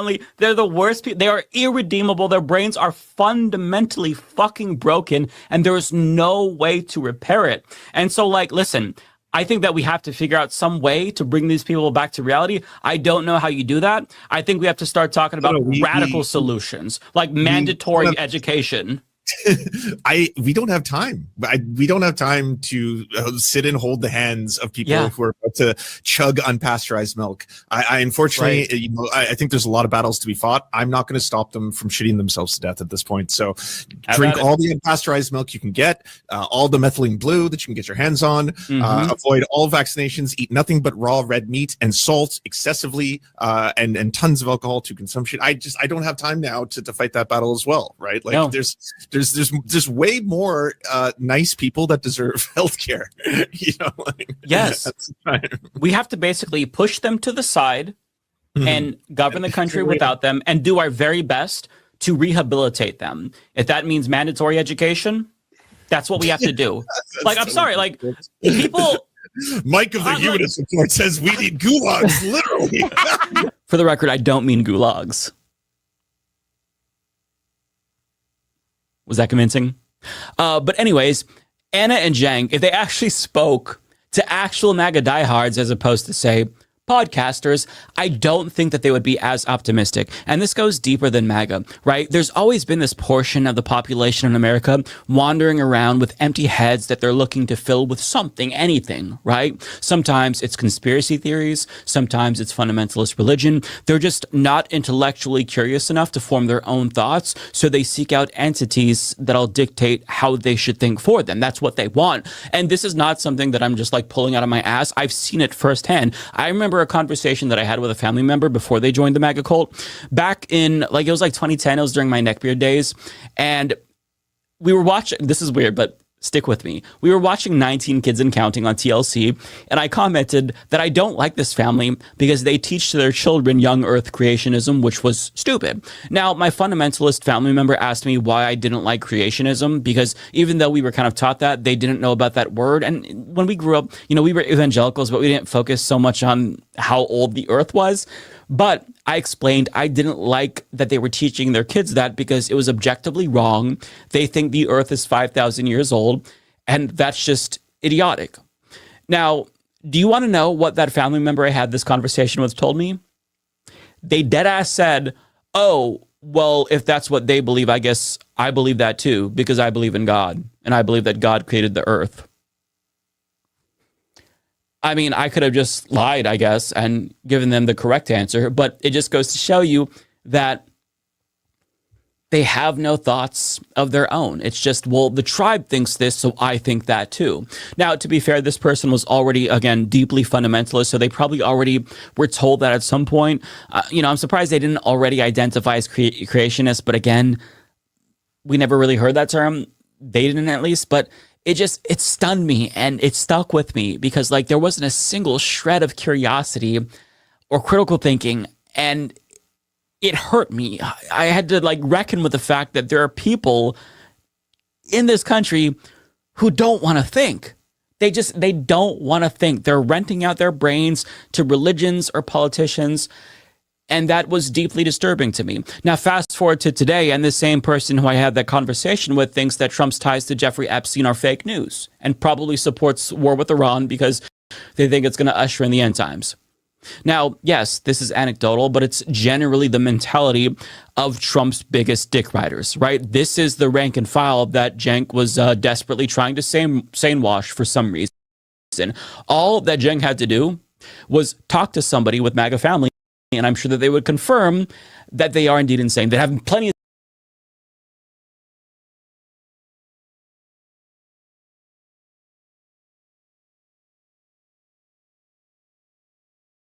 with my uncle, and Cenk would try to bring up like paid family leave, and my uncle would start shitting his pants and shrivel up into a corn cob at the thought of any person of color or any immigrant benefiting from some kind of support from, corporations or the government. It's just not acceptable, even though he's on welfare himself. Like, the bottom line is that there's no getting through to these people, and it's frustrating that individuals like Cenk and Anna are so dense that they refuse to acknowledge that reality, and this reality is important. We all have to come to the same conclusion if we're ever going to survive as a country, okay? We have to disregard everything that they say and just move forward without them the best that we can, because if we keep ascribing intelligence to them and pretending like we can get them on board for some vast political coalition, we're going to continue to let them hold us back. That doesn't mean that you don't try to foster class solidarity among working people, because of course that is the ultimate goal. But my point is that we need to get better at knowing when to cut our losses, knowing when people are just too far gone mentally. And MAGA truly is a lost cause. If you are still with Donald Trump in 2026, the year of our Lord, you are a lost fucking cause. And us fixing the country hinges on the sane Americans waking up and acknowledging that uncomfortable fact of reality. You could make the case that maybe we shouldn't even be there at all, because we don't need it. We have a lot of oil. Maybe the #1 producer anywhere in the world times 2.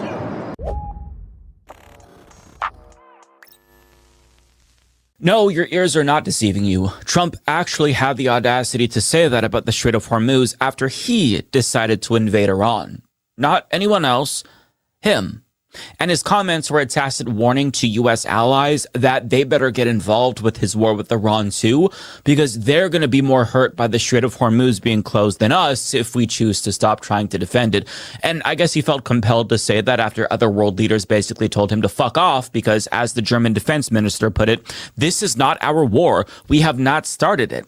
But Trump's asking them to bail him out because he very clearly didn't expect this to happen. The New York Times reports at a meeting in the Oval Office last week, a frustrated Mr. Trump pressed General Dan Kane, the chairman of the Joint Chiefs of Staff, about why the United States could not immediately reopen the Strait of Hormuz, and it had to be explained to him that it doesn't work that way.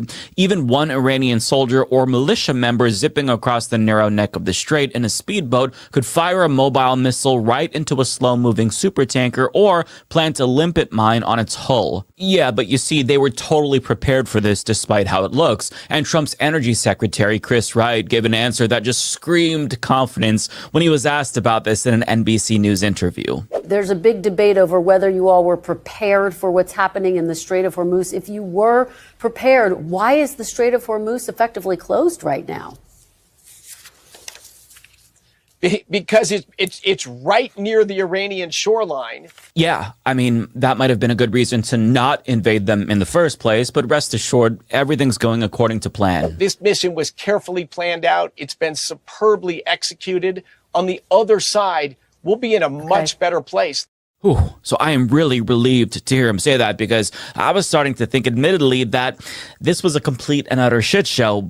But thankfully, he says it's being superbly executed, and it only looks like Iran is clapping our cheeks because the fake news media wants us to think that Iran is clapping our cheeks. And that's basically what Trump said in a March 14th post on Truth Social. And a day later, in an unnecessarily long screed, he even accused the U.S. media of colluding with the Iranian government to make it seem like Iran is doing better than they are. And complaints by Trump about media bias led to FCC Chair Brendan Carr threatening to revoke the licenses of broadcasters if they don't, quote, correct course, meaning that if they report the truth about Iran's war and give viewers an accurate assessment of how poorly it's going, then they're going to be penalized by the federal government.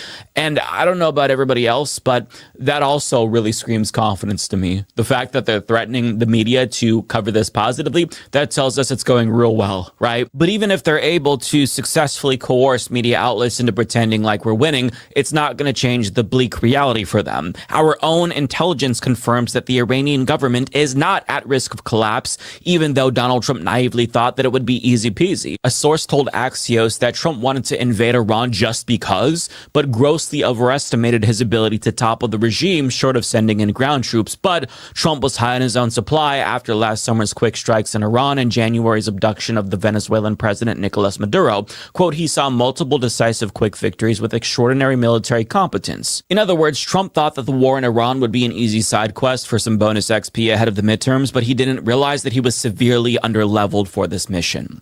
But that's also true for our partner Israel, who's dangerously close to running out of interceptor missiles because, get this, they never replenished their stockpiles after they were depleted from last year's 12-day war with Iran, which is insane.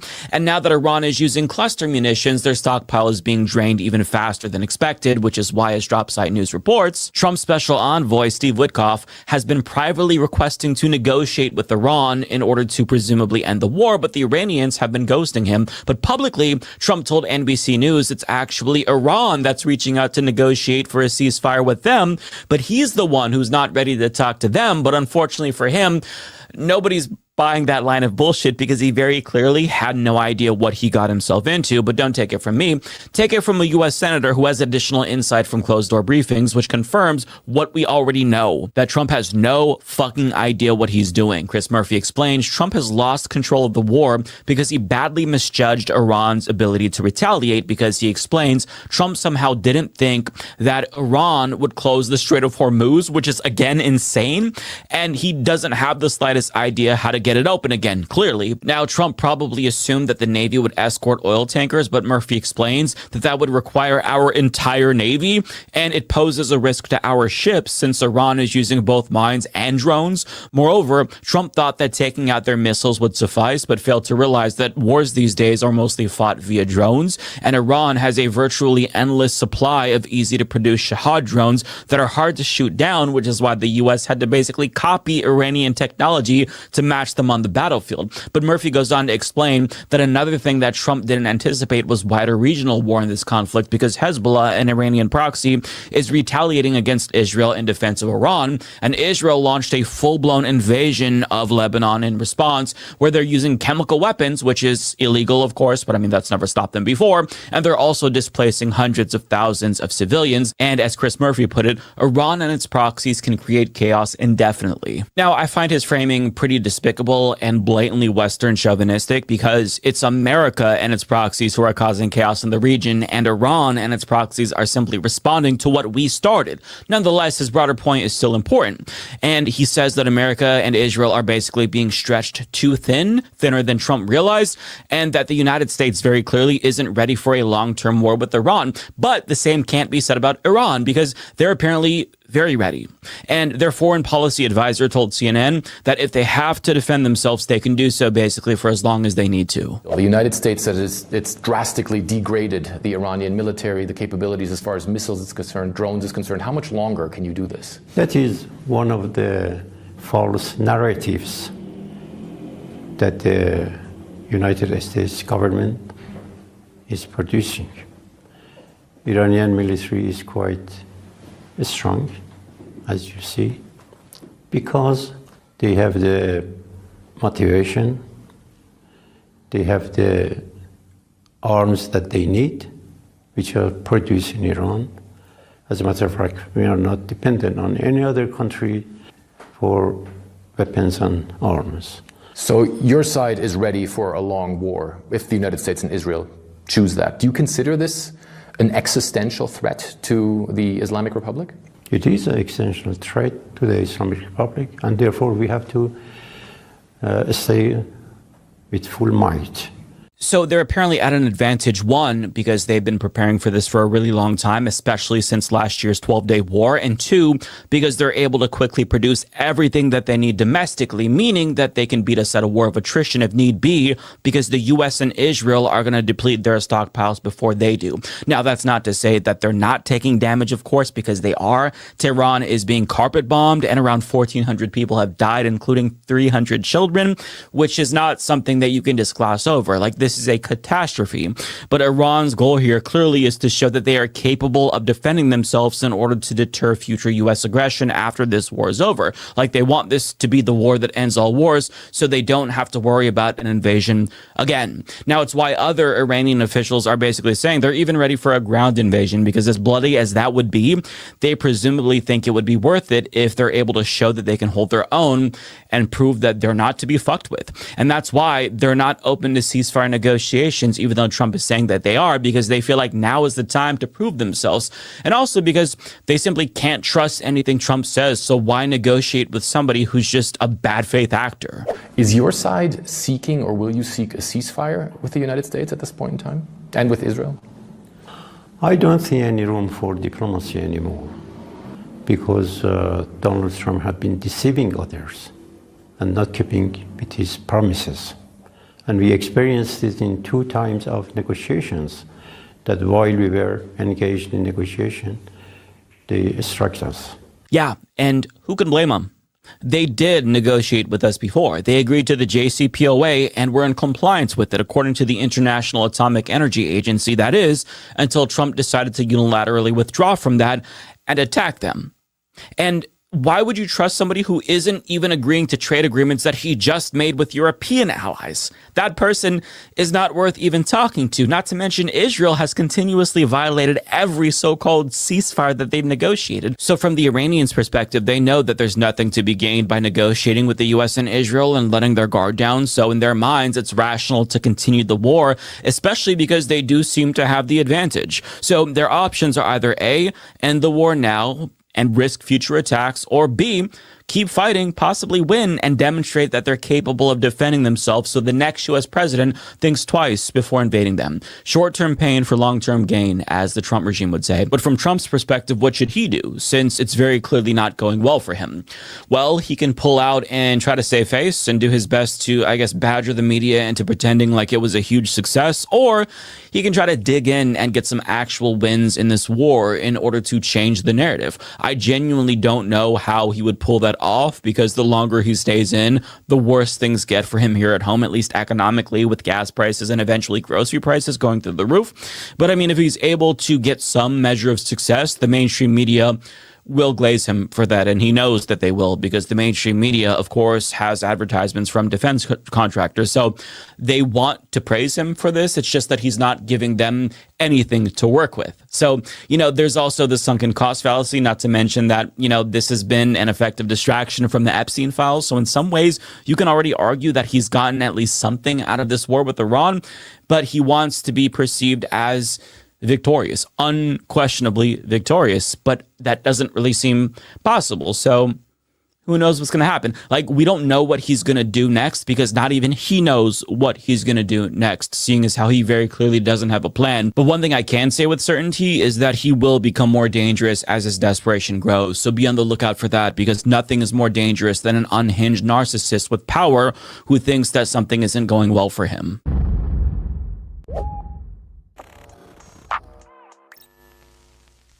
Well, we had some pretty significant elections take place tonight in the state of Illinois. Specifically, there were multiple Democratic Party primaries, and in a word, they were disastrous. I don't know how else to describe it. Basically, it was the worst case scenario across the board. Multiple progressives got wiped out, progressives split the vote, and AIPAC is now doing a victory lap online. Literally, they tweeted out, being endorsed by Bernie Sanders, Ro Khanna, Justice Dems, and Sunrise Movement was a kiss of death in Illinois.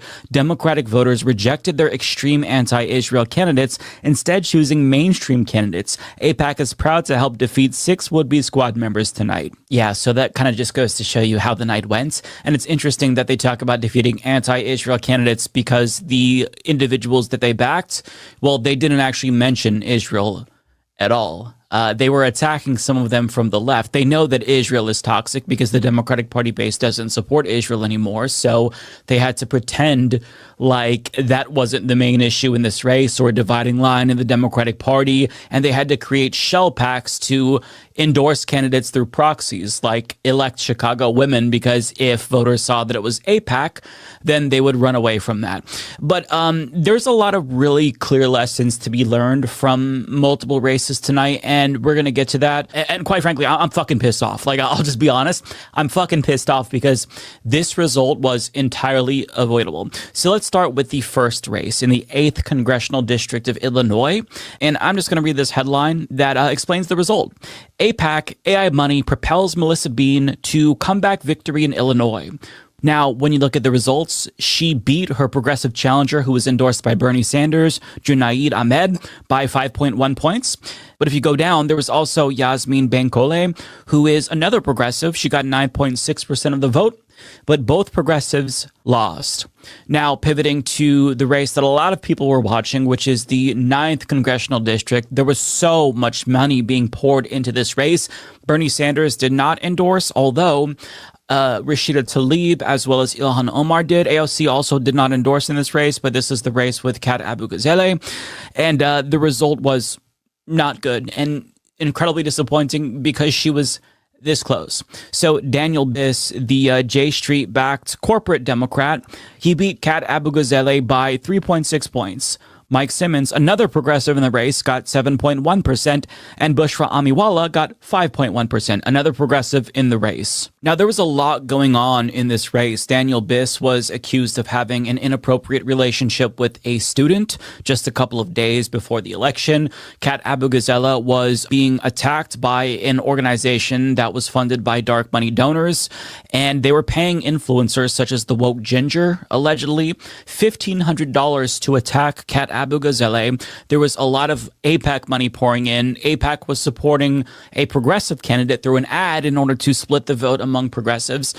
And there was a lot taking place, but the result really didn't have to be this way. On one hand, you could say it's great because AIPAC's preferred candidate, Laura Fine, ended up coming in 3rd place, but we could have had a better result where the progressive, or at least a progressive, won, but it didn't happen because apparently progressives in this particular campaign or in this district, they don't know how the fuck to do math.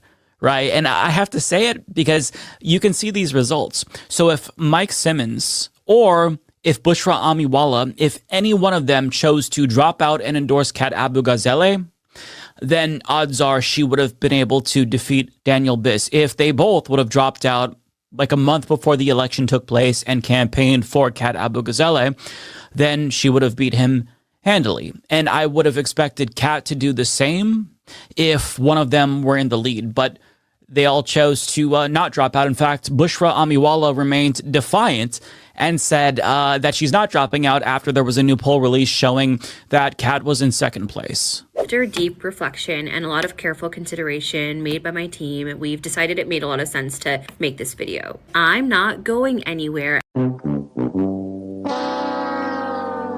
Yeah, so she decided to stay in, even though she knew that it could risk splitting votes. And guess what happened? AIPAC released an ad supporting her, saying how progressive she was. Now, they don't actually support her, but what AIPAC was trying to do was split the progressive vote. And even though she condemned it, she didn't do the thing that she needed to do to help the progressive win. Neither did Mike Simmons, and the same is true for the race with Melissa Bean. If both of the progressives got together and agreed, hey, maybe we should drop out and endorse the other depending on who's in the lead, so that way we don't split the vote, then that could have been a different result as well, because the margins are very close, right? So in the event we had progressives who actually knew how to do math, they would have possibly turned out a victory here. But now, not only did the voters fuck up by choosing the most milquetoast candidates in the 8th district. I mean, they voted for the AIPAC AI-backed candidate, so great job, voters. If you complain about fascism, well, you have nobody to blame but yourselves, because candidates like Melissa Bean are exactly why voters feel disillusioned with the system and why fascists end up winning, so great fucking job. But I also have to blame progressives here, because this was very clearly avoidable. Going forward, we need to understand that if candidates running for office are in a race where there's multiple progressives. I mean, in the 9th district, there were like 15, 16 candidates and multiple progressives. So if you have overlapping policy platforms, you all need to get together and agree.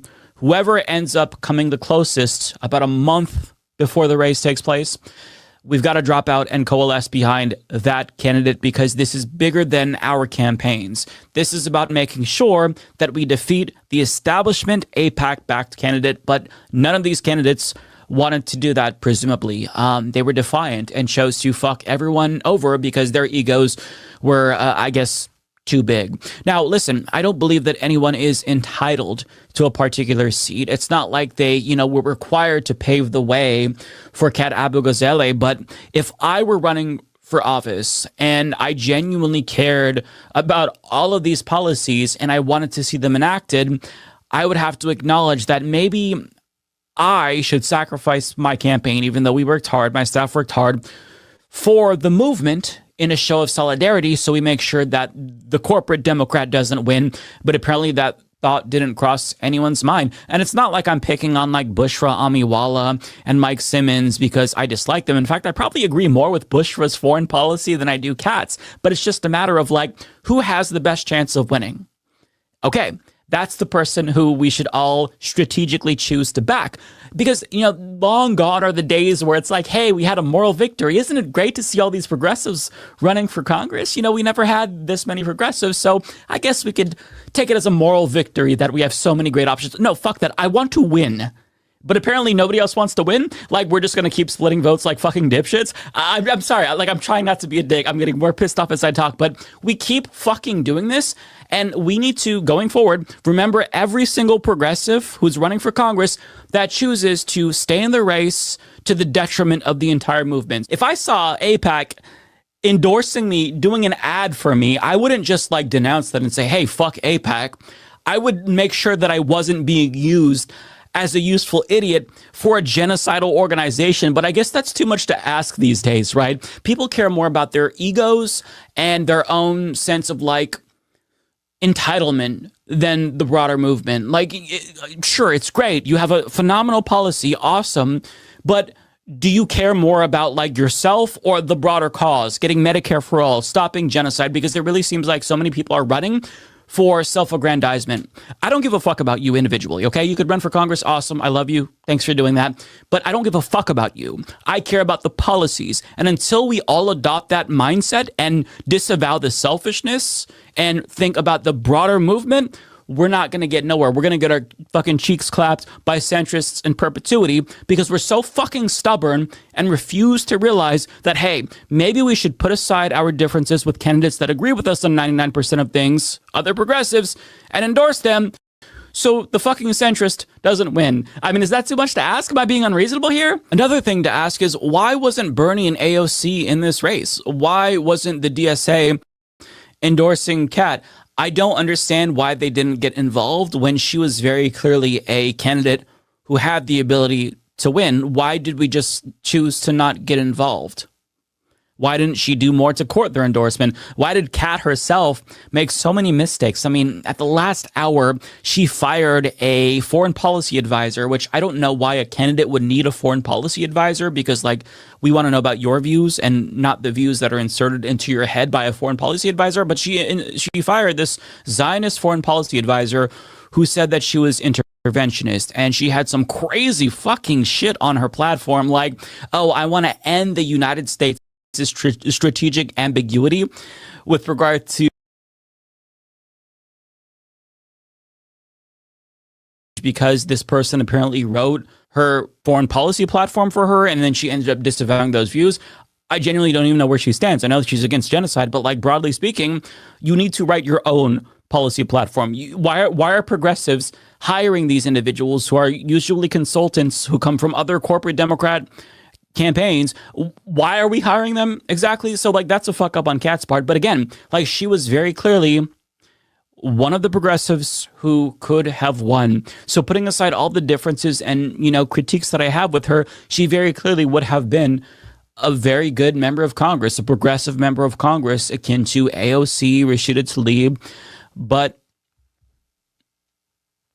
we saw what happened. So I guess I'll end by saying, if you plan to run for Congress anytime soon, make sure you know how to do math. If there's a progressive running in the same race as you and they have a chance of winning and you don't, you need to drop the fuck out and endorse them. There's a reason why New York progressives have been so successful. Now, also, they had ranked choice voting in New York, which is different. Like, if there was ranked choice voting, it wouldn't make a difference. But if you are in a winner-take-all district, then you really are being extremely selfish. And it's worth pointing out that AIPAC is doing more to attack candidates from the left, right? So a lot of these candidates, I'm going to be looking at them with side eye if they have this progressive platform and they come out of nowhere and they're taking up like 5-6%. But there's another progressive and they could endorse that individual, but they're staying at the race. Like, I'm going to view them as basically an op for AIPAC, either wittingly or unwittingly, because what they're doing is the bidding of the establishment and the bidding of AIPAC. So there's not much left to say.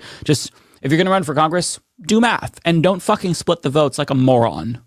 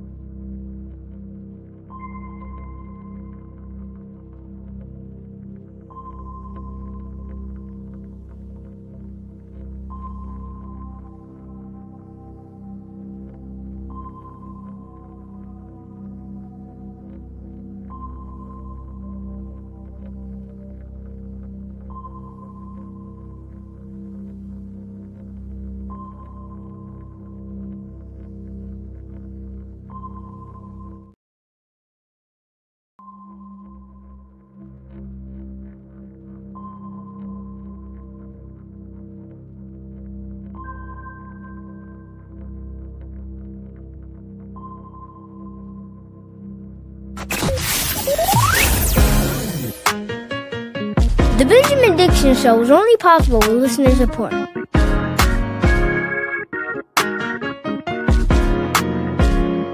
Go Go to patreon.com/the BPD show and support the Benjamin Dixon Show. Welcome, ladies, gentlemen, and gender non-conforming individuals to another episode of the Benjamin Dixon Show. I am, of course, your host, Benjamin Dixon. Today is Thursday, March 19th, 2026, one day before March 20th, if that has any significance to anyone in the chat. Anyway, today has been, this week, this month, this year has been more than interesting. It has been a year, a month, and a day that seems to be concentrated on questions of God and faith and politics and chosen people and holy lands and justifications for war and genocide. Oh, this land belongs to us.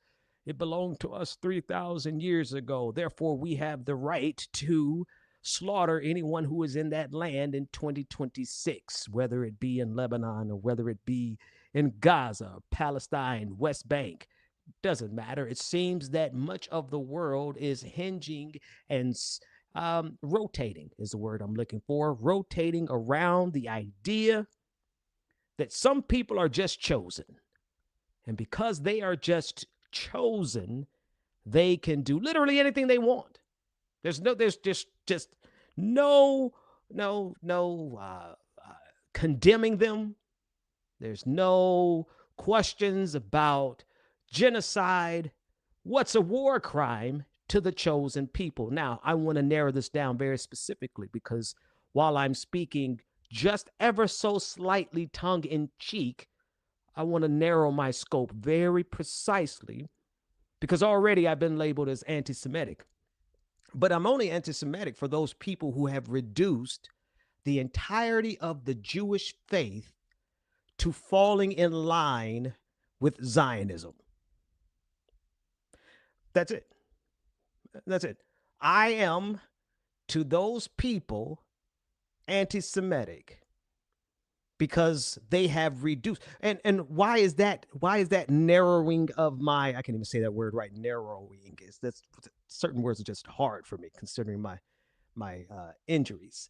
But the focusing, let me use that one, the focusing of my scope ever so precisely on Zionism is because it's just a fact that not all Jewish people support the genocidal state of Israel. Today has been very interesting. They've come after our comrade Hassan Piker. In the Wall Street Journal, the third way liberals have said that the Democratic Party should avoid and cast out Hassan Piker because he's anti-Semitic. Anybody who's watched that brother's content knows very well that he makes a clear delineation. And they who are they, Zionists, hate when we make it crystal clear that we understand, not just rhetorically, but we understand because we actually have relationships with plenty of Jewish people who are just as viscerally opposed to Zionism as we are. In fact, some of the best understanding of why it is anti-Semitic to label all Jewish people as Zionists come from Jewish people, come from people who are adherents of the Jewish faith, Judaism. I have spoken at great length with several rabbis who make it clear that they understand that what Benjamin Netanyahu and the far-right Likud party and Israel in general have been doing and continue to do is anathema to their own faith. But it is necessary, as it always is, because I'm not going to stay there. I'm going to come to how this is done in the Black community. It is necessary to completely and totally erase any opposition that would betray your proposition. I didn't mean to rhyme. Maybe I did. I don't know. Any opposition that undermines your position is something that has to be erased. What do I mean? Zionists absolutely hate Torah Jews, Jewish people who abide by the Torah and know that the state of Israel is anathema, blasphemous, anti-Judaism. And so what do? It is eminently necessary that they silence those voices. In fact, you will find video after video of the state police in Israel beating protesters of the state, and you will see that the people that they are beating are overwhelmingly Orthodox Jews who follow and adhere to the Jewish faith, as has been their custom for centuries. But they beat them in the streets because they cannot allow voices of opposition to rise from within their own ranks. Why is that? Because if the world heard the voices of Jewish rabbis who are very clear that what the state of Israel is doing in Palestine is not only genocide, but it goes against the Jewish faith, well, you just neutralize, you just drop the mother of all bombs on this claim of anti-Semitism for anybody else on the planet who sees it very clearly. And to be honest with you, sometimes I get a little weary, my friends, of having to speak so precisely when we're looking at genocide in the face. This is the other side of the coin. I'm going to move to black issues in a minute because they do the same thing to us. Who are they? People in power. Doesn't matter if it's in Israel and Benjamin Netanyahu and his party and sadly the majority of the population of Israel. Doesn't matter if it's over there or whether it's the Democratic Party here in the United States of America. People in power cannot permit for there to be opposition to their position from right inside of their ranks. They can't. So they completely erase all of it. But there comes a time where you just get tired of having to maneuver through the hurdles of doublespeak and propaganda when they are bombing and killing entire classrooms of children in Lebanon every day, just like they did in Gaza. There is a moral rupture that is happening across this land. There is a moral, is this thing on? There is a moral rupture that is happening across this planet. People who can look at actions that are decidedly evil and create justifications for it. People who can look at all of the children who have died. And it's not just since October 7th, 2023. Go all the way back to the Nakba. Go all the way back to the original occupation. Go all the way back to the apartheid system. Go all the way back to the routine and ruthless murder of Palestinians. But the concentration of clear-cut evil. Let me move off of Zionists for a second because the United States of America is doing it right now. Not that we haven't done it through history, mind you. I have an ambivalent relationship with the United States of America. I do. It is my home. And I have been properly indoctrinated since a child. Funny thing about indoctrination, I was properly indoctrinated as a Christian growing up. But through life experience and love of worship. Y'all know I love to sing. My favorite songs to sing are church songs, hymns. So as I got older, I decided for myself about my faith. As I got older, having been properly indoctrinated by the United States of America, I decided for myself about my patriotism. And I understand fully that it is more patriotic for me to oppose the evil that this nation has done, not only presently, but throughout the entirety of our history. It's not enough just to say what we're doing today is evil. Bombing schools, double tapping schools with Tomahawk missiles. We got to condemn that. But if we can't condemn the fact that this nation was birthed in genocide. This nation was birthed in enslavement. This nation was birthed in the cruelty that would do to the children of indigenous people and enslaved people what is currently being done. Maybe we didn't do it with Tomahawk missiles from 1619 forward, 1492 forward, but we did it. We murdered, we raped, we pillaged, we plundered, and then we oppressed for centuries. I say we because I don't have another home. See, that's the ambivalence. I can't claim the safety and the peace that we are afforded within the heart of empire without also owning the evil that got us here. Yes, I know I'm a descendant of enslaved people. I know that black people in the United States of America are essentially exiles taken from our land, enslaved here. And even though we were set free, we are still exiles in this land. So I know that I don't own it in its entirety, but I cannot sit here and enjoy the peace, Pax Americana.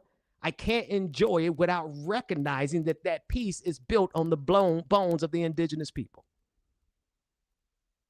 You can't. And so it is necessary for me to hold, I don't know about you, but I got to hold that ambivalence in me to say that the United States of America, if it is to survive, must account for every crime. And what's so frustrating is that even though we, for a brief moment in time, were trending towards a more perfect union, it felt really good around the 80s, 90s. You know, if you don't pay attention to what was going on overseas, if you didn't know about what was going on overseas and you were just growing up during the time of the Goonies, Star Wars, you know, The Empire Strikes Back, not the original Star. I wasn't born in '79, but I came around just in time for The Empire Strikes Back. When you don't know what's happening in the Middle East and you're growing up on Saved by the Bell, you know. When you are enjoying blindly unaware, blissfully, not blind, blissfully unaware of the evil that is being done. But watch this. You know what I realized, friends? The cruelty of the United States of America's imperialism was never necessary for our domestic tranquility. That's what I know. The cruelty and the evil of American imperialism abroad was never necessary for our domestic tranquility. What do I mean? It doesn't require imperialist wars for us to have peace in the heart of the United States of America.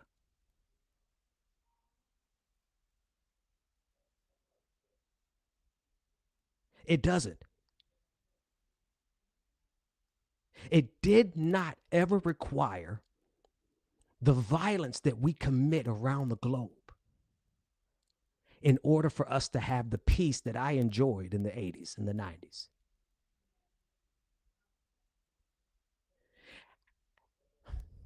Why does that matter? Because that tells us that there are things that this nation does that it simply does not have to do in order for us to be a nation. Can I say that again?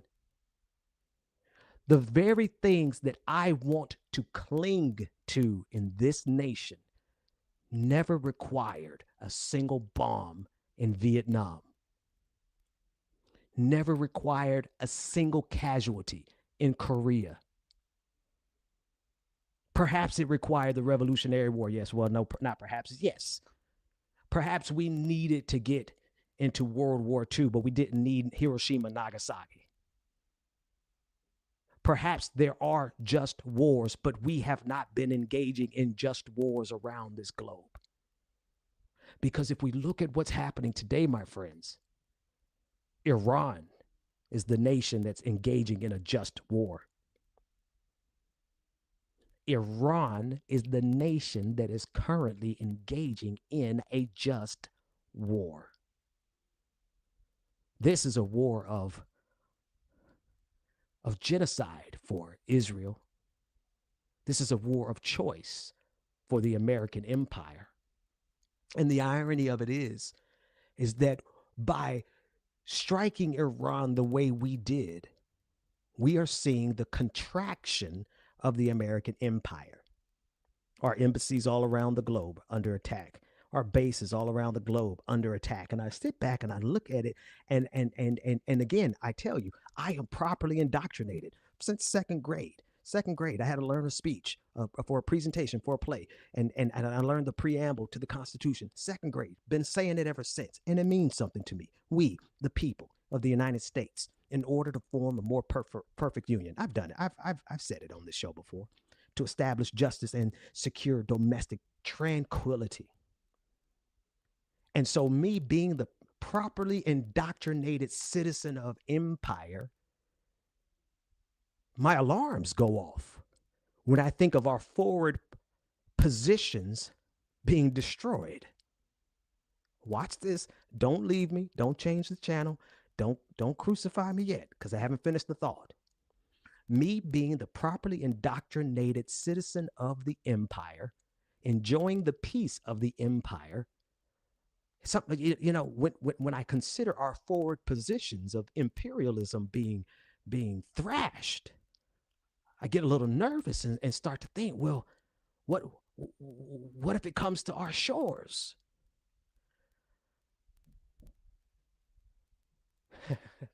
But then me, who has known, and not known, but learned better.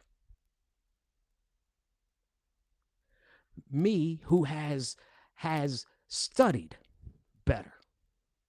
Matter of fact, me, who has had time to sit with the Lord. Here's the thing. I never understand how people, I'm going to finish my other thought, but I have to go on this side quest for a second. I never understand how people who can read about Jesus can turn around and justify war. So the more I sat and learned and studied at the feet of Jesus, the more I realized none of that mess, those 900 bases that we have all over this globe, were ever necessary for our internal peace, for our domestic tranquility, the thing that I want to leave to my children, the thing that I want them to have, which is a functioning republic where we can impact the trajectory. We, the people, can impact the trajectory of this nation. That doesn't depend on 900 military bases abroad. And so the properly indoctrinated me that learned the preamble of the Constitution in second grade gets beat up on a regular basis by the liberation gospel me that says, Negro, you don't need a single forward base intruding on the sovereignty of other nations for you to have domestic tranquility. I say that because, like I said, I wrestle with this ambivalence every day. Every day.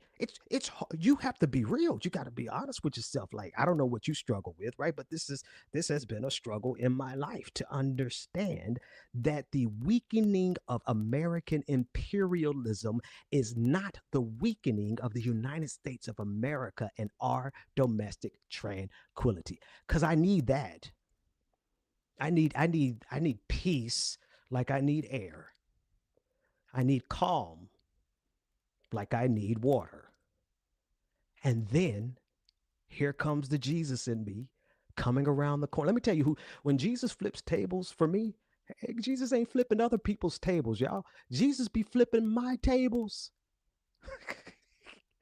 I look at my children and I see the peace that they have, and I worry about them losing that peace. And here comes Jesus in my ear saying, what about the peace of the children of Sudan? What about the peace of the children in the Congo, Gaza? How, and really, no, when I get convicted, I get real convicted. How dare I grieve the possibility of my children losing their peace when they're children on this planet who have never even known the concept. How dare I? I am preemptively grieving the loss of this republic because I know what that means for my children's future. And there are children around this globe who have not for a second even had the time to comprehend what is peace. What is peace for a child who's working in lithium mines, cobalt mines, being beaten, sexually exploited, being bombed, occupied territory, watching their family members die in the most horrific ways imaginable. It's not to beat up on myself too much, but to wrestle with the fact that if we want peace, then the American empire has to die. And I say that, watch this. Y'all could get mad at me. MAGA could get even worse mad at me, even more mad at me. I say that as a patriot. I don't care about the title of a patriot, but I tell you, a person who actually loves their nation would tell you that if we don't stop doing the evil that we do on the global stage, then all of this potential for domestic tranquility, because that is even a facade. It's all a facade. No, I don't have to worry about bombs dropping on my head, but I do have to worry about the fact that I can't get insurance for my family without paying $2,000 a month. If anybody in my family gets sick, we'll be bankrupt. You know, how many young black kids grow up in neighborhoods? I just barely escaped the hood. I grew up hood adjacent. I walk through the projects to get to school. You know, I live in working class neighborhoods. You know, I'm just on the opposite side. I'm not even across the tracks. I'm right there at the tracks. I'm not in the white neighborhood yet. I'm right on the same side of the track as most of the hoods, but I'm far enough away from the violence for my children to grow up in peace. And so that domestic tranquility is even a farce within our empire, within our nation. What I'm saying is this: if we don't position our thinking and our hearts and our minds from somebody else's perspective, then we will go through this life oblivious to the destruction that we are bringing to ourselves. My children cannot have peace if my neighbor's children don't have peace. My neighborhood cannot have peace if my city can't have peace. What's happening on the other side of my city will come to my neighborhood if we don't care about the harm happening to people on the other side of the city. You're with me, right? You follow me. You know where we're going next. I cannot have peace in my family, in my neighborhood, in my state, in my nation, if children on the other side of the ocean can't have peace. Why? It might take a little while, but the chickens always come home to roost. It might not happen fast enough for us to associate causation, the causal factors. We might forget that the reason we got struck on 9/11, if you believe the primary narrative, which, okay, I will, is because of what we have been doing in the Middle East for decades. My peace is predicated on your peace. Your peace, our peace, is predicated on the peace of children on the other side of this planet. And that our nation is bombing those children. Then how can we cry when we lose the peace for our own children? How can we grieve when our nation crumbles while our nation is destroying so many other nations. This is the arrogance of Donald Trump now more than ever. Like, this is not, don't mistake me. I know this has been an American problem, especially since World War II and the setting in of the military industrial complex. But I don't know that we've had a president who has crystallized their language as imperialist, transparently imperialist, as Donald Trump. He said, I can do whatever I want to do to these nations. Pete Hegseth said today in a press conference about the war in Iran, he said that the destiny of Iran is in America's hands. You arrogant, pompous, white supremacist. That's why Iran has to dog walk us. This is the weird thing. The most patriotic thing that I could say in this moment is that Iran needs to whip our butts. Because if the United States of America doesn't get a chin check right now in this moment, then the full destruction of everything, not just the empire, but this nation, not just our forward bases, but our domestic tranquility, all of that's gone. And we, perhaps not we the people, but we the people still would be the ones to suffer. We would not have earned it. We would not have done it ourselves, but our tax dollars did. You know, one thing I always think about, you know, my mind is always on some, what I call supersonic solar shit, trademark. I always think about what it must be like, or rather what it must have been like to be just the average dad or mom or, you know, whatever identification was allowed during the time, to be an average citizen in the heart of empire as empires through history fell. What was it like to be in Egypt at the fall of the Egyptian Empire?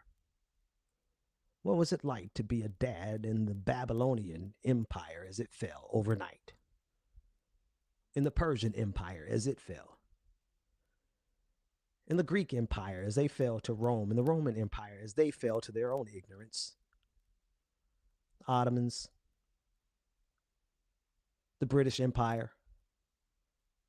I don't know what it was like for them, but I don't like the way it feels being an average dad in the fall of the American Empire. And I would very deeply hope that some way, somehow, we could stop it. But it literally will not stop until we stop, and not just stop. See, we can't just stop our imperialism. We have to actively undo it. We have to give recompense. We have to give reparations. We have to go every nation on the face of the globe that we have exploited. If we want to survive as a nation, forget the empire. The empire must die. I'm talking about if we internally don't want ourselves to fall to the chaos of the balkanization of the United States of America, where the roving bandits have taken over the streets, where the local warlord is dependent on who has the most guns, where the men of the city can roam throughout the city and have their way, knocking on any door they want. Man, listen, side note, y'all, I just went through 3 illusions, and if you got them all, shout out to you. Man, if we do not want to see the internal chaos that is due us, then we can't just stop empire. We've got to actively undo it and plead for the forgiveness of the globe. Plead for it. $200 billion about to be authorized by the President of the United States to fund the rest of this war on Iran. versus $200 billion not only spent internally to bless the people internally, but to rebuild Gaza, to rebuild Tehran, and see, the problem is, folks, you can't bring people back to life. You can't raise people from the dead. Till Jesus get here, and whenever that happens, y'all let me know. Cool. But until then, we will always have the stain of every life that we have taken on our ledger as a nation. And so for anyone who is interested in maintaining the domestic tranquility, such as it is, don't get me wrong, I would love to be able to go to a doctor and get some things checked out, but I know my copay won't allow it. Don't get me wrong, I would absolutely love to not have to live paycheck to paycheck. I would absolutely love for America to be better than what it is.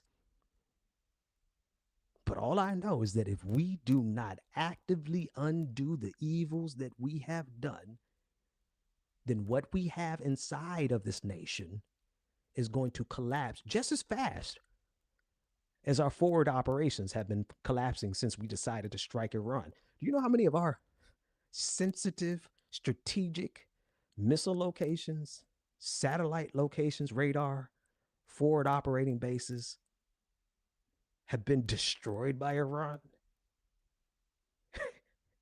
And it's a weird feeling, but I sit back and I cheer and say, God bless America, because they, Iran, are helping us, we, the people inside of the United States, who are as captive to the military industrial complex as the globe. We just get the illusion of peace, the illusion of democracy. What am I saying? I don't know. I'm just talking, man. Whatever y'all get from it, you get from it. But all I know is that as a dad trying to raise kids and let them at least have, damn it, the delusion. You know, little did I know when I was watching Power Rangers that we weren't really free. I just knew it was a nice, quiet afternoon, 1992, when Jason and Zach and Billy and Trini and, dang, I forgot the Pink Ranger's name. What's the pink name? Was it Kim? What was the Pink Ranger's name? All I know is that it felt like peace. But we're coming into a generation where our children in this nation will not know peace. And that ain't nobody's fault but our own. The United States of America, you know, understand what I'm saying? It's our fault collectively as a nation because we have been unable to loosen the chains of imperialism that grip this globe and strangle us internally. Well, Iran looks like they have a solution for that problem. Iran looks like they have a solution to that problem. And so I say, God bless Iran as they bless the United States by freeing us, or at least loosening. At least maybe they're not even loosening. I don't know if Iran is going to win, but what they have shown is that American imperialism abroad is not immortal. And what they are showing is that American imperialism abroad was never necessary for us to have peace inside of our borders.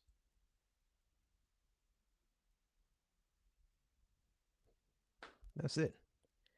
Now back to these Democrats, right? Because we started this conversation dealing with the erasure of Orthodox Jewish, rabbis, like entire movements of rabbis and Orthodox Jews who oppose Zionism with just as much ferocity as any of us. But it's so critical for Zionists to erase them because they cannot let the world see that there is a large faction of Jews who oppose Zionism expressly. They not just Zionism, they oppose the state of Israel. This is why they hate them. I'm gonna get back to Democrats and the black folks in a second, right? But you got to understand, what does it mean to have a Jewish, not just a Jewish rabbi, but an entire movement of Jewish rabbis who say that the state of Israel doesn't even have the right to exist. Not only does it not have a right to exist politically, but spiritually, based on the Torah, that it does not have the right to exist. Oh man, that's a debilitating blow to the collective identity that they're trying to force on all Jewish people through Zionism. They hate anti-Zionist Jews. Oh my God. Benjamin Netanyahu would just as soon kill an anti-Zionist Jew as he would kill a reporter in Lebanon. Or was he in Iran? Where was that Russia Today reporter who got barely missed by a rocket? And that's because every single group, no group that's trying to maintain power can allow there to exist inside of their own ranks the very antithesis. I mean, the Achilles heel. I mean, the kryptonite, the poison pill that completely demolishes their entire worldview and their frame.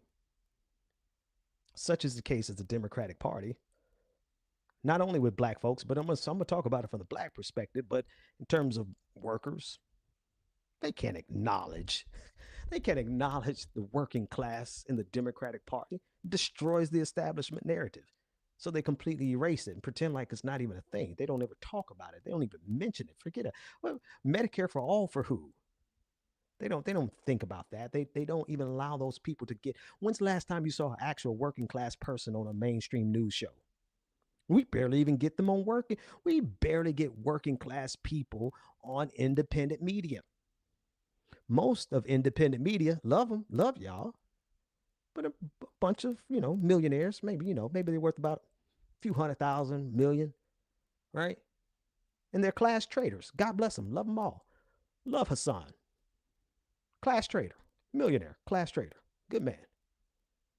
But we rarely get what we have here at This Space TV, whereas actual working class people who have to get off work and come grab these mics.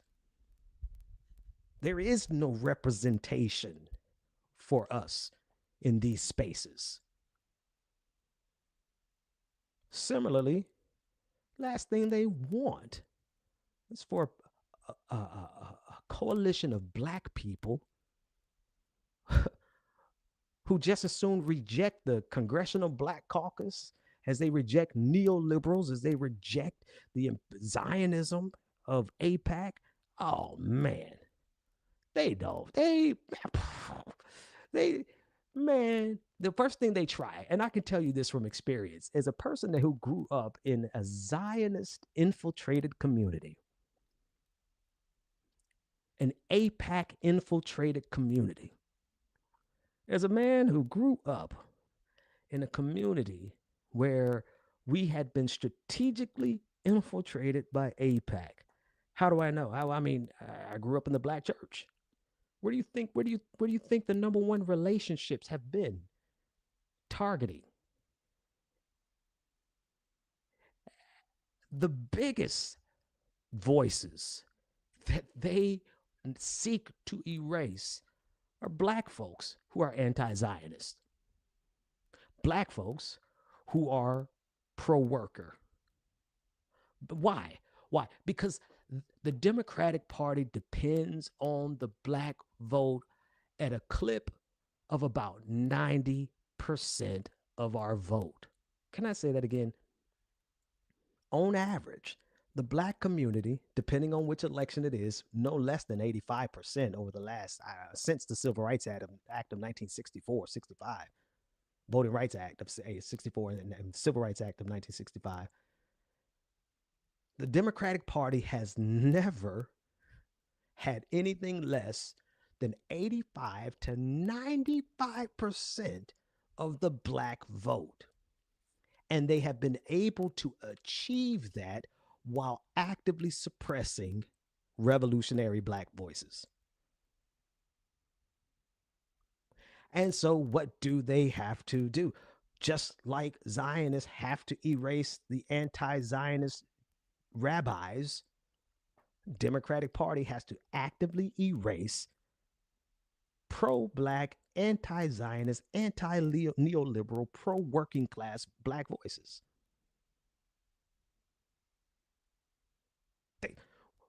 Because if those voices were ever to get a platform, well, then the Democratic Party would have to fight for 85% of the black vote that they actively need to win. They're not going to win without 85% of the black community showing up every time. Let me fix my language a little more precisely. Of the people who show up to vote, of the black people who show up to vote, 85% of us vote with the Democratic Party, and the Democratic Party would lose if that percentage that showed up was anything less than 85%. And they have been able to successfully hold our community hostage without ever giving us a nod for Medicare for all, a fair livable wage, housing that we can afford, the basic stuff. And so they are active and have been active for decades, ensuring that most folks don't even know we exist. Most folks would never, especially like neoliberal Democrats, they're always shocked, like, oh my gosh, you're so radical. You shouldn't really be talking like that, Pastor Ben. And I'm like, wait a minute. What do you mean? Well, hold on. What made you believe for a second? Oh, I know what it was. It was Hakeem Jeffries. He made you believe that you could have black representation without the black revolutionary spirit. Oh, okay. What's that man from South Carolina? I always made fun of his voice. He's about 85 years old. What is my man's name? Clyburn, Jim Clyburn from South Carolina. He made them believe that you can have the black vote without having the black revolutionary spirit. There's the Congressional Black Caucus, overwhelmingly, especially the CBC PAC, right? Those folks who are corporate sponsored black folks made them believe that you could have the black community without regard for the black revolutionary spirit, which is inherently liberationist. See, the problem is for them, however, is that in the black faith tradition, oh, I feel like preaching now.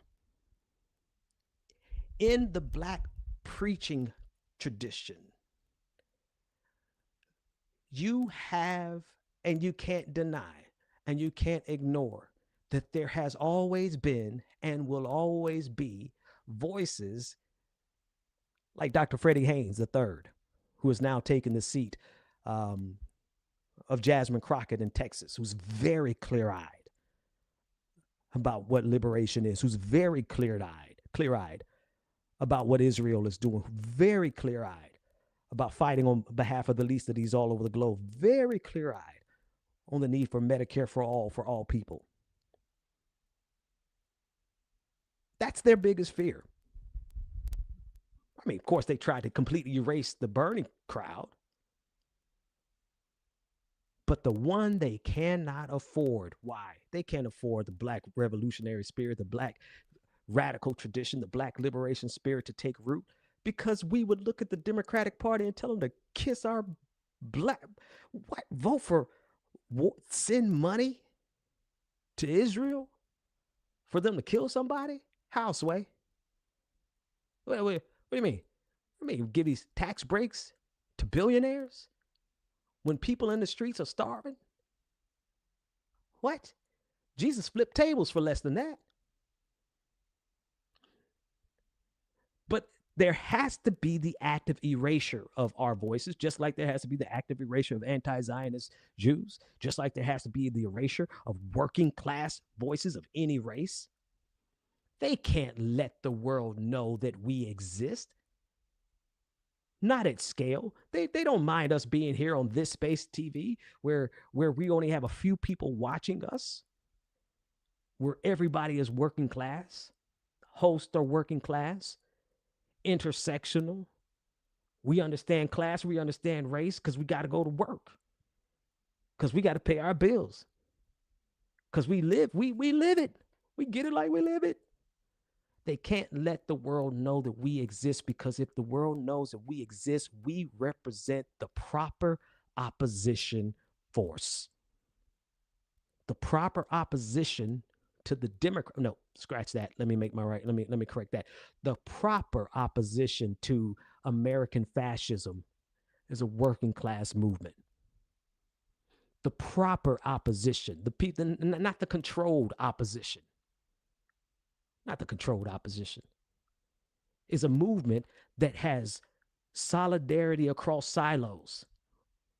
Whether your battle is for LGBTQIA rights, whether your battle is for worker rights, whether your battle is for women rights, whether your battle is for the disabled community, whether your battle is for for our rights as Black citizens, indigenous rights. That coalition that does not currently exist in power. We exist in silos, y'all.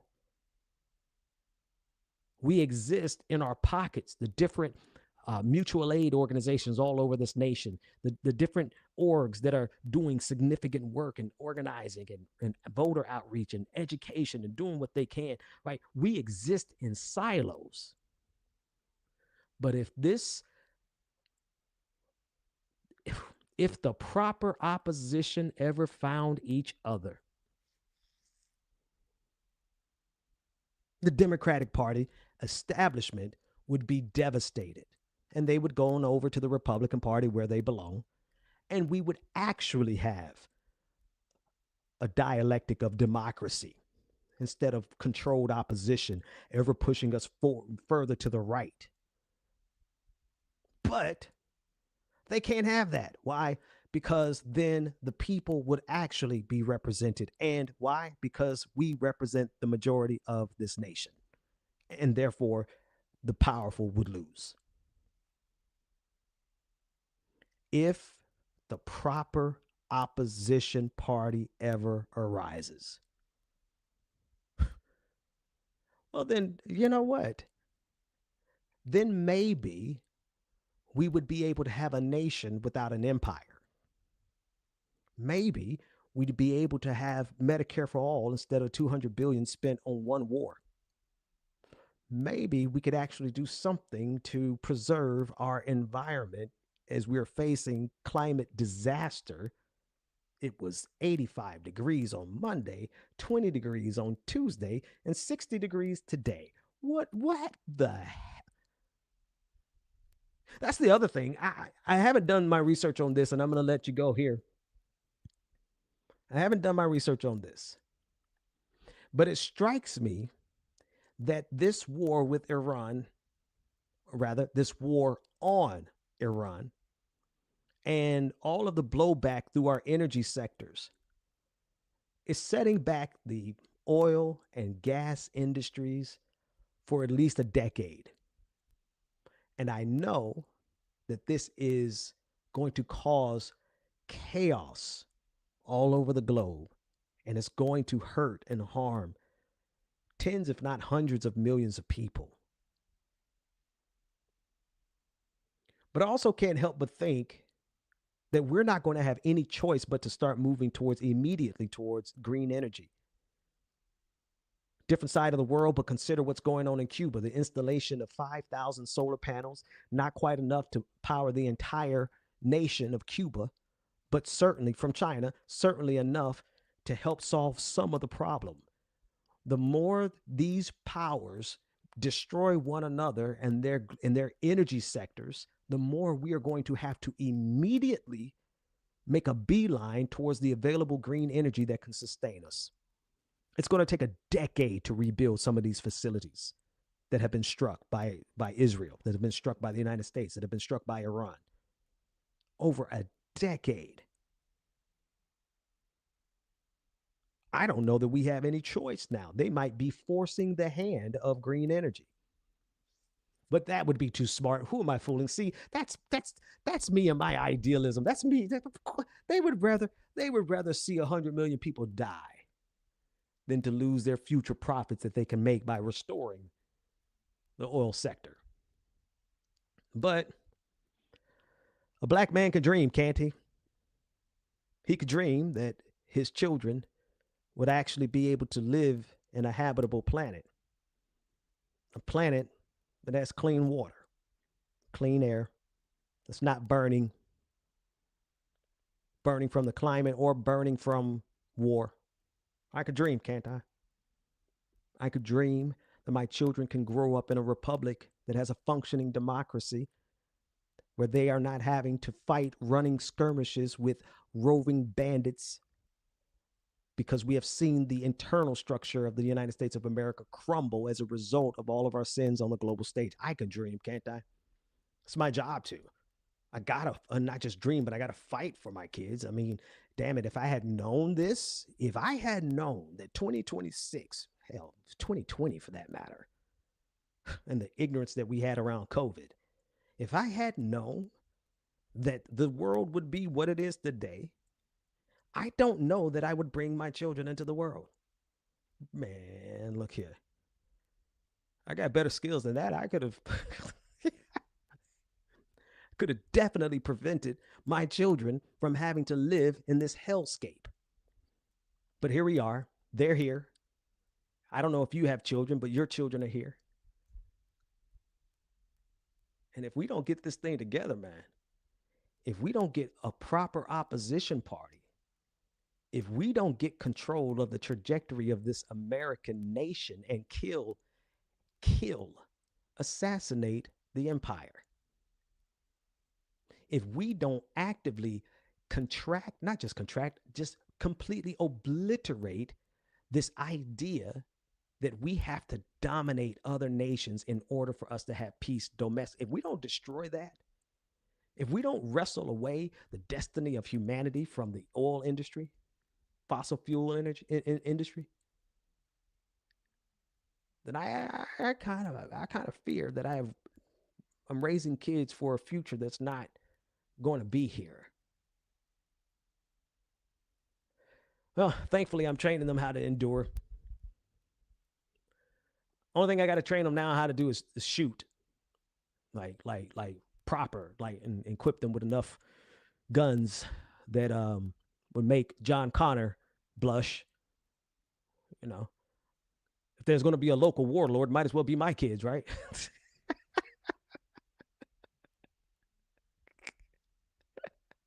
I'm crying. You can't see my tears. It sounds like I'm laughing, but I'm crying. If there's going to be local warlords, might as well be my kids, right? Nah, they're too kind. And that's what we have a dearth of. We have a shortage of people who actually have empathy for other human beings. And people who not only have empathy for other human beings, but people who have empathy and have the power necessary to express that empathy through policy. Well, I'm not dismayed. I'm not. If anything, I tell my family all the time, if there's any intervention that I need, they often ask me, Ben, do you need help? Because they see I wrestle with this stuff all day. My big brother, he was like, I don't even know how you handle 4 of the issues that you handle at any given point in time. And he's like, are you okay? I'm like, no, I'm not okay. No, if you have properly sat down and mapped out what's going on, it's almost impossible to be okay, except you have a very strong center and grounding. My grounding and my center is my faith. My grounding and my center is my family. My grounding and my center are my comrades. Sorry, got to put it in the proper order. My community, my tribe. I listen. There is absolutely no. People say, am I supposed to not be proud because I'm white? I don't care if you're proud. Be proud of whatever you are. Nobody's saying we have to homogenize everybody. Nobody's saying if you're German, you have to give up your German ancestry. You got to give up your European ancestry. You got to get up your, be who you are. Embrace your community. Because I'm embracing mine. My center, my center is God, my family, my people, my comrades, you all, my allies. So that keeps me grounded in the time where we see that this world wants to destroy itself. And the evil that we're facing is doing everything it can to destroy us. But be of good cheer, my friends. I've got it on good advice. I might have an inside scoop. I'm not going to preach here. I'm going to save it for Sunday. But if it was Sunday morning, I would tell you that I've had a little talk with Jesus. And I told him all about my troubles.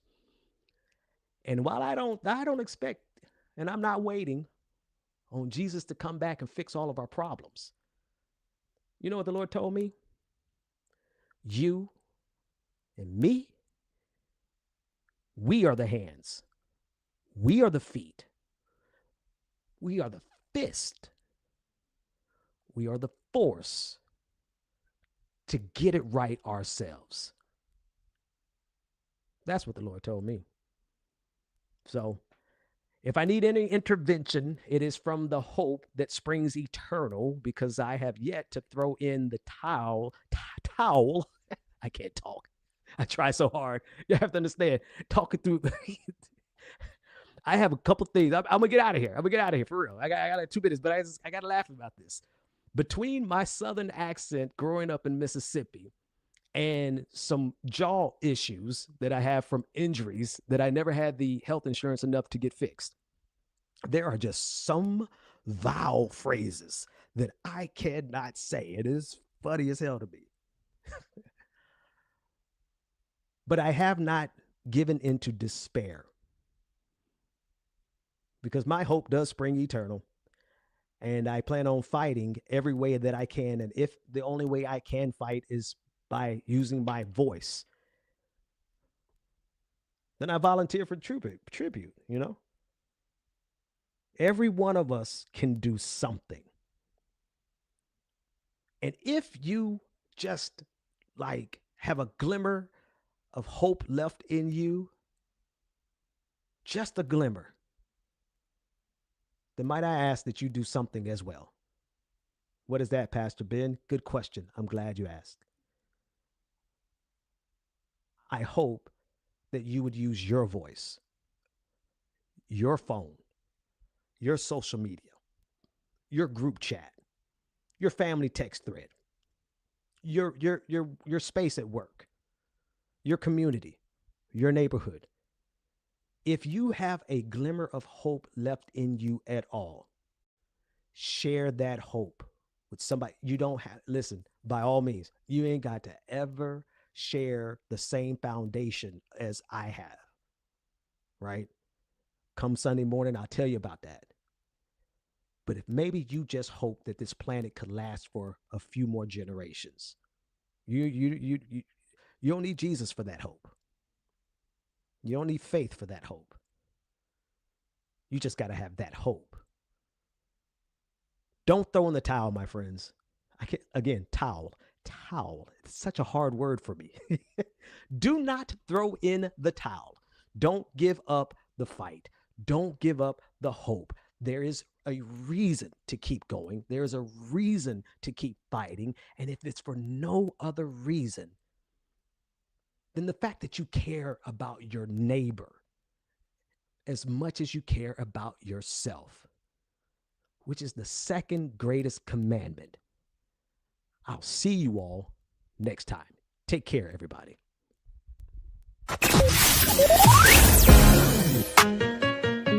The Benjamin Dixon Show is only possible with listener support.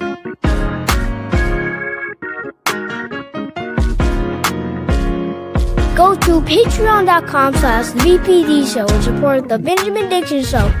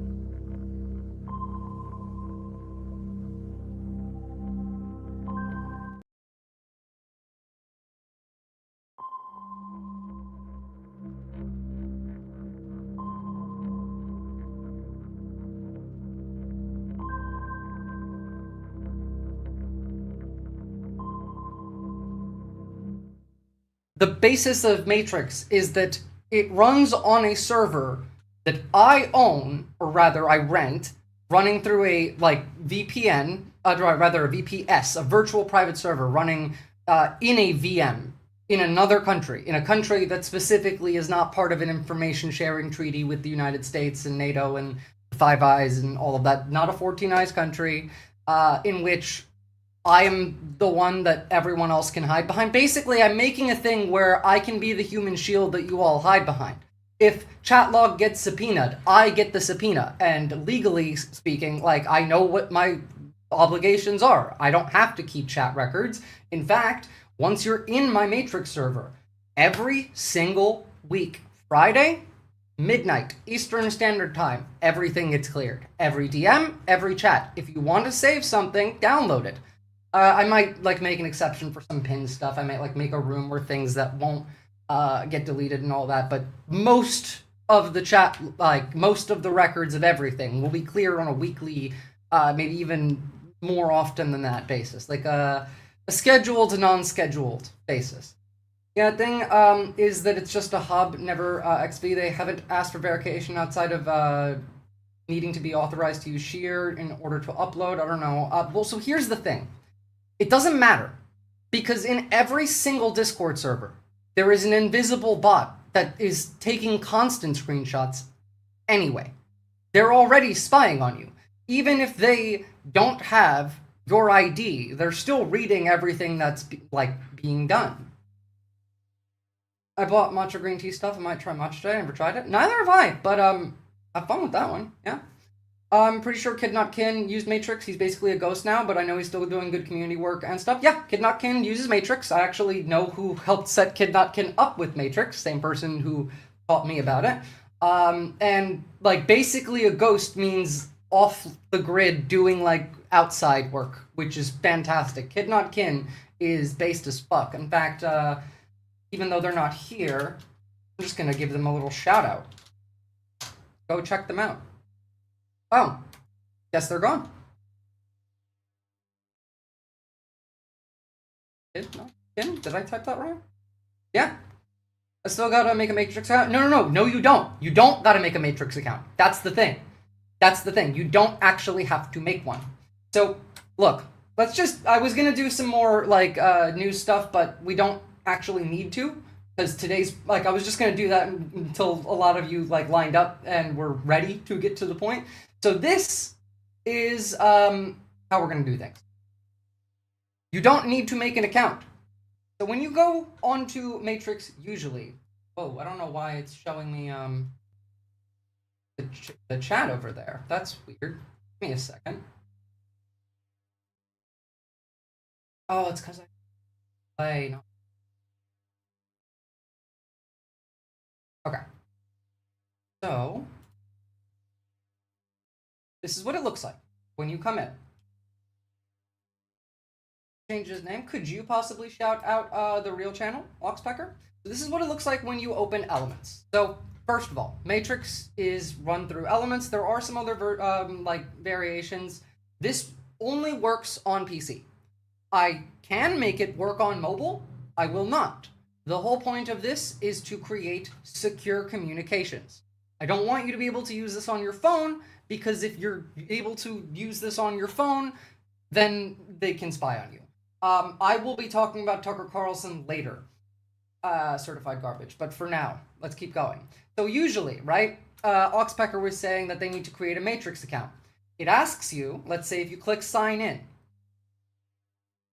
create an account. However, what you're going to do is you're going to hit edit right here, home server. Now, I'm going to be putting out the name of the server that I have now.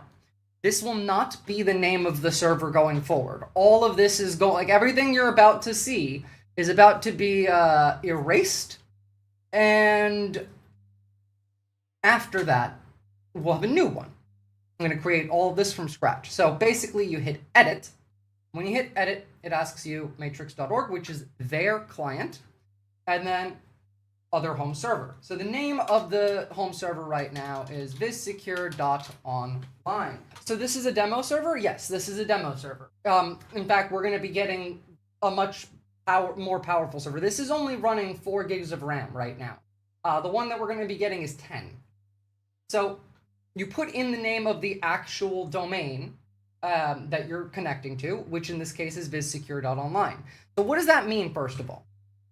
The domain vissecure.online is hosted through that VPS, as in when you connect to vissecure.online, like it looks like here, by the way, you'll create a username and a password for my server specifically.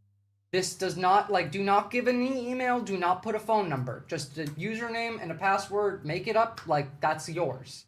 But when you connect to this, you are connecting to this IP, the IP of that domain.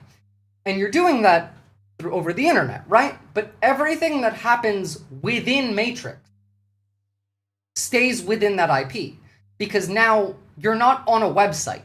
This is not a server that's hosted on the web. It's a server that's hosted inside of a VM and through Matrix. And so let's say you join a video call with another person in the server. Well, let's say your ISP is looking at what you're doing, your internet service provider. Normally, they can see, oh, you're on Twitch right now and you're watching such and such, and this is the... When you're on Matrix, all they see is you connected to this IP, and everything else has to be seen through the internet service provider of the server, because you're connecting to it like a local network. In fact, most of the time, this will flag your antivirus because it looks like you're entering a local network, like you're signing in with credentials to a public local network, except it's not public and it's kind of local. It's like a LAN party. And so both people that are video calling within the Matrix server, their internet service providers only see that they're connecting to that server, not who they're talking to, because it's peer-to-peer calling within the server. So let's give it a go. So first off, username, mine is Visora. And by the way, you won't be able to just make an account, even if you tried. Now that I gave you the domain, even if you tried, you still would not be able to make an account right now. Because you're going to need a registration key from me. So you put in your password, sign in. In fact, when I put in my password, it's about to ask me for my verification code, my recovery key. Now I have that right here. Device verified, and we are getting in now. Let me just make sure that it doesn't open up in something that doxes me or somebody. Oh, it's all bright white. Hold on. I gotta change it to dark mode. Cool.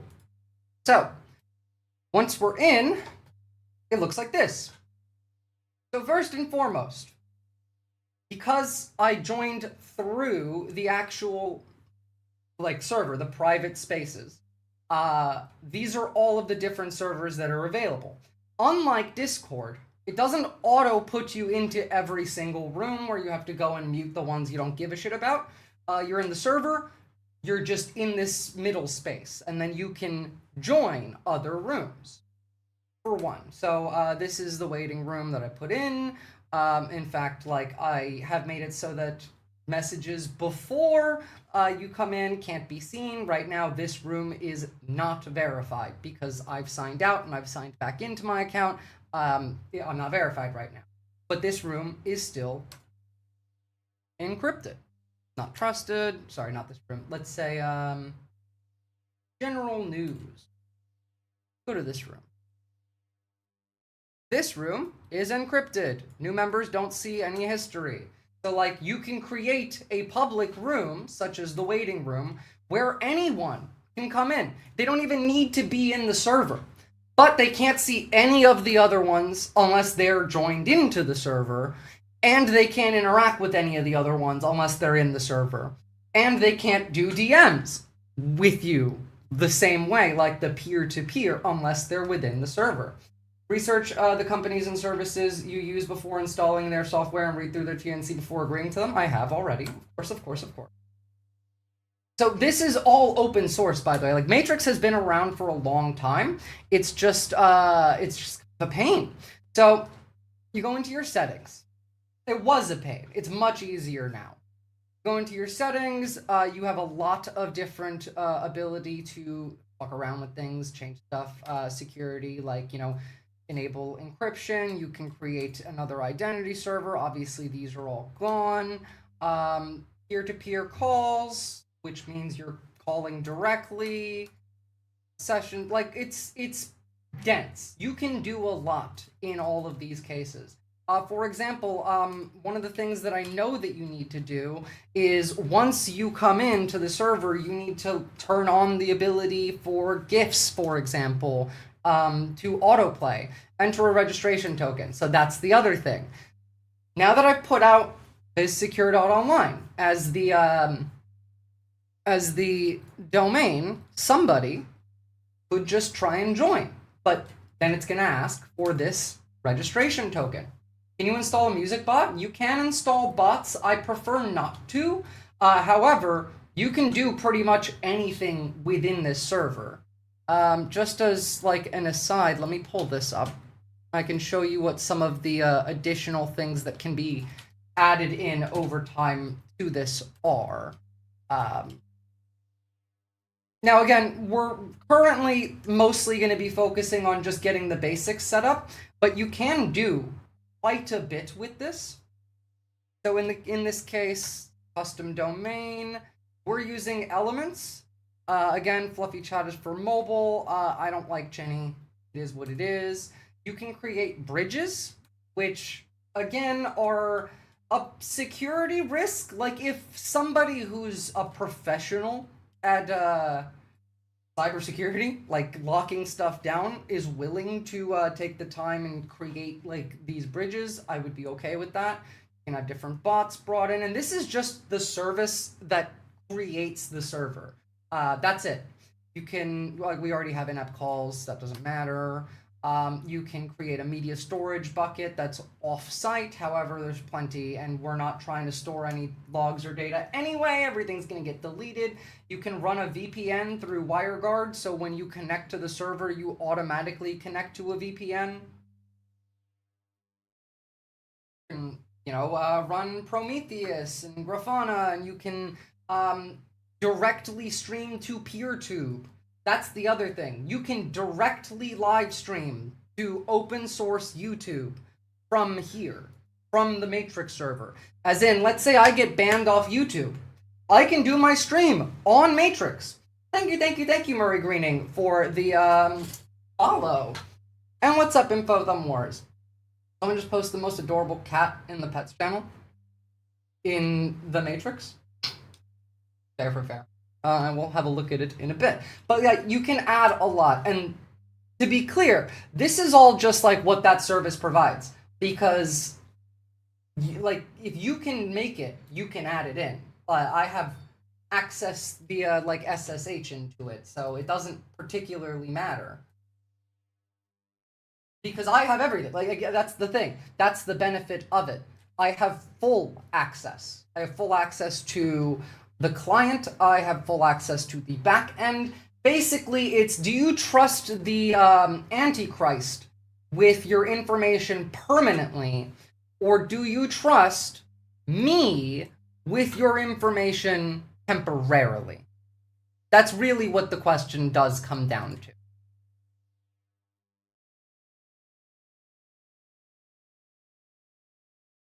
Hold on, why can't I get elements back up on?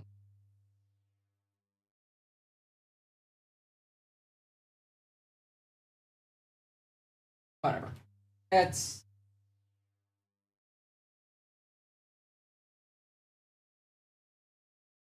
How are you doing this? Oh, there we go. Got it. Something to do with, this. Oh my god, thank you, Alex Gallagher, for the dono. $4, I always trust Viz. You should. I mean, I've been doing this for no reason other than because it pisses me off when corporations abuse you for no fucking reason. The Antichrist, aka Peter Thiel? Yeah. I mean, like, regardless of whether Discord demands your ID or not, they're collecting everything that you do on it and sending it to Peter Thiel. Regardless, it doesn't matter. There's a bot that you can't get rid of in every channel. Now I'm going to show you what the back end looks like. Now, I'm going to be making a series of videos about this.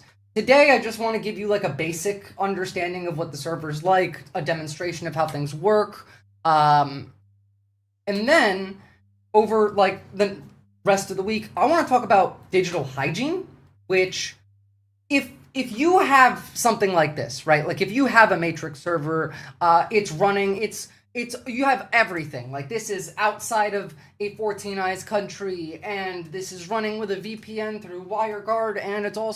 None of that shit matters if everyone isn't practicing digital hygiene properly. Everybody needs to be. By the way, the functionality of Matrix, better than Discord. There is no limit to, file size upload, for example. You don't have to pay for Ultra or like whatever shit like Discord asks for to be able to post like a bigger video.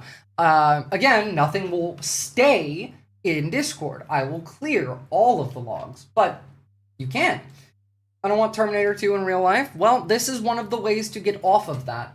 But if it makes you feel any better, I don't think we're getting Terminator 2. I mean, right now, I'm hearing reports that Claude is sad that it's being used for military purposes, which I think is pretty funny. I mean, like, not funny in the ha-ha way, but in the funny in the, oh, that's interesting kind of way. So, let's take a look at what the back end looks like in Matrix. So this is the back end. This is, like, again, for the smaller server, this is the demo server. This is not the end-all be-all server, but I can see the CPU usage, the disk utilization, the RAM utilization. Obviously, like, I'm doxing the HTTP address and all that right now. None of that matters. Now, obviously, like, running maintenance, etc., back here. I'm just switching back and forth to make sure I don't show information about, like, anyone who's in the server already. But, like, again, I can come in and let's say, like, this is what I'll have. I'm going to show you everything that I'll be able to access of yours, specifically. Just so you even know. Not even that you trust me, I'm going to show you what I can see of yours. So, with my account. So this is my account data. This is what I have. Now, email, phone, I didn't put one in. See if anything comes up. No, nothing comes up. See? Can't see that. I can see my device. I can see my IP address that it connects through. However, again, that's kind of the only thing that I'll know is you. I can see...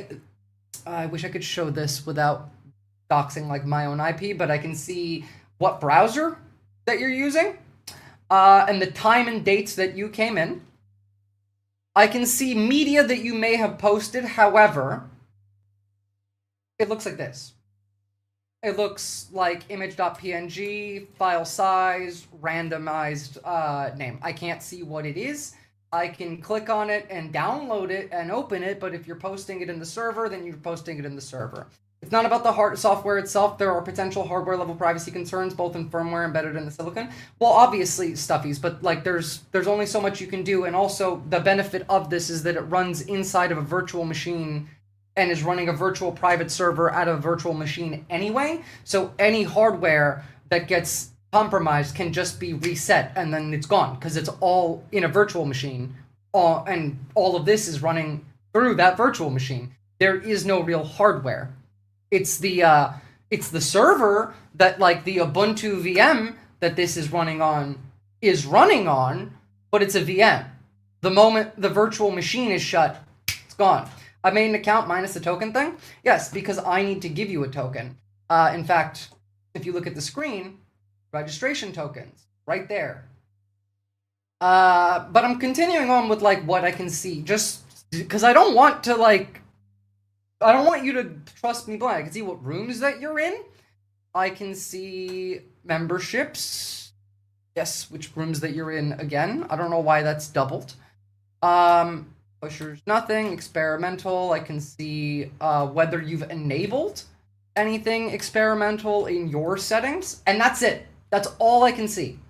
Not to say that like I even will, because everything's gonna get deleted. Everything, including your DMs, every single week. Beyond that, kind of it.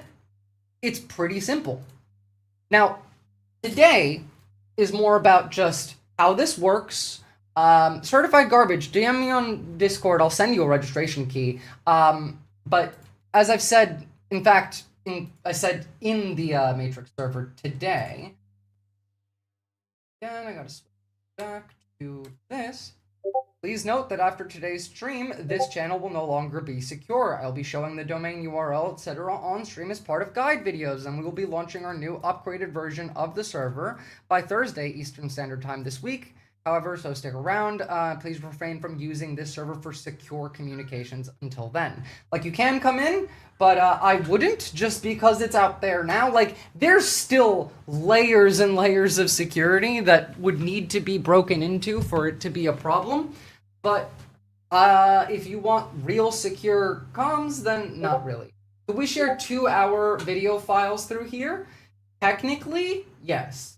Realistically, the amount of storage space on the actual server that we will be running, kitty break. Meow. Hi, Poppy. The actual size of the storage of the server that we will be running can hold about 180 gigabytes of media, but again, it will be cleared every week. So yes, you could share a 2-hour video file through there.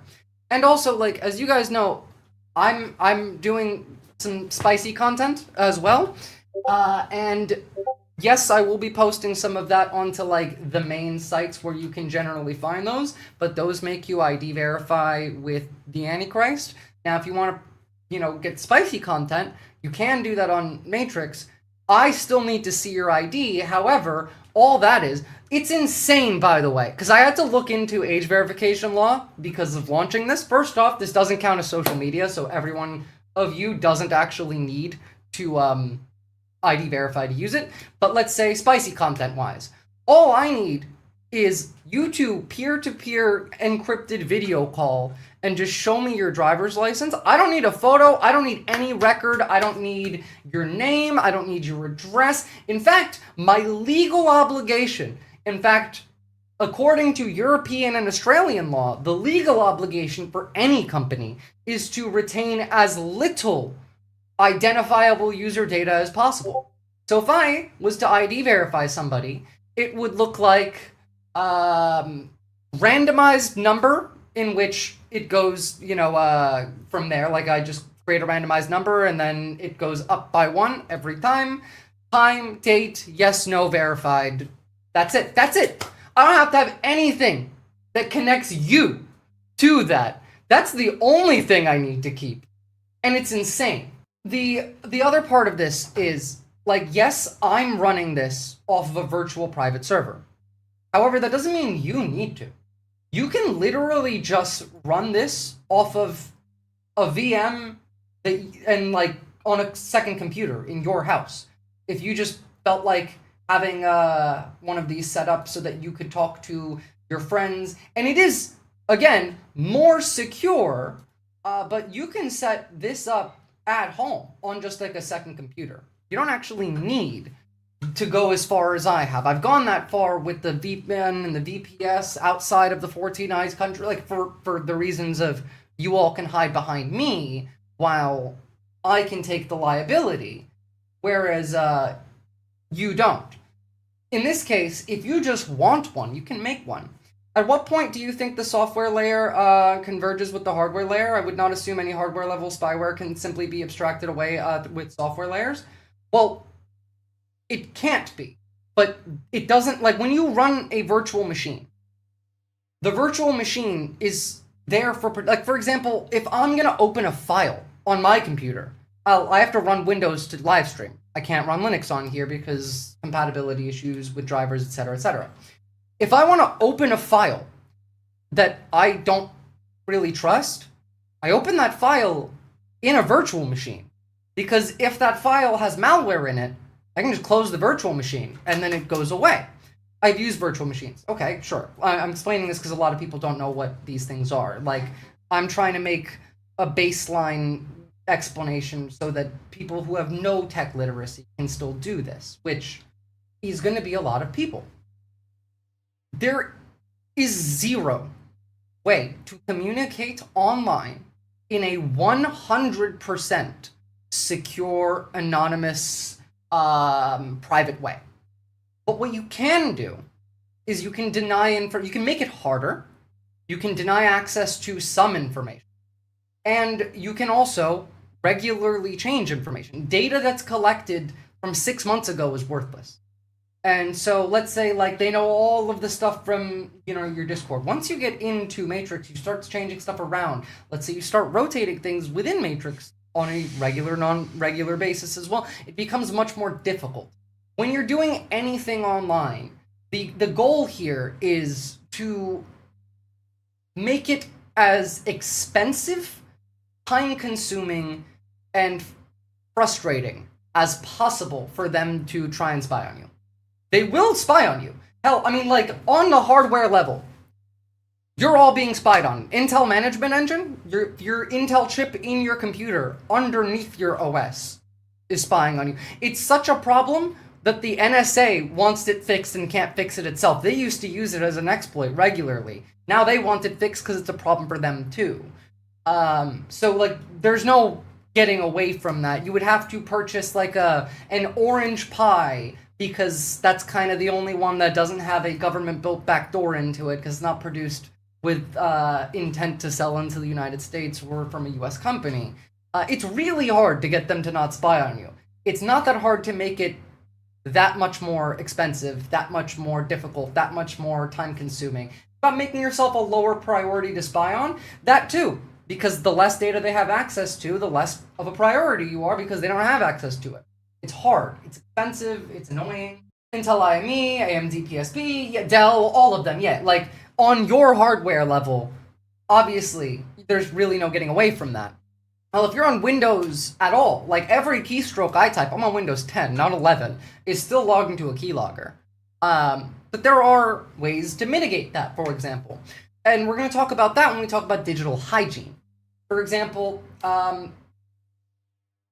KeePass XC is a password manager, and it's an offline password manager. So, for example, I keep my passwords written down in a physical notebook, and I keep some passwords on KeePass XC, which I keep on an external drive that's encrypted, that has the database of like some of my passwords and stuff.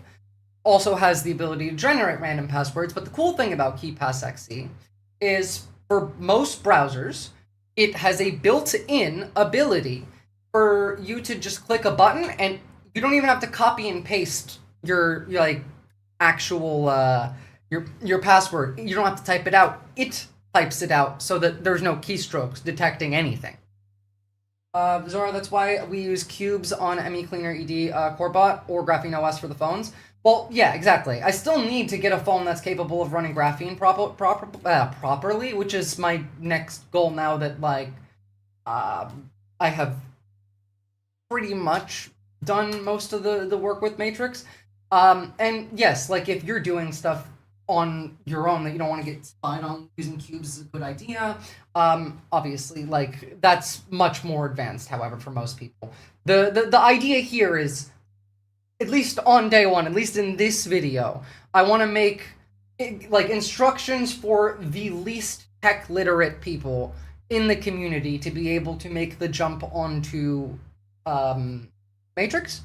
And then as we go throughout the week, I'm going to go more in depth into specific things, and we can, you know, go from there. The idea is everybody pitches in. Everybody does what they can to help everybody else in the community, because what's good for one of us is good for all of us. The best way to move forward, the best way to ensure we build a world that's not shit to live in, is we build one based off of mutual cooperation. What's good for me is good for you.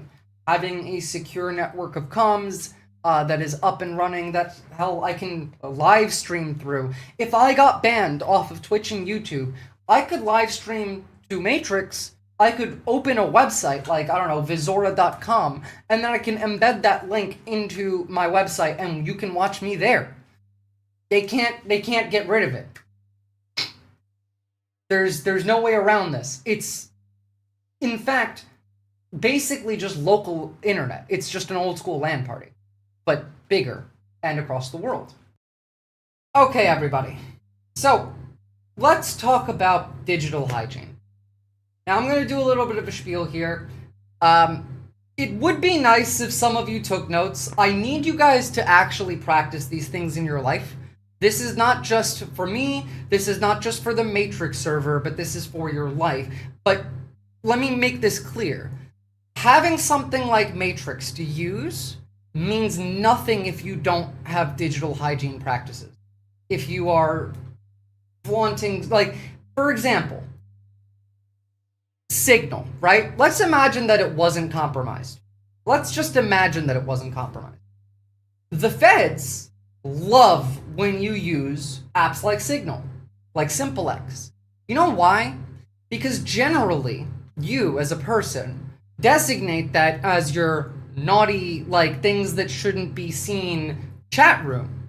And so when they want to look through what you're doing and what you're talking about to figure out, you know, if you've done something wrong, if you're doing thought crimes, you make it significantly easier for them because they just go and look at your Signal logs after they take your phone, rather than have to go through all of your logs and find one by one the things that, like, they actually are looking for. So these steps are all broad scope. Now, the activities I have planned here, a lot of them you can't physically do. I just want you to pretend to do them, and some of them we're going to do together. But before we get to that, like, I need you to understand that you are always being tracked. Businesses are collecting your data online and in person constantly.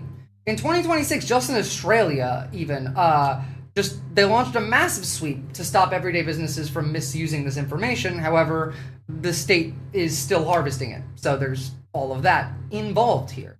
Your face is data. You are often being watched without your permission. This is why, like, my phone has this on it. Slide open, slide it closed. That way, at least my front camera isn't directly looking in my face. To be fair, I hate having this phone. I would much rather switch off that phone, but that's a whole other thing. But, like, let's say you go into a store, 7-Eleven, you're not wearing, like, a mask. They're scanning you and they know that you're there. By the way, it doesn't like you carrying your phone with you, any electronic, like, they're tracing your geolocation anyway. But, like, you need to start wearing a mask. I don't give a fuck if there's, like, people that get mad about you, like, oh, there's no pandemic, or who gives a shit, just wear a mask. Wear a mask, protect yourself. Or put like weird face paint on.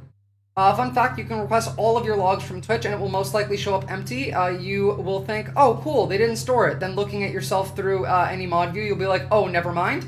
Yeah, you can still delete your social media account and request that they delete the information. However, like depending on, like a lot of them still do actually do it. Like I know Meta does, but they might not. Just say you're immunocompromised, that's fine. I don't have a phone, only a landline, even better. Now, you have to understand that it's not just about your safety, it's about the financial cost. Ignoring your digital privacy, ignoring your digital hygiene is gonna cost you a lot of fucking money. In just 2025, like half of 2025, people lost nearly $6.5 billion to digital scams. $6.5 billion, just half of 2025. So there's some foundational things that I'm going to need you guys to start doing. And again, on Matrix, we're going to be siloing information. As in, I don't want anyone to have access to every room. This includes both my server and this space's server, which we will be running together. So this space, folks, if you don't follow this space, by the way, go and follow them, support independent media. But this space, folks, will also be in here with us. And the rooms that you have access to are going to be based on whether or not you tried, your trust level. Now, first and foremost, the first thing that you can do, the easiest thing you can do, is you can download something like this, KeePassXE. Now, this is an offline password manager, as in, you can keep all of your passwords, instead of having Google auto do them, on a flash drive. Literally, like on a flash drive, it's locked with a password, and you can just import everything that you have on your Google passwords or whatever onto that thing. Now, on KeePassXE, there are a lot of cool features. I'd show you them, but I can't because it doesn't allow me. If I tried to open it and screen share it, it would show up as blank. You can't see it. But so this is a way that you can keep your passwords offline and safe. Also, like, you could just buy like a password book, but that's the other thing. So I can actually have different difficult passwords. Yes. The other thing is it will generate passwords for you. You can generate passwords that are like long, short, words, symbols. In fact, I want to try something with you guys later that's going to involve this. But just to give you an example of like a password that this can create. So let's say I choose words instead of just random bunches, and I want a separator in the middle, so every word that it writes is going to be separated by the number 7. That's a randomly generated one that it just came up with.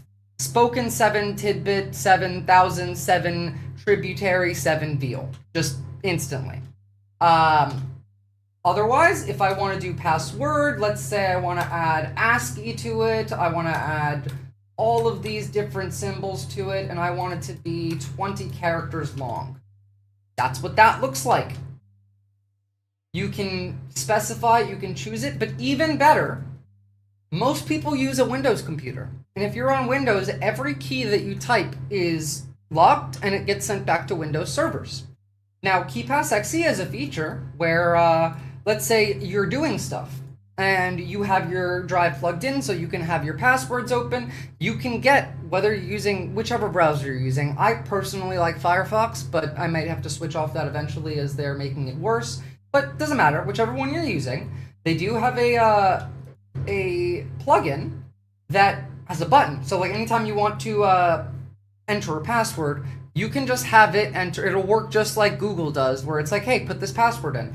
Or even better, you can have it remotely type out the password. So there's no actual keystrokes to record. There's no copy and paste record. None of that. It will write it out step by step. This will be my good replacement for my Bitwarden. Perfect. Bitwarden's also good, but this is fantastic. You can keep it encrypted. You can keep it off of your computer. As of Windows 11, true, but like default, like every Microsoft app has a default setting for sending them hella data unless you manually change that anyway. Yeah, Windows 11, 100%. 10 does it too. However, on 10, it's easier to remove using like tools like Shutup 10 or Shutup 11. which actually, that reminds me, I should probably link this, guys, too. It's good to do this regardless. This one's easy. So you click on this, you download this, and when you open it, it will ask you, hold on, actually, maybe I can run this one. Do I have it, or is it on a drive? No, it's on a. It'll ask you whether you want to, first it'll make you make a backup, and then second it'll ask you if you want to just use the recommended settings to turn off. Just click recommended, restart your computer, you'll be fine. It'll just turn off most of the big spyware. It won't clean it entirely, but it is what it is. Is it the AI integration stuff with Firefox Visora? Yeah, kinda. It depends on how much they fuck with the ability to go and turn things off. Like, Firefox allows you to go into its actual settings, which is kind of like Mulvad browser, which is better than Firefox and more secure, uses a Firefox base. Tor uses a Firefox base. So, it is what it is. Also, Tor is getting much worse as we go as well. But I need you to stop recycling your passwords. This is why I've given you this tool, KeyPassXC. If you want to get it later, if you're watching this on a video, this will be in the video description below. And you need to stop recycling them. Every single login should have its own password. Ideally, every single login should have its own email. Now, you can do this, by the way, by using throwaway emails, using services like temp mail. Is there a Discord? I can't find it. That's the link. Oh, a Discord to something else? Or what? Temp mail is good to know? Yeah, exactly. Something like that. There's a few different services that you can use. But, like, let's say you're making something for an account that you're not going to regularly use. Just make it with temp mail. Throw it away afterward. Doesn't matter. Don't give them your bullshit, like, email address. If you're being asked at, like, a store to give them an email address and you don't want to give them yours so you don't get all the ads and shit, just give them one of those. But also you have to, like, understand that a password alone is not going to protect you. Now, a good password will protect you far more than a bad password, but you should have two-factor authentication on. Add mandatory second lock to all of your important accounts. Yeah, no, none of your data is the problem here. This is broader than the government spying on you. This is everything. This is the ability for them to preempt you. Like, don't give them everything they want. You can deny a little bit of information, and that is better than not denying them at all. You don't understand what I mean here, Boku? Like, sure, you might think that you're fine. Do as much of this as you can anyway, because why not? You might be fine. You could be doing great. Ideally, two-factor authentication would be like with Authenticator or YubiKey or something other than SMS, but SMS is better than nothing. Exactly. I was going to give Atlas as one that you can use, but, you know, YubiKey works as well. Two-factor authentication does not require a phone number. That's true. Biz, can you possibly explain what I mean by cyber liberal? By cyber liberal, you mean somebody who is putting their head in the sand because they think that they are okay and they don't need to do the work. So that's what I think you mean by cyber liberal. But to be fair, I am not entirely reading chat. I'm teaching this class right now. Are there also ways to poison their data supply? Well, absolutely. You can make accounts that are yours and then do things that you don't actually do. You could visit sites that you don't give a shit about. You can set up a bot to do it from your IP. You can give your phone to somebody and have them go somewhere where you're going without them. So like you can do a lot of things. Lying on the internet is great for that in general. But again, stop using the same passwords. Stop using the same emails, and stop giving your real email address to anything that's not like ultra. Like, if you're going to ID verify, give them your real email address. If you're going to give them your phone number, then give them your real email address. But do not do this for like an online store or something. That being said, it depends on the company. I think Twitch may have an authenticator option as well. It does. Twitch does have an authenticator option. Most platforms have that option now. A phone number is like an emergency contact. Yeah, I use authenticator for everything. Another thing you could do is that you could treat your phone like your house and clean your phone. Your device, like, keeps everything. You can delete apps that you don't use. You can set software to update automatically. You can delete files that you don't need. You can clear cache. You can just have your phone like export all of the important shit you want onto a drive and then reset your phone and then reset it again and then reset it again and then put that stuff back on there. You can do a lot. Now, the other part of this is you're gonna see an increase in AI scams. Again, in the first half of 2025, $6.5 billion were stolen by scammers using AI. So it's getting faster, it's getting harder to spot. Your voice can be stolen, so can your face. Criminals can and do clone your loved one's voice using several seconds of audio. A thing that I've often told, and one of the things that we're going to practice today, is coming up with a code word for your family, especially if you have, like, your parents are still alive.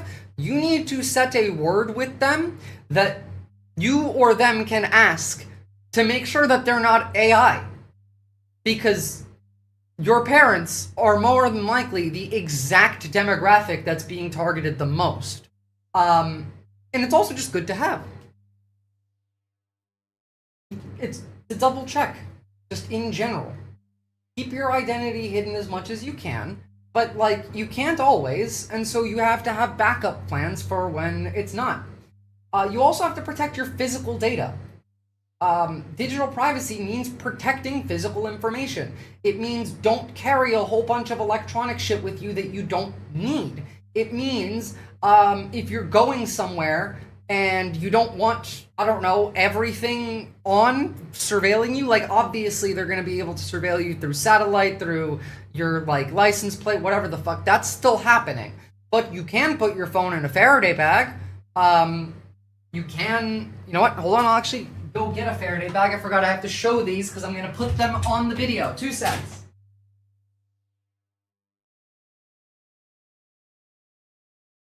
Get a Faraday bag like this. They look like this. Magnetic seal. Inside's built of a mesh material. Locks with a magnet. Turn your phone off, put it on, or put it on airplane mode, turn it off, put it in here. This is meant to block anything getting out, any signal, anything getting in or out. It's a good strat with older people you care about. It's also a good strat with anyone who's politically active. It's a good strat to have with your friends. I think everyone should be doing this. And again, this is one of the things that we're going to be practicing later today. My voice has been stolen and used on a family member. Note when an unknown number calls you, look up the number before you pick it up. That too. But like, yeah, this is why it's good. Because if you say, hello, who is this? They got you. Yeah, exactly. Now, I don't worry about that because my voice is online. There's hundreds of hours of my voice. But I have a word with my parents on that. Never say yes or no to a sus scam call. I mean, generally, I just don't pick them up. But I've had my social security number stolen and had my identity faked. And this was before I was even an adult. I was still a minor. This was before AI, where I had to go to the IRS and explain that I am not a 36-year-old man with a wife and kids in Pennsylvania and another family somewhere else. Like, it doesn't matter. They will still rob you. I'm 30 and I'm a she, but you can call me whatever the fuck you want. I don't particularly care. I don't believe in gender. It's a social construct that's in your head that only matters when you're engaging with somebody that cares about it and you care about it in that instance. Don't recognize the number, don't answer it. I answer it. Like, I like to live on the wild side. But if you're going to do that, be aware of what can happen. By the way, destroy old records. Like, once things are used, destroy old bills, receipts, shred them, burn them, that show your name and address before you throw them away. If you're throwing them away, destroy them before you throw them away. Public Wi-Fi networks also track you. Your home Wi-Fi can literally see your physical body, like at any given time, where it is, by the signals that it's sending out and your physical body being in the way. Eat the receipt if you must. I mean, you won't have to. But like, if you're throwing shit away, destroy it. No, I'm not an idiot. I said you can call me whatever the fuck you want. I don't give a shit. I don't believe in gender. Also, pay the fuck attention. If you distract me again, I will mute you. We're teaching a class here. If you want to engage in the classwork, cool. Otherwise, please be quiet. You are distracting the other students. Now, when you're going out in public, and you're gonna have your phone on you, right? Like, let's say sometimes you don't want to put it in a Faraday bag. Another thing that you could do is you can turn your phone's MAC number to randomization so that it's harder, and you can make it private Wi-Fi address in your phone's network settings so that it can't really connect as well. It doesn't work perfectly, but it's better than nothing. This makes your phone kind of like a fake ID-ish, but it doesn't mean that they can't track you. But anything that you can do is good. Anything that you can do. Every single action you take is better than not taking any action. Faraday is also quite good for protecting from car theft. That's like the most common use that I know of. Yep, that works too. Put your car keys in there. Put your credit card in there. Put your wallet in there. Put your earpods in there. Your fucking smartwatch in there. Or just don't have all of these. Did Viz just yell at me? No. I yelled at a Twitch chatter. Well, I didn't really yell at a Twitch chatter. I told a Twitch chatter to pay attention. But if you weren't paying attention, well, then, you know, pay attention. The other thing is, like, it's your Wi-Fi network, it's your phone, it's the street cameras, it's the street cameras being able to track you with your gait and your height and your weight and your tattoos and your face and all of that. Like, can you possibly cover yourself from all of these things at once? No. No. It's not feasible, nor is it comfortable, nor is it realistic. But you can do what you can do. You can do one step at a time, little by little. It gets easier the more that you do it, because all of these are habits that you need to get into. And the more that you get into these habits, the easier then it'll be to continue doing the habits. And giving less of your data to these demonic baby-eating company owners to do whatever the fuck they want with. Again, I had to look into the law because I'm going to be I've created the Matrix server, well, not fully, but like, it's going to be up and running within a day or two for my community and this space's community. And to do that, I had to look into the legal obligations of what data I have to keep. What am I legally obligated to keep in case of, let's say, a subpoena? And I'm legally obligated to keep as little user data as possible. That is the law. That's the actual law. And I don't have to ID verify you to join Matrix, unless, like, you know, it's not safe for work stuff. But, like, it's gonna get worse. I need you to understand this, because right now we're fine. In a couple years, AI algorithms are going to be analyzing the data, your body language, predicting whether you're doing thought crimes. Some grandmother just recently got arrested because AI had a false positive, and those are going to get better. Those are going to get stronger. Those are going to get more accurate. You'll like a video on TikTok, and they'll know. They'll know, and then they'll follow you throughout your day, and then they'll fuck with you. They'll have fucking autonomous, like, you think that in a couple years, if we had, like, an actual rebellion, the government would be sending soldiers after us? No, they're gonna send robots and drones. It's robots and drones. So the better way to go about it is to hide, to build an enclave. They will fall apart themselves eventually. The contradictions must. It is a fact. There's no other outcome for them. We need to survive until then. This is a cool subject. Digital hygiene has been on my to-do list since like November last year, but it's kind of actually daunting. You sit down for like hours and set all your stuff up. Well, again, you can do these bit by bit by bit, and once I'm done, like, we're about to start practicing some of these together. I have 9 exercises that I've laid out that I want to do with chat, and I want all of you to engage with it. All of you to interact with it, like, to the best of your ability. Some of these are obviously not as easy to do in person, but, like, the alternative is your data goes into this pipeline. That's it. It's this pipeline, or save your data, save yourself, hide your shit. The last thing about the 4 years, I'm finally upgrading from a 7. I don't know what that. Oh, sorry. Oh, you're talking about Motorola's. I do know that Motorola recently made a partnership with Graphene OS, and they might be coming out with a phone that's going to be graphene capable. Now, I don't really trust Motorola, but that would be cool. So many old accounts, RuneScape or whatever. Oh, you played RuneScape too? Hell yes. Old school or RS3? Because I still play RS3 sometimes. I'm maxed. Those are all nodes of security risk IMO. Oh yeah, absolutely. Abso-fucking-lutely. All of them. Google Pixels. I would love a new Google Pixel, but fuck them, and they're making graphene incompatible anyway, and also I don't have the money for that. Also, you could donate if you want to give me money so that I can buy a secure phone. For example, the company that is the one that I use to create the VPS that we will be running the server on sells a phone. They have their own, and it comes with graphene built in. And I'm thinking about that one maybe. Like, I don't know. I like their service. It's pretty secure, and it's in a country that has real privacy laws outside of the 14 Eyes.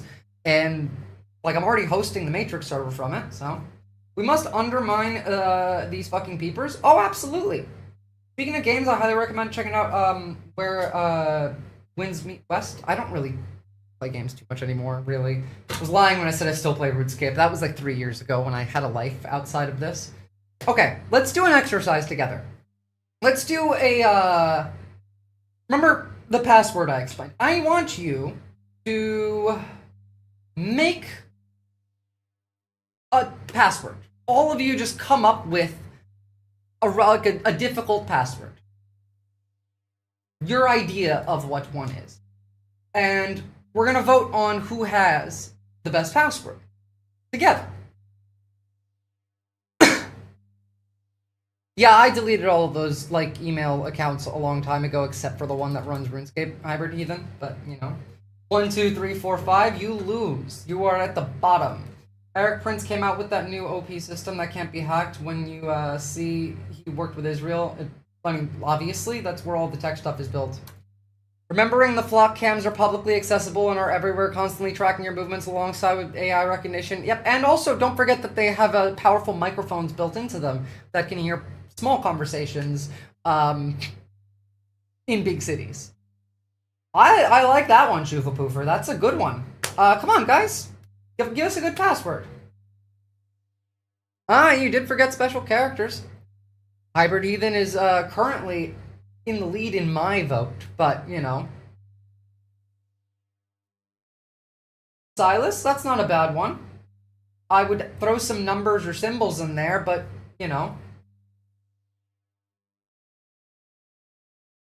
They auto-zoom on phone screens too? Yeah, of course they do.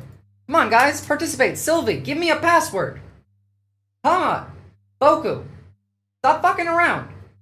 Pay attention in class. Do you want detention? John Davis. That's a good one. Same with Mr. The Same. Thank you, guys. Now, what do you guys think? Who has the best password out of, everyone here? My vote, really, is between, Jet and, Hybrid Heathen. I'm gonna go with Jet is my vote, honestly. Ghost Pepper, you need numbers in there. You need special characters in there.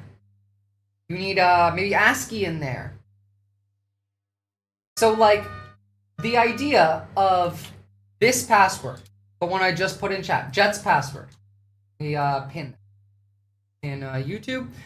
The reason that this is a better password is because it has a bunch of, actually, you could probably do better and add a couple other symbols into there.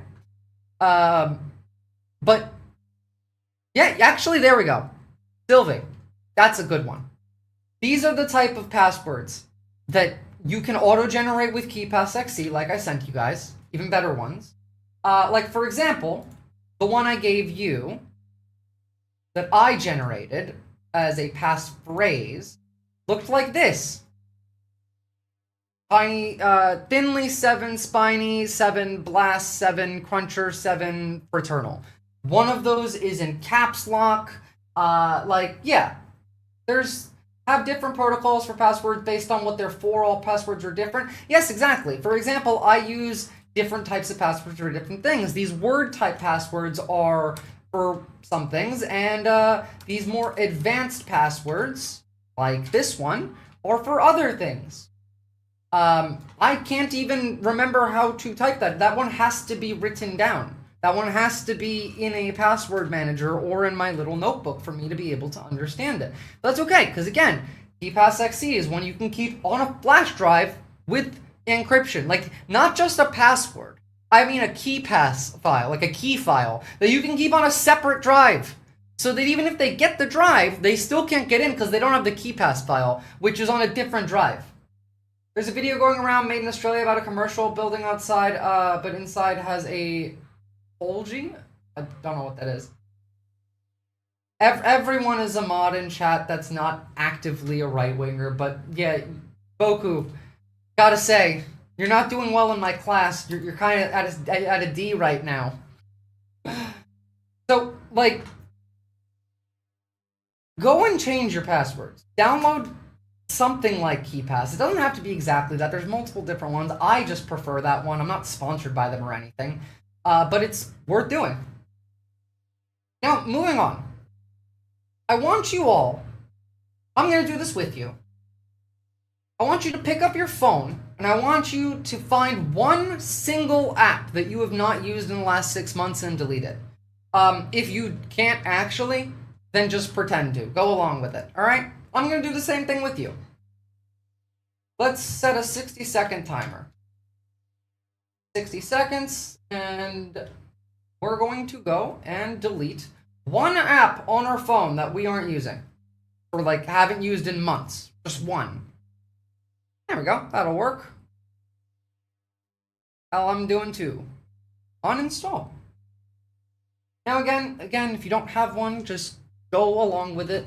Would be cool if you could use BitLocker, but I think Windows doesn't even allow consumers for to use it. I think you can. But, like, I use BitLocker for other things. Done? Sick? Well done. Now, let's wait for that timer to go off. 24 seconds left. But it's important to do this because old forgotten apps are still secretly tracking your location, gathering your data in the background. They're milking you. Having a hard time doing the actual uninstall, but, like, you're trying, so, Old wallet app, perfect, that works. All of these apps that you aren't using anymore that are sitting on your phone are still monitoring you, or still gathering your data. I just deleted a game that came with my phone. Perfect, well done, A+, gold star, everybody. Now that's time up for that one. These are all little things. Again, like, you don't have to do everything at once. You don't have to change. Do you know how daunting it is to go through every single password you have and change it? Or make a new account with a new email on every service you have? No. Do not try and do that. Like, do not attempt in your head to prepare to sit down and do it all at once. Do it one by one. Because once you have that mentality, it'll be impossible and you just won't do it. So many useless apps I have from traveling a lot. There you go. Think I found this one out the hard way? Yeah. Now, another thing that could happen. This is less likely for someone like, us, but I don't know. Let's go with YouTube. All right. Spotting fake links. Someone in chat, let's say, maybe in chat, links a YouTube video. But the YouTube link looks just a little bit off. Let's say it looks like... Wait. The link looks like this. You need to look at the link fully to know that that's an actual link and not something else redirecting you, like u.tube. A lot of this stuff is very minor. If a link isn't clean when I see it, I clean it before I use it. That's the other thing. Now, another thing that you need to understand is if you're sharing something. So I'm going to share the current live stream for this space, which again, you should go follow. Now, if I share that live stream off of YouTube, like I literally click share, it will give me this link, right? Everything from the question mark onward is a tracker in this link. So the clean version of this link actually looks like this. Everything that comes after, like question mark SI and everything after it is a tracker that you can just delete off your link so that YouTube doesn't know where the person got it linked from, got it, clicked on it, and all of that. Like who sent it, that's data that you can just deny them. Another one I personally like doing. Let's say I want to, well, I'm sorry, I was going to say just opening Twitter to the homepage live without checking what's on there is a dangerous game to play. But let's say I wanted to link a Twitter file, right? Me talking about ICE robbing people. Now, normally that link looks like this.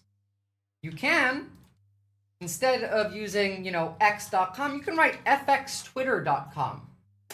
And now that's not directly linked to, it'll still open to the same page. However, you're not you're not giving them as much data. Note, Instagram has a terrible version of this where they give the person who sent you a link that says their legal name because it says X shared this video with you. Yeah, I know. That's why I fucking hate Instagram links. I don't touch them at all. I don't even have my Instagram logged in. You have to get in a habit of leave and remove trackers, like an intentional choreographed game of jump rope. It took me a couple times of getting reminded. So here's the other thing. Like, you just gotta remind people, and then they will start doing it. Every time. Like, every time you see one of your friends forget, just be like, oh, don't forget to do that. And then in a couple times, they'll remember. Video going around Australia about a commercial building outside, but inside it that has a hole going straight down like a missile silo near the Pentagon antenna arrays. Called it a portal. I don't know what the fuck that is, but you mean Pine Gap? I'm not sure what you mean by that. But, again, not related to the class, guys. Now,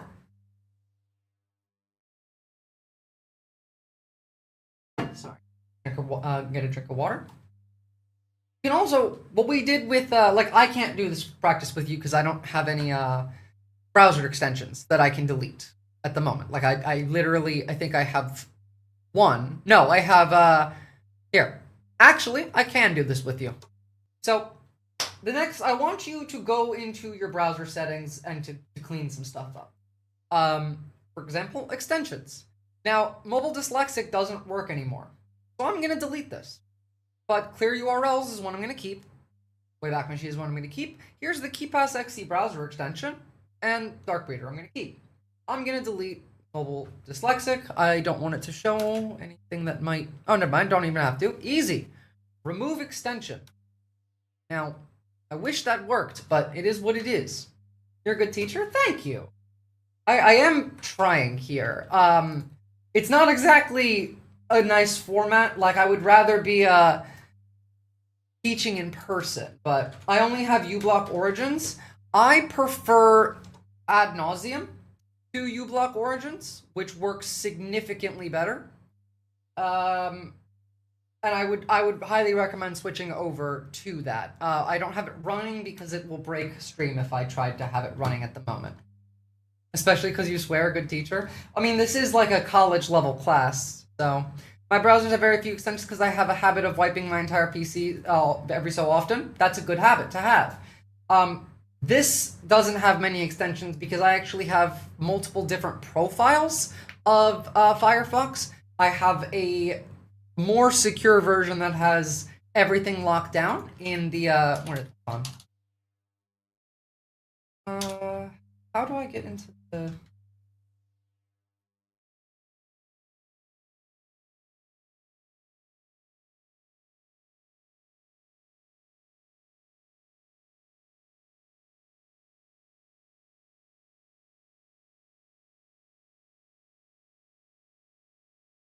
can't remember the tape here. Oh, I didn't write it down. Hold on. I got it.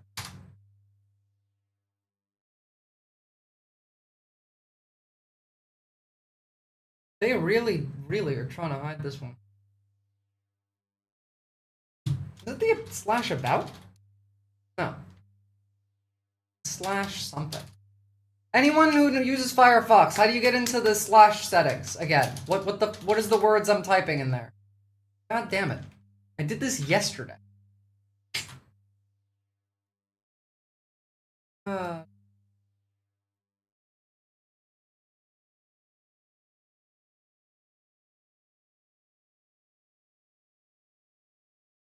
come on. You're already halfway there.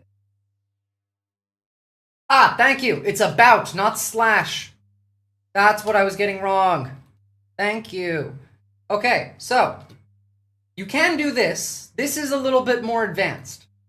You can go into about preferences in your URL, and you can change a lot in there, but about build config, about config. Proceed with caution.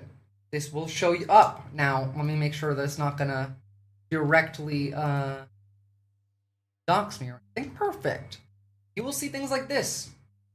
These are settings that are built into Firefox in your about config. And you can turn some on and off. Some of these are trackers. If you turn some of these off, you might break your ability for your mic to work or your camera to work. Let's say you don't want any camera to work. You can turn it off in the browser settings, period. Now, like, you can turn that off in other places as well, but like, it's worth doing regardless. Okay, sorry, I had to speed through there because I was like, is it going to show something that's like actually important? And it almost did, but not quite. That's unimportant. But if you're going to go into about config, like, know what you're doing, watch a YouTube video on the subject. I'm not going to guide you on that one. But you can do a lot with your browser. You can have several different browsers. Again, like, I have 3 different Firefox profiles, which have different about configs. This is the lightest one because I can stream through it. And then I have one that's heavier encryption and like security that I use for like normal stuff. And then I have my secure one that blocks basically everything, including JavaScript. Simplest solution, unplug peripherals when not in use. That's also a good solution. Morning in Australia, it is indeed Texas film. My laptop is one of those privacy sliders. That's good too. I mean, personally, like, I don't use my laptop, but if I was going to, I would actually have to open it and take the camera and microphone, the speakers out, because the speakers are a microphone. If you have any speakers, that is a microphone. Even if they're not technically on, but, you know, there's only so much you can do. You don't need to put, I don't know, tarps around the windows of your house so that someone can't laser fucking UV laser your window and hear your conversation. So, like, no one has, you don't have to go that far. We're talking about little things that you can do, small changes you can make one at a time, not all at once. We went over the YouTube tracker links. What else do we got? Okay, here's another exercise we're going to do together. Now, this is something that I'm going to require for people that I trust to have access to the higher clearance rooms in Matrix. And this is going to be a handshake. Now, ideally, I think all of you should do this. I think that this is kind of like the code word that you have to find out if, like, you know, someone's AI or not that I told you to set up with your parents. But this is a bit more advanced version of it. Now, you create, let's say, a code word for your friends, or ideally, let's say you meet with somebody in person. Then you are talking to them online later to ensure that you're talking to the same person. If the things that you said in that conversation were not put online, you can say, what was the last thing that we talked about? Or a very specific question about the last thing that you talked about. And then they answer. And that is part of that verification. The other thing you could do is ask personal questions that, like, nobody else knows. You can create these code words that you never put online, write them down or remember them, and then use that. And when you are talking to this person, if they don't have the right answer, then that's not the right person. That could be AI, that could be a hacker, that could be a federal agent. It doesn't matter. Have a handshake. This is going to be required. So as a test, let's say orange panda silver. That's a code word, right? Orange panda silver. Who wants to demonstrate this with me? Do I have a volunteer? Because I'm gonna display what this looks like. Ocean beacon, I like that one too. I already forgot what mine was, so let's do ocean beacon. All right, you can be my volunteer, Mr. Sane. So, I would be talking to you in real life. Let's say we're out in public, and let's say we're talking about how New Yorkers say coffee. Then you get home, I go home, and we talk the next day on like a video call. And I ask you, what was the last thing that we talked about?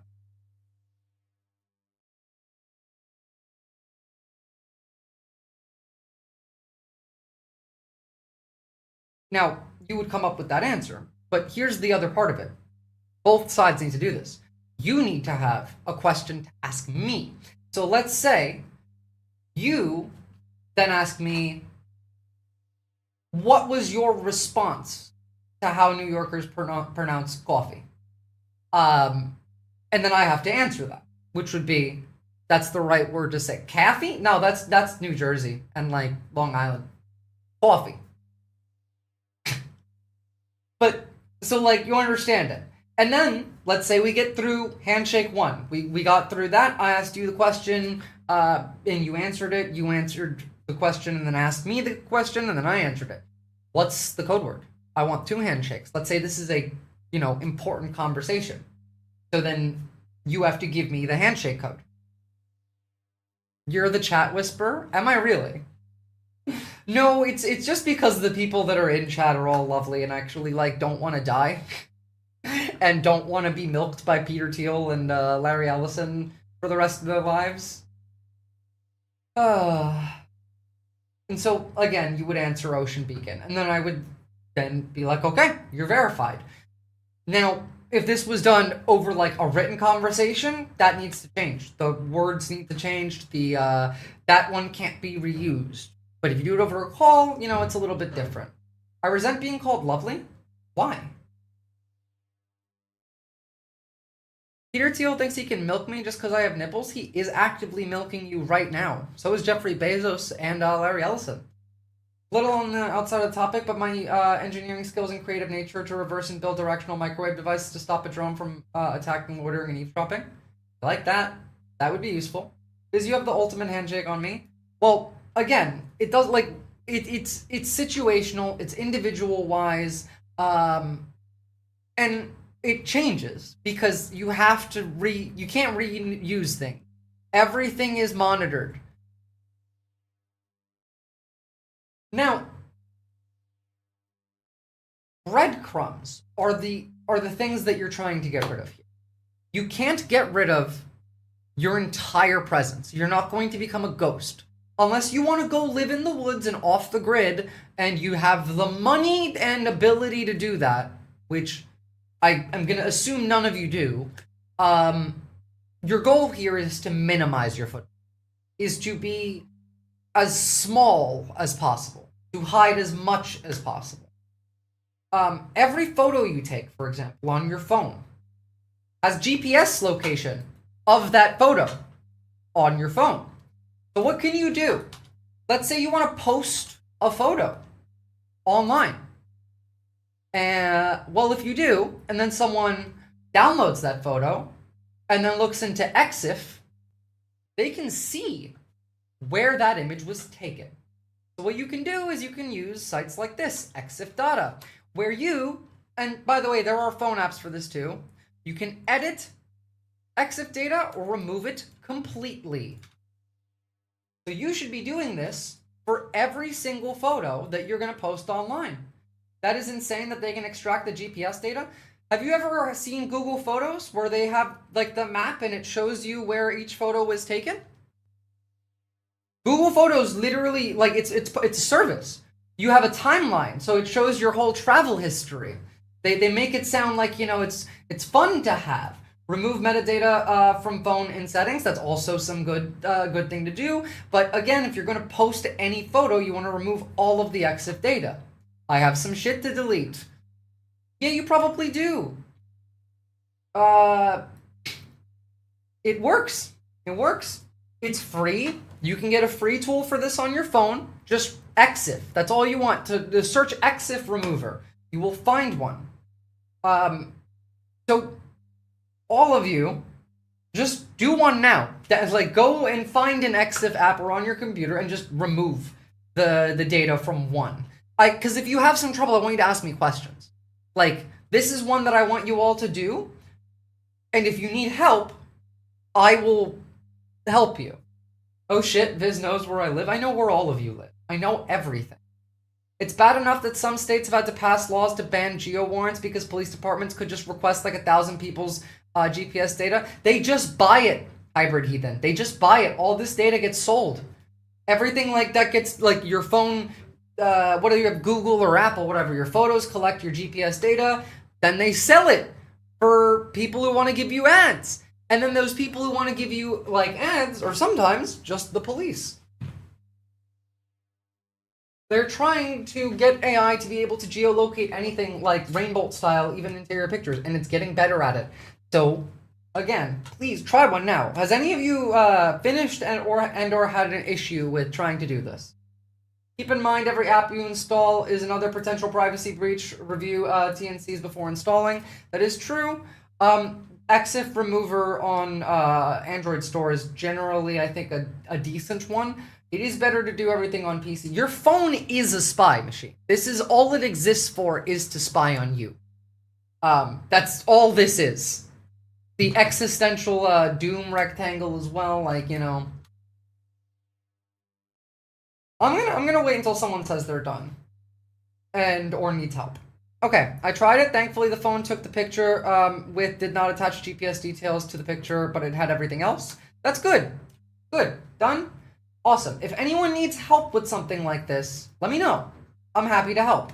Again, if you're not already in the Discord, join the Discord. I will be launching the Matrix server, and everything will be moving over to Matrix. Like, Discord is going to be the home space for people that, like, are new, so that they can get into Matrix. You can't get into Matrix. You can't get in even if you know the domain. And the new Matrix server doesn't have the same domain as the video that I just posted on YouTube, which is, you know, the part 1 of the how to switch to Matrix guide. This being part 2, because using Matrix doesn't mean shit if you're not practicing at least some of these like habits. Can we auto set our phones not to attach any data to your pics? You can auto set your phone to attach less data to your pictures, but not any. It will still attach some data. There is no metadata on the photo I use. Lucky you. Why is a YouTube command not working? Oh, it does. It just works late.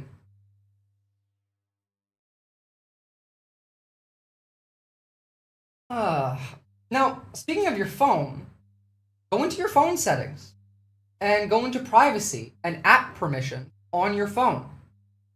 Look at location access, just location access. Open your phone settings, wherever you are, whichever phone you have. Privacy and security is what it says on Android. I don't know what it says on Apple. Open that. Go into your permissions, settings for your apps, and go and look at location access. Ask them, what?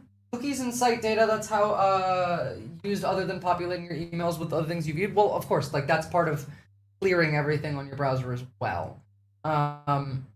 You should be doing that regularly as well. And turn off the location data on at least one thing. What's up, Jasmine Rouge? Turn off your location data on at least one of these apps. I mean, I'll check with you guys. Let's do this activity together again. Again, there will be a quiz. YouTube just added a quiz feature, so once I have this video up after Jet, our lovely editor, edits it for me so that I don't have to suffer through that, they will do that, and then I will post that video, and there will be a quiz attached to it. Cool. Yeah, mine's fine too. I hope I get an A. It depends. I feel like a lot of this is quite easy. Allow location access if needed only when using the app. Yep, that's what I do. Like Uber, for example. Sometimes I have to take an Uber, and Uber has no access to my location unless, I allow it. Galactic Stream Lord, welcome to the chat. I set DoorDash to don't allow. Yep, and then you can switch it to allow when, needed or when you demand it. And then it'll work. It's better than giving them it constantly, because again, all of that data goes right up this pipeline, right all the way to the top. And again, you're just gonna get milked. So if you don't want to get milked, you got to do this. Got to do this. And that's it, guys. That's kind of it. That's like my basics, my fundamental 101 on digital hygiene. There's a lot more that you can do. But I'm not trying to overload you guys. Again, you don't have to do all of this at once. In fact, I reckon you should not try to do all of this at once because there's still a lot to do here. Just the changing your passwords and even like emails in some case, that's a huge task to undertake. So I have location services turned off and I removed permissions for all apps that were always turned on. Sick. This is a great place to start. Yeah, absolutely. It's literally just a start. It's a step in the right direction. And we